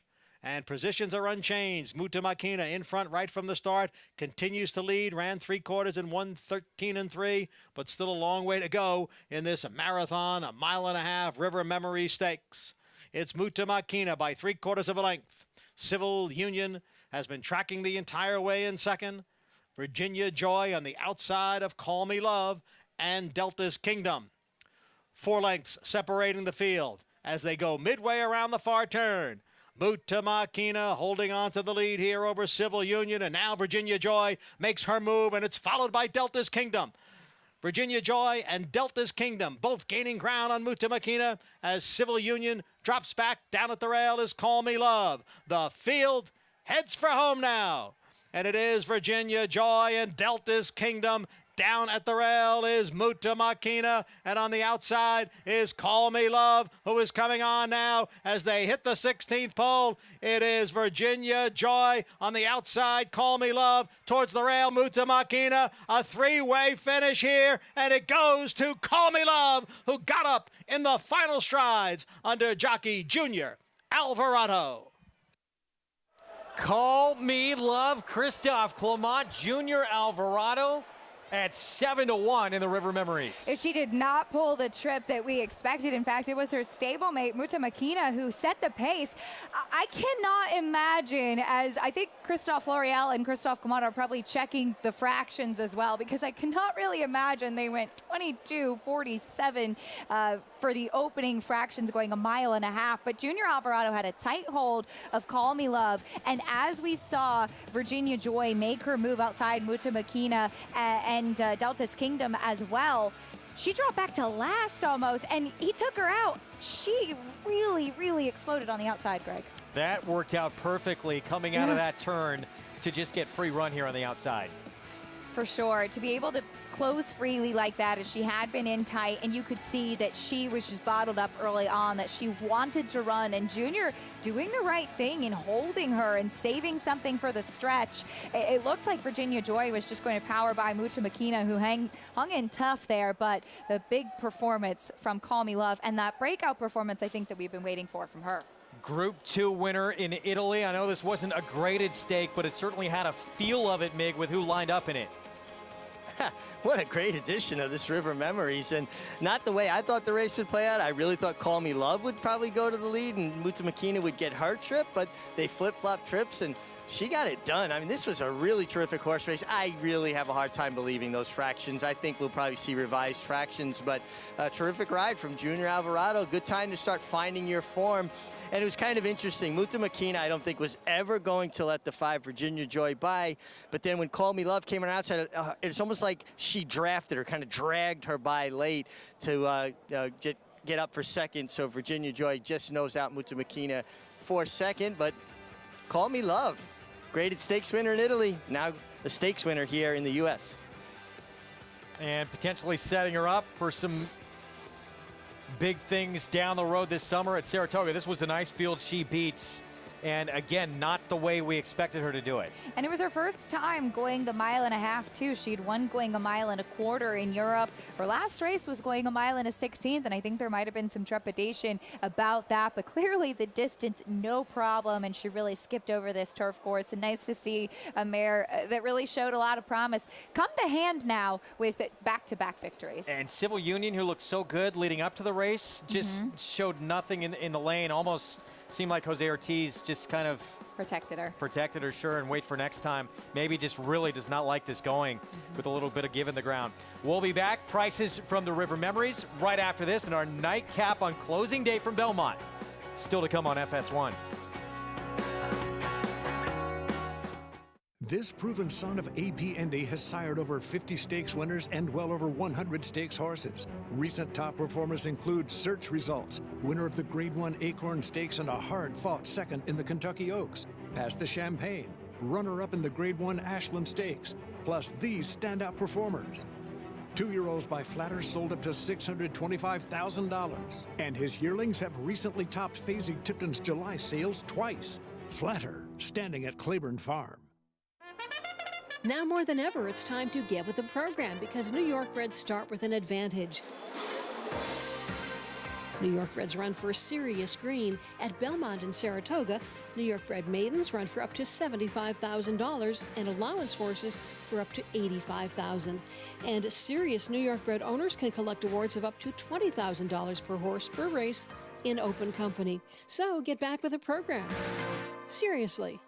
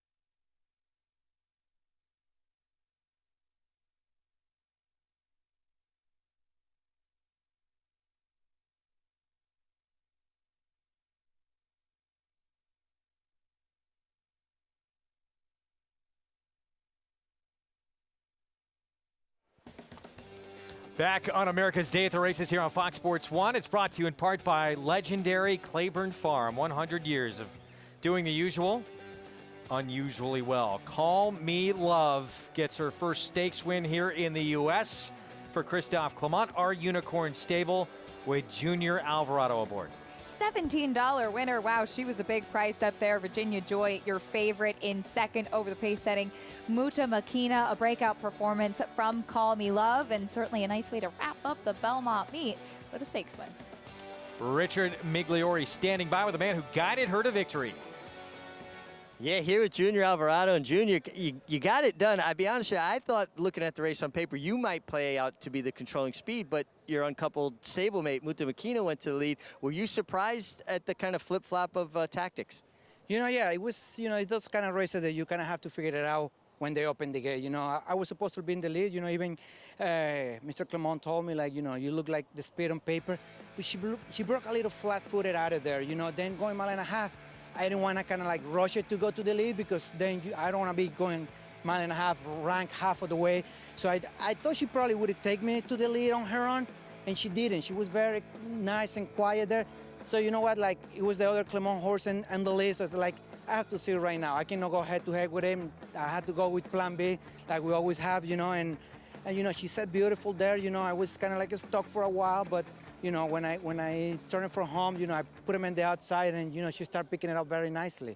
Well, you said something that is very important. Horses don't stay long distances like a mile and a half if they pull, if they're ranked. Maybe getting kind of in that pocket position where she wasn't pulling helped her get the distance. Definitely, I think so, because like I said, that's why I didn't even rush it out of there, because before she's a filly who she'll get in the bridle pretty easily. And, you know, I'm thinking, you know, she's going to get in the bridle and get to the lead no matter what. But and then, like I said, once she was very relaxed, you know, I didn't want to mess with that going mile and a half, you know, and I think that kind of helped me a little bit at the end. How good does it feel to win the last stake of this Belmont stand? A little bit of a tough meet for you. You know, had a spill earlier in the meet, but finding your form, winning a stake right before we head to Saratoga. Definitely, you know, it always feels great winning a stake here. And like you say, you know, going into Saratoga, you know, it definitely, you know, builds your confidence. Confidence is key, guys, for any athlete. And also being able to call an audible, react to a situation. That's what your best riders do. That's how Junior did it today. Well, she won a Group 2 in Italy going straight to the front. And you never want to break a little flat-footed what happened here, but it might have been a blessing in disguise. No, for sure. And like Junior said, he noticed that it was the uncoupled stablemate, Muta Makina, that was setting the pace. As that $17 winner will certainly make the late pick 5 pretty interesting, the biggest price in the sequence so far. And great to see, as Richie mentioned, Junior Alvarado finding his form, riding well. Unfortunately, after a spill with a concussion, out for a little while and coming back and being able to get back into the groove and keep that momentum, that confidence up leading up to the spa. Yeah, before that spill, I mean, he was just dominant. Yeah. He had such a good meet at South Florida with Belmont. He really did. Hoping to see if they can get some of that momentum back when we get to Saratoga. Big price in a small field here, but it's really going to help the pick 5 and the pick 6 here on this closing day of the meet with one race remaining. And we're going to close things out on the turf with a sprint. 6 furlongs. It's over the inner turf course. And everyone looking for that first win here on the resume. A New York bred $40,000 maiden claiming race. 'Tis a pity. The 4 going to take a lot of money, and so is the 8, who's the current favorite here looking to fly. Yeah, if you have an opinion in this race, I wish you the best of luck. I think it's very difficult. Looking to fly just seems to make sense on paper. It almost seems too easy here in the nightcap, as these final races of the day tend to be pretty tricky. Indeed, whenever it looks too good to be true, yeah, it usually is. It never is. Yeah. Let's look ahead to opening day at Saratoga on Thursday. We're going to be with you all meet long with Saratoga Live. And the quick call sees the return of not only a Breeders' Cup winner, Breeders' Cup Juvenile Turf Sprint winner, Golden Pal for Wesley Ward, but maybe the most dominant winner we saw all Breeders' Cup weekend. He was sensational, breaking from that outside post, having kind of just to stop and start in the middle race. Seemed unsure of himself, and it just went on and decimated that field. The Skidmore, of course, he was exceptional as well at Saratoga last summer. He really was, and I think that this really kind of stamped him as he came back from his try at Ascot and debuted on the dirt. This was a horse that really seemed to cement himself as a major player in this category in Saratoga, and he transferred that over to the win in the Breeders' Cup Juvenile Turf Sprint. So will be very interesting to see how that does stack up. It looks like Fauci, his stablemate, is going to run in the My Frenchman Stakes today at Monmouth, so perhaps we will not see him in the quick call. And we talked about it earlier for a different audience, but we expect his morning line has not come out yet.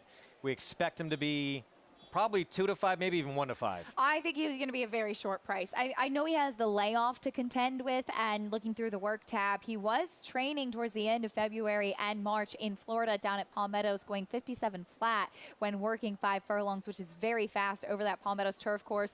Then was off the work tab until June when he came back in Kentucky. So maybe some issues, maybe given some time, but I would imagine he's going to come back, and I would expect as a 3-year-old, we're still going to see a nice performance from him. 8-month layoff, if he can improve off how good he was as a 2-year-old. Scary thought. It is scary to think how good he could get in this 3-year-old campaign. He, of course, trained by Wesley Ward. Wesley Ward also has the 2-year-old filly to beat in the Grade 3 Schuylerville with Happy Soul. She won back-to-back starts. She broke her maiden, then she won the Astoria at Belmont Bay, a combined more than 22 lengths. Pretty incredible just what she's done in her 2 races at Belmont. She, I think, did not like the wet track in her debut at Keeneland, and she still ran a fine race, setting the pace, going 4.5 furlongs. But this was just such a dominant performance. She was so far away from everybody else. She's also the only filly in this field in the Schuylerville that boasts 2 career victories, and those 2 wins, as you mentioned, Greg, by more than 22 lengths. Hand and heels from John Velasquez down to the wire here, not even really asking her for her best. And in terms of, you get, figures for numbers that you run in these races, we call them buyer speed figures. They're in the daily racing form. No one's come close in the rest of that field to what she has produced those last 2 races. Yeah, an 81 buyer speed figure in both of those starts. We did see Norm Cassie with a nice 2-year-old firster, Pretty Birdie, who ran a 78 buyer speed figure in her debut. Mainstay was very good at Monmouth as well for Butch Reed. Those could kind of be the up-and-coming ones, but Happy Soul is the one that's already stamped herself as a player. Don't forget our colleague, Tom Amos. He's going That's to be right. represented as well. He's going to have Pipeline Girl in the Schuylerville. He's going to be with us all weekends long at Saratoga. We still have the nightcap coming up. We're still going to talk and look ahead to the Diana. That's going to be broadcast on Network Fox on Saturday, July 17th, opening Saturday of the meets. And it's a rematch between the stablemates for Charlie Appleby and Godolphin. We'll have a preview next.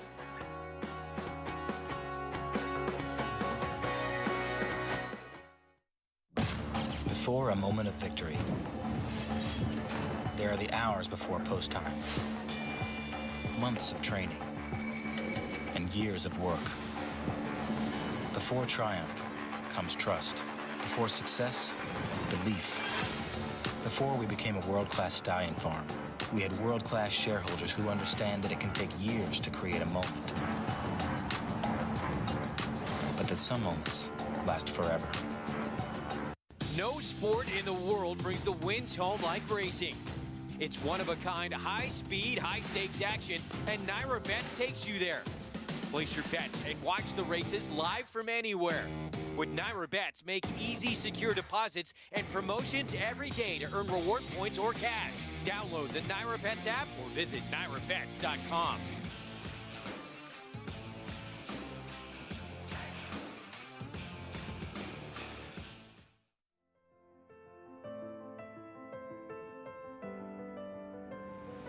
It's a domineering display by the ultra-talented McKinsey. McKinsey Preservationist Vino Rosso and Yoshida. McKinsey's in front. McKinsey, they've done it. McKinsey has it by 2. It's McKinsey in a dominant performance. Pure class in the Malibu.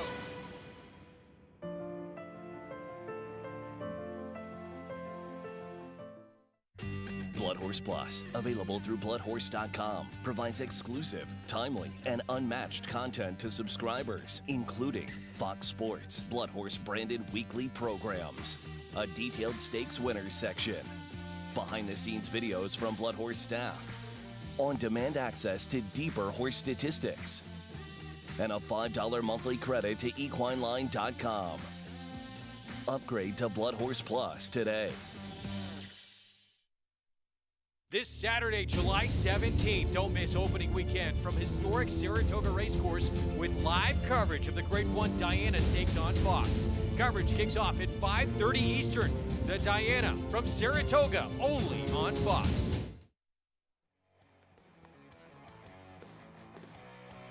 We're back on America's Day at the Races here on Fox Sports 1. Of course, Run Happy opening week at Saratoga. Just a few days away. On Thursday, it kicks off. We'll be with y'all meet long with Saratoga Live. And of course, Saturday, special coverage on Fox of the Diana Stakes, Grade 1, first Grade 1 of the meet. That kicks off at 5:30 Eastern time on Saturday. And among those who will line up in the race, a rematch of the stablemates who were 1-2 for Godolphin in the Grade 1 Just a Game on Belmont Stakes Day.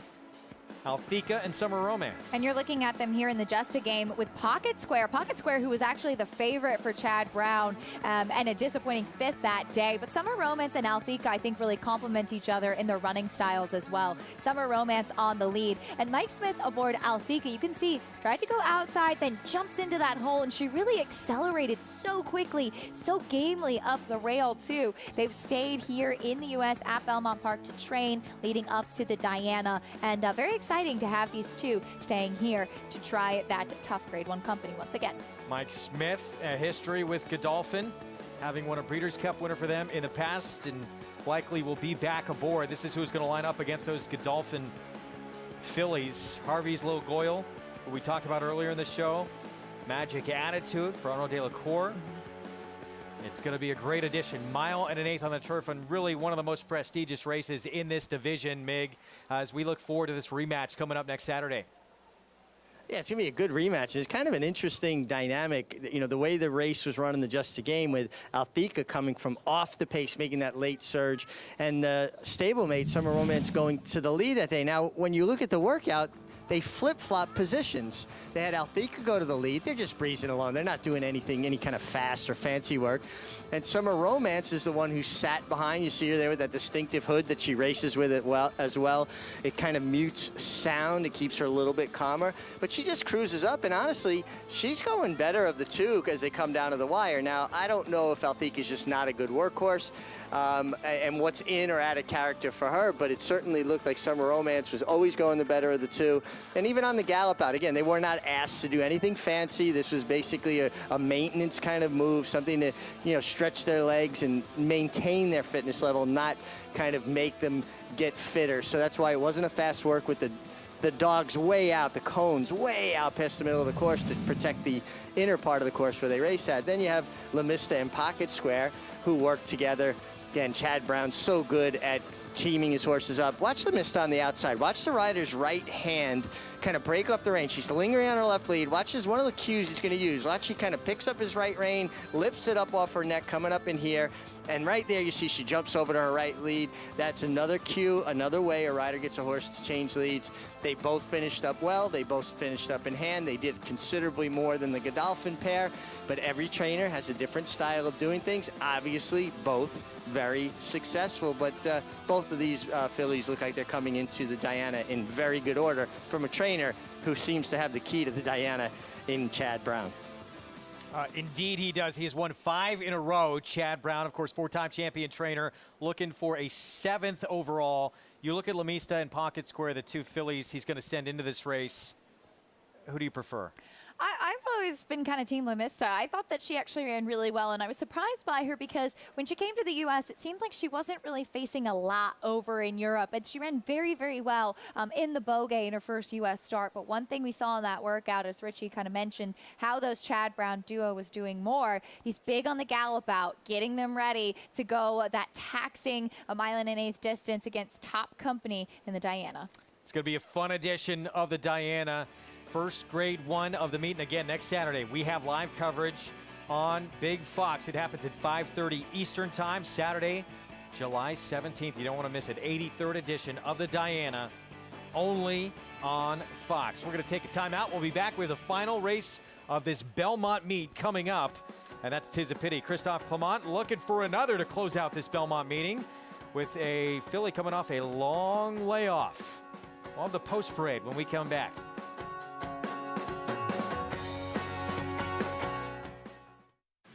Considering horse ownership? Get off the bench and get in the game. We have one goal. Make racehorse ownership a slam dunk. It's Maxim Rate close to home. Maxim Rate has won the game lead. A terrific finish in the Woody Stevens that goes to drain the clock by a head. Slam dunk racing. Come win with us. Definitely be looking at Always Dreaming yearlings. Florida Derby's always been a key stallion-making race. Constitution, Scat Daddy, Quality Road. The 2017 Florida Derby to Always Dreaming. I see a lot of similarities in Constitution and Always Dreaming. They're a little more angular, aerodynamic, and athletic than some of the other stallions by those sire lines. Always Dreaming offers that athleticism, and I think he can reproduce that into his babies.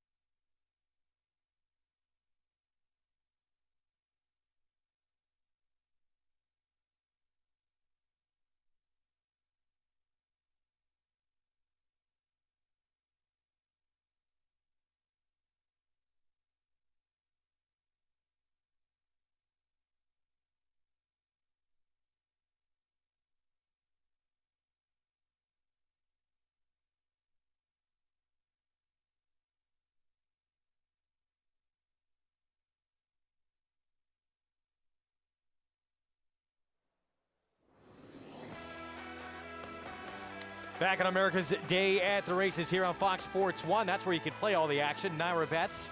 Go to the website, nairabets.com. Download the app. And there's the offer. 100% deposit match up to $200 when you sign up.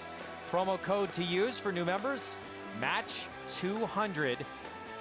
And play with us all summer long at Saratoga and beyond. Our post parade for this final race of the meet is coming up. We start with the remaining half of the entry. Who's going to break second to the outside, Ethel's Doctorate. And Ethel's Doctorate, a big price right now, and deserves to be beaten double-digit lengths in all three starts so far. Rail is going to go to Honorable Dreams, 14-1. Another one that would be a surprise, did show a little bit of improvement switching to the turf last time out. Here's the 4, 5-2. 'Tis a pity. Debuted against Better, but it was a long time ago for Christophe Clement. And it seemed at the time like that was a very live race. It has not panned out to be a live race moving forward, but she did make up some ground coming from far off of it. That was February of last year at Gulfstream. Here's Grace in Motion, first-time starter. Filly by Medal Count. Not much turf pedigree to report on the bottom side. Daughter of, actually skipped to the 7. Curious Mind here, Steve Asmussen, second-time starter. Another one who on the bottom side really doesn't have much turf pedigree, but is a filly by Notional, and it's a similar kind of move to the 4, 'Tis a Pity, off that big layoff and drop in class. 8-1 on the board, Rosario Rides. Here's the 8, looking to fly, still the favorite, 5-2. Being a nose last time out just makes sense with that race, but that was back in December and is now with Joe Sharp. We'll see what we get. 26-1. Idalisa, 2 starts sprinting on dirt, however. The dam was over 5 on the turf. She did finish once in the money on the grass. We'll see if Junior Alvarado can pull another upset. 26-1. Gonna jump, I believe that's the 11, Barrel of Bliss for James Ferraro. She has some speed. That's definitely her best weapon. Let's see if she can sustain it. It was off a bit of a layoff last time. I would imagine Dylan Davis going to be aggressive with her. 12-1. We backtrack to the 10. Here is Prairie Tales. 3 tries at this level and does not inspire much confidence what she's done. No, she was hustled out from an outside post last time out, going 7. She wasn't able to sustain that speed. She's had trouble getting out of the gate. Taking money, though. She's 8-1. Meanwhile, also in from the also eligible is this 13 Happy Hill Lil. First time on the turf. I think the Handsome Mikes can handle it out of a first dude mare. She's got a little bit of pedigree, but has not really run too well as of yet. Meanwhile, the 12, Queen Tiga, she is becoming, I guess she is at this point, a professional maiden over 20. She has been. She's trying the turf for the first time in a while. She's run once on the grass before. Not much turf pedigree to speak of. Huge price there for a barn, which is 1 winner on the year as well. So the 4, the 8, they're taking the majority of the money, as they should with what they've done. But there's question marks for both, layoffs for both. Yeah, it's a similar kind of move as we missed lost the 6 in the post parade. She didn't really participate, but there she is, escape with friends, as not much turf pedigree on the bottom side, Greg, but I have not minded the progeny of FNX on the turf. So maybe that's enough to suggest, and she could potentially be a live firster in this spot. 2 minutes to post. Let's head downstairs to Mig. Yeah, get a good look at all these young fillies and mares heading out onto the track. And the 4 Tizapity is very well turned out. I actually think she'll appreciate the 6 Furlong. She's a New York bred that debuted in a maiden allowance at Gulfstream in February. Was only beaten 4 1/4 lengths. Now she gets in against New York breds for maiden 40. I think it's a very logical spot. She was bred by Delahanty Stock Farm, maybe about 20 minutes from my home in Millbrook. They've been a prolific New York breeder for many, many years, and Christophe has trained horses for them for a long time. Christophe actually owns and trains this one, and I think Christophe could end the meet on a very high note, sweeping the late double here at Belmont. That's who I liked. His a pity. The 7 horse making her turf debut for trainer Steve Asmussen. Toby Sheets has Joel Rosario aboard. I think she'll like the turf. I think she looks like a filly with a physical appearance that would say the turf will be okay. She also is another one, New York bred, that started her career against Open Company at Will Rogers Downs on a sloppy track. I liked her attitude. I liked her professionalism. She seemed very focused. And Steve Asmussen started today 24 wins behind Dale Baird for the all-time leading trainer in number of wins. And, you know, he runs horses at multiple places, so maybe he has won a few already today. He's closing in quickly on that incredible milestone. And then the 8 looking to fly. Listen, she makes a lot of sense on paper. She made a lot of sense from her physical appearance. A little bit high-strung, did have cotton in her ears in the paddock, but really looked like she settled in nicely once she hit the racetrack, guys. Yeah, looking to fly. Thanks, Mig. 2-1 favorite now. A couple of seconds at this condition. And a lot of times it's just finding the right field. And outside of the 4, there just does not appear to be a lot in here. No, that's very true. And sometimes it's just finding your friends. I very much agree. I think that's the case with Looking to Fly, though Mig mentioned she's a bit fresh off a layoff as well. Hasn't raced since December. And I just wanted to point out quickly about the 7 Curious Mind. You see she debuted at Will Rogers Downs. That was right when the pandemic hit. And about that time, I think it was Will Rogers Downs, Gulfstream, Fauner Park, and Oaklawn. And that's all that was open. I had to really kind of work to find spots for your horses. Mig mentioned Steve Asmussen, probably a matter of weeks before he becomes horse racing's all-time leading trainer in terms of wins. I'm sure we'll stop him dead in his tracks when we do the countdown in Saratoga. We have a knack at doing that, no question. So Looking to Fly the 8 with Luis Saez, the favorite, and not far behind Tizapity, and a filly that is actually owned and trained by Christophe Clement. It's funny, in her debut race at Gulfstream, she didn't take any money, and she actually closed coming from off of it. It looks like she's actually filled out nicely coming back as a 4-year-old. I do think the 6, Escape with Friends, could be an interesting first-time starter in this spot. Final race of this Belmont meeting, and we're set. 6 furlongs here on the inner turf. Let's send it upstairs. John Imbrial to close out the meet.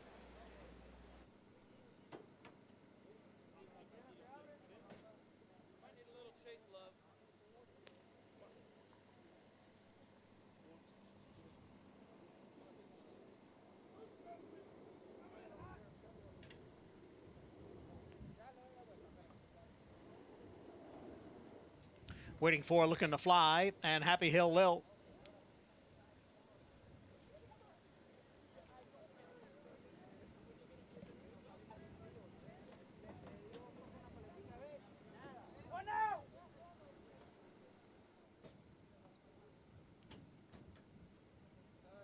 There in the gate.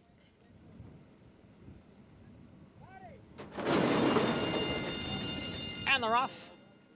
Hesitant beginning for number 6, Escape with Friends, and she's at the back. Prairie Tales goes out for the lead, and on the outside is A Barrel of Bliss. Down on the hedge is Honorable Dreams, the gray, and then comes 'Tis a Pity, who is next in 4th. Queen Tigua runs in 5th. Curious Mind is next in 6th. From the outside is Ida Lisa next in 7th. Grace in Motion has advanced up into 8th. Then comes Looking to Fly next in 9th, followed by Happy Hill Lil in 10th. Ethel's Doctorate is 11th.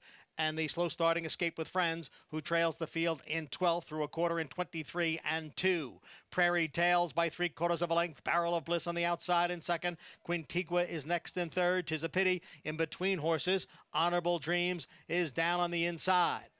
Then comes Ida Lisa, followed on the extreme outside by Looking to Fly. The half went in 47 seconds. It is Prairie Tales and Barrel of Bliss. The two of them are together. 'Tis a Pity is now coming on the outside. Here comes 'Tis a Pity to grab the lead. Late move here from Looking to Fly, and Escape with Friends, who is so far back, is making a late run, but 'Tis a Pity has won the Belmont Spring Summer Finale under jockey Javier Castellano.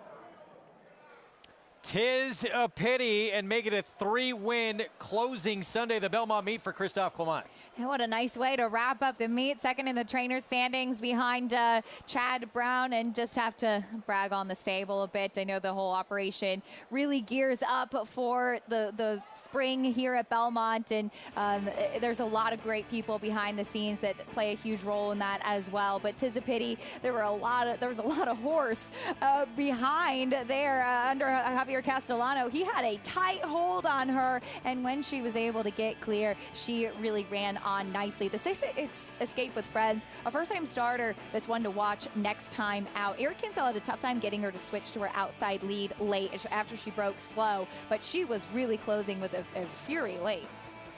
4, 6, 8. Yeah, that 6 just getting by the horse with experience in the debut at 6-1. But 'Tis a Pity, the victor. Javier Castellano off the long layoff, Mig.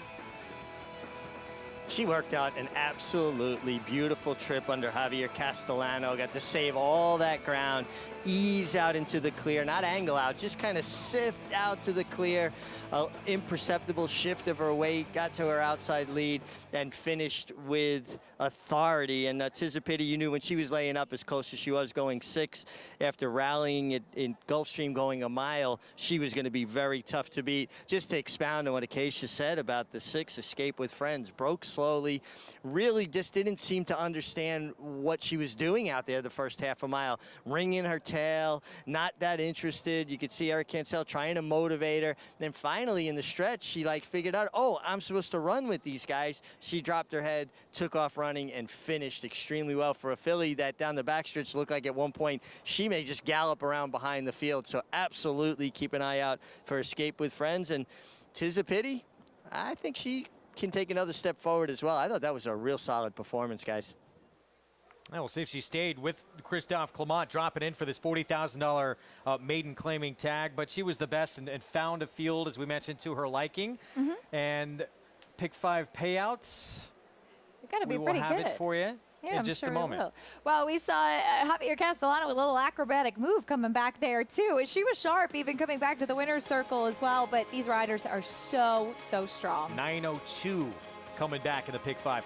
This is happening on Thursday. Single-day tickets, they are on sale now at Ticketmaster after everybody missed out on the summer place to be back in 2020 due to COVID. Get your tickets now. Go to Ticketmaster.com. We are with you, of course, if you can't make it all summer long on Saratoga Live. A lot of it on Fox Sports 2, a few days on Fox Sports 1, and, of course, Diana Stakes next Saturday. That will be on Big Fox at 5:30 Eastern Time. We are so looking forward to seeing everybody back on track. Yeah, we cannot wait. That's going to be the best part about it, is sharing it with all of you. So we'll see you back. Our next show will be Saratoga Live. We're going to pack up and we're off upstate 200 miles to Saratoga Springs. Next show at 12:30 Eastern on Thursday on FS2. It was Call Me Love, Call Me Stakes winner. First time stakes win in the U.S. for Christophe Clement. Junior Alvarado guiding her to victory. And we will see you Thursday from the spa with opening day coverage from Saratoga. Again, 12:30 Eastern start time on FS2. Following Sea and Happy Soul faced winners for the first time to kick off Belmont Stakes Week. Following Sea was in cruise control throughout and galloped home 6.5 lengths in front, scoring an amazing 100 Beyer speed figure. Happy Soul, who recorded the highest Beyer speed figure for a 2-year-old filly when breaking her maiden in May, came back and strolled by 11.5 lengths in the Astoria. Seeing is believing. 2 Run Happies, 2 freakish romps at Belmont Park by a combined 18 lengths. Run Happy standing in stall 1 at Claiborne Farm. For 3 generations, the Bond Racing Stable has held to a simple philosophy. If you take care of the horses, they will take care of you.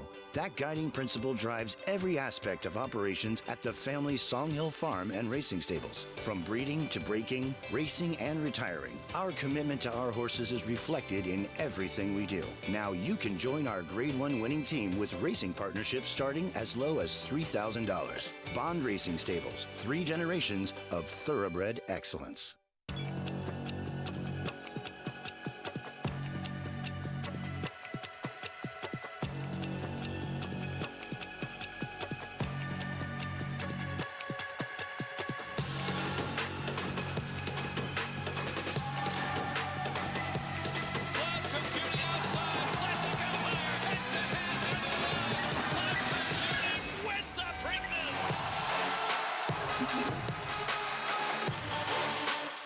Racetrack Television Network brings you every race, from every track, on every screen, every day. With monthly packages starting as low as $5, RTN gives you great value and access to more live HD streaming and race replays than anyone. Visit RTN.tv today to sign up and watch on almost any device, including Roku and Amazon Fire. Use promo code TRYRTN for a 5-day free trial.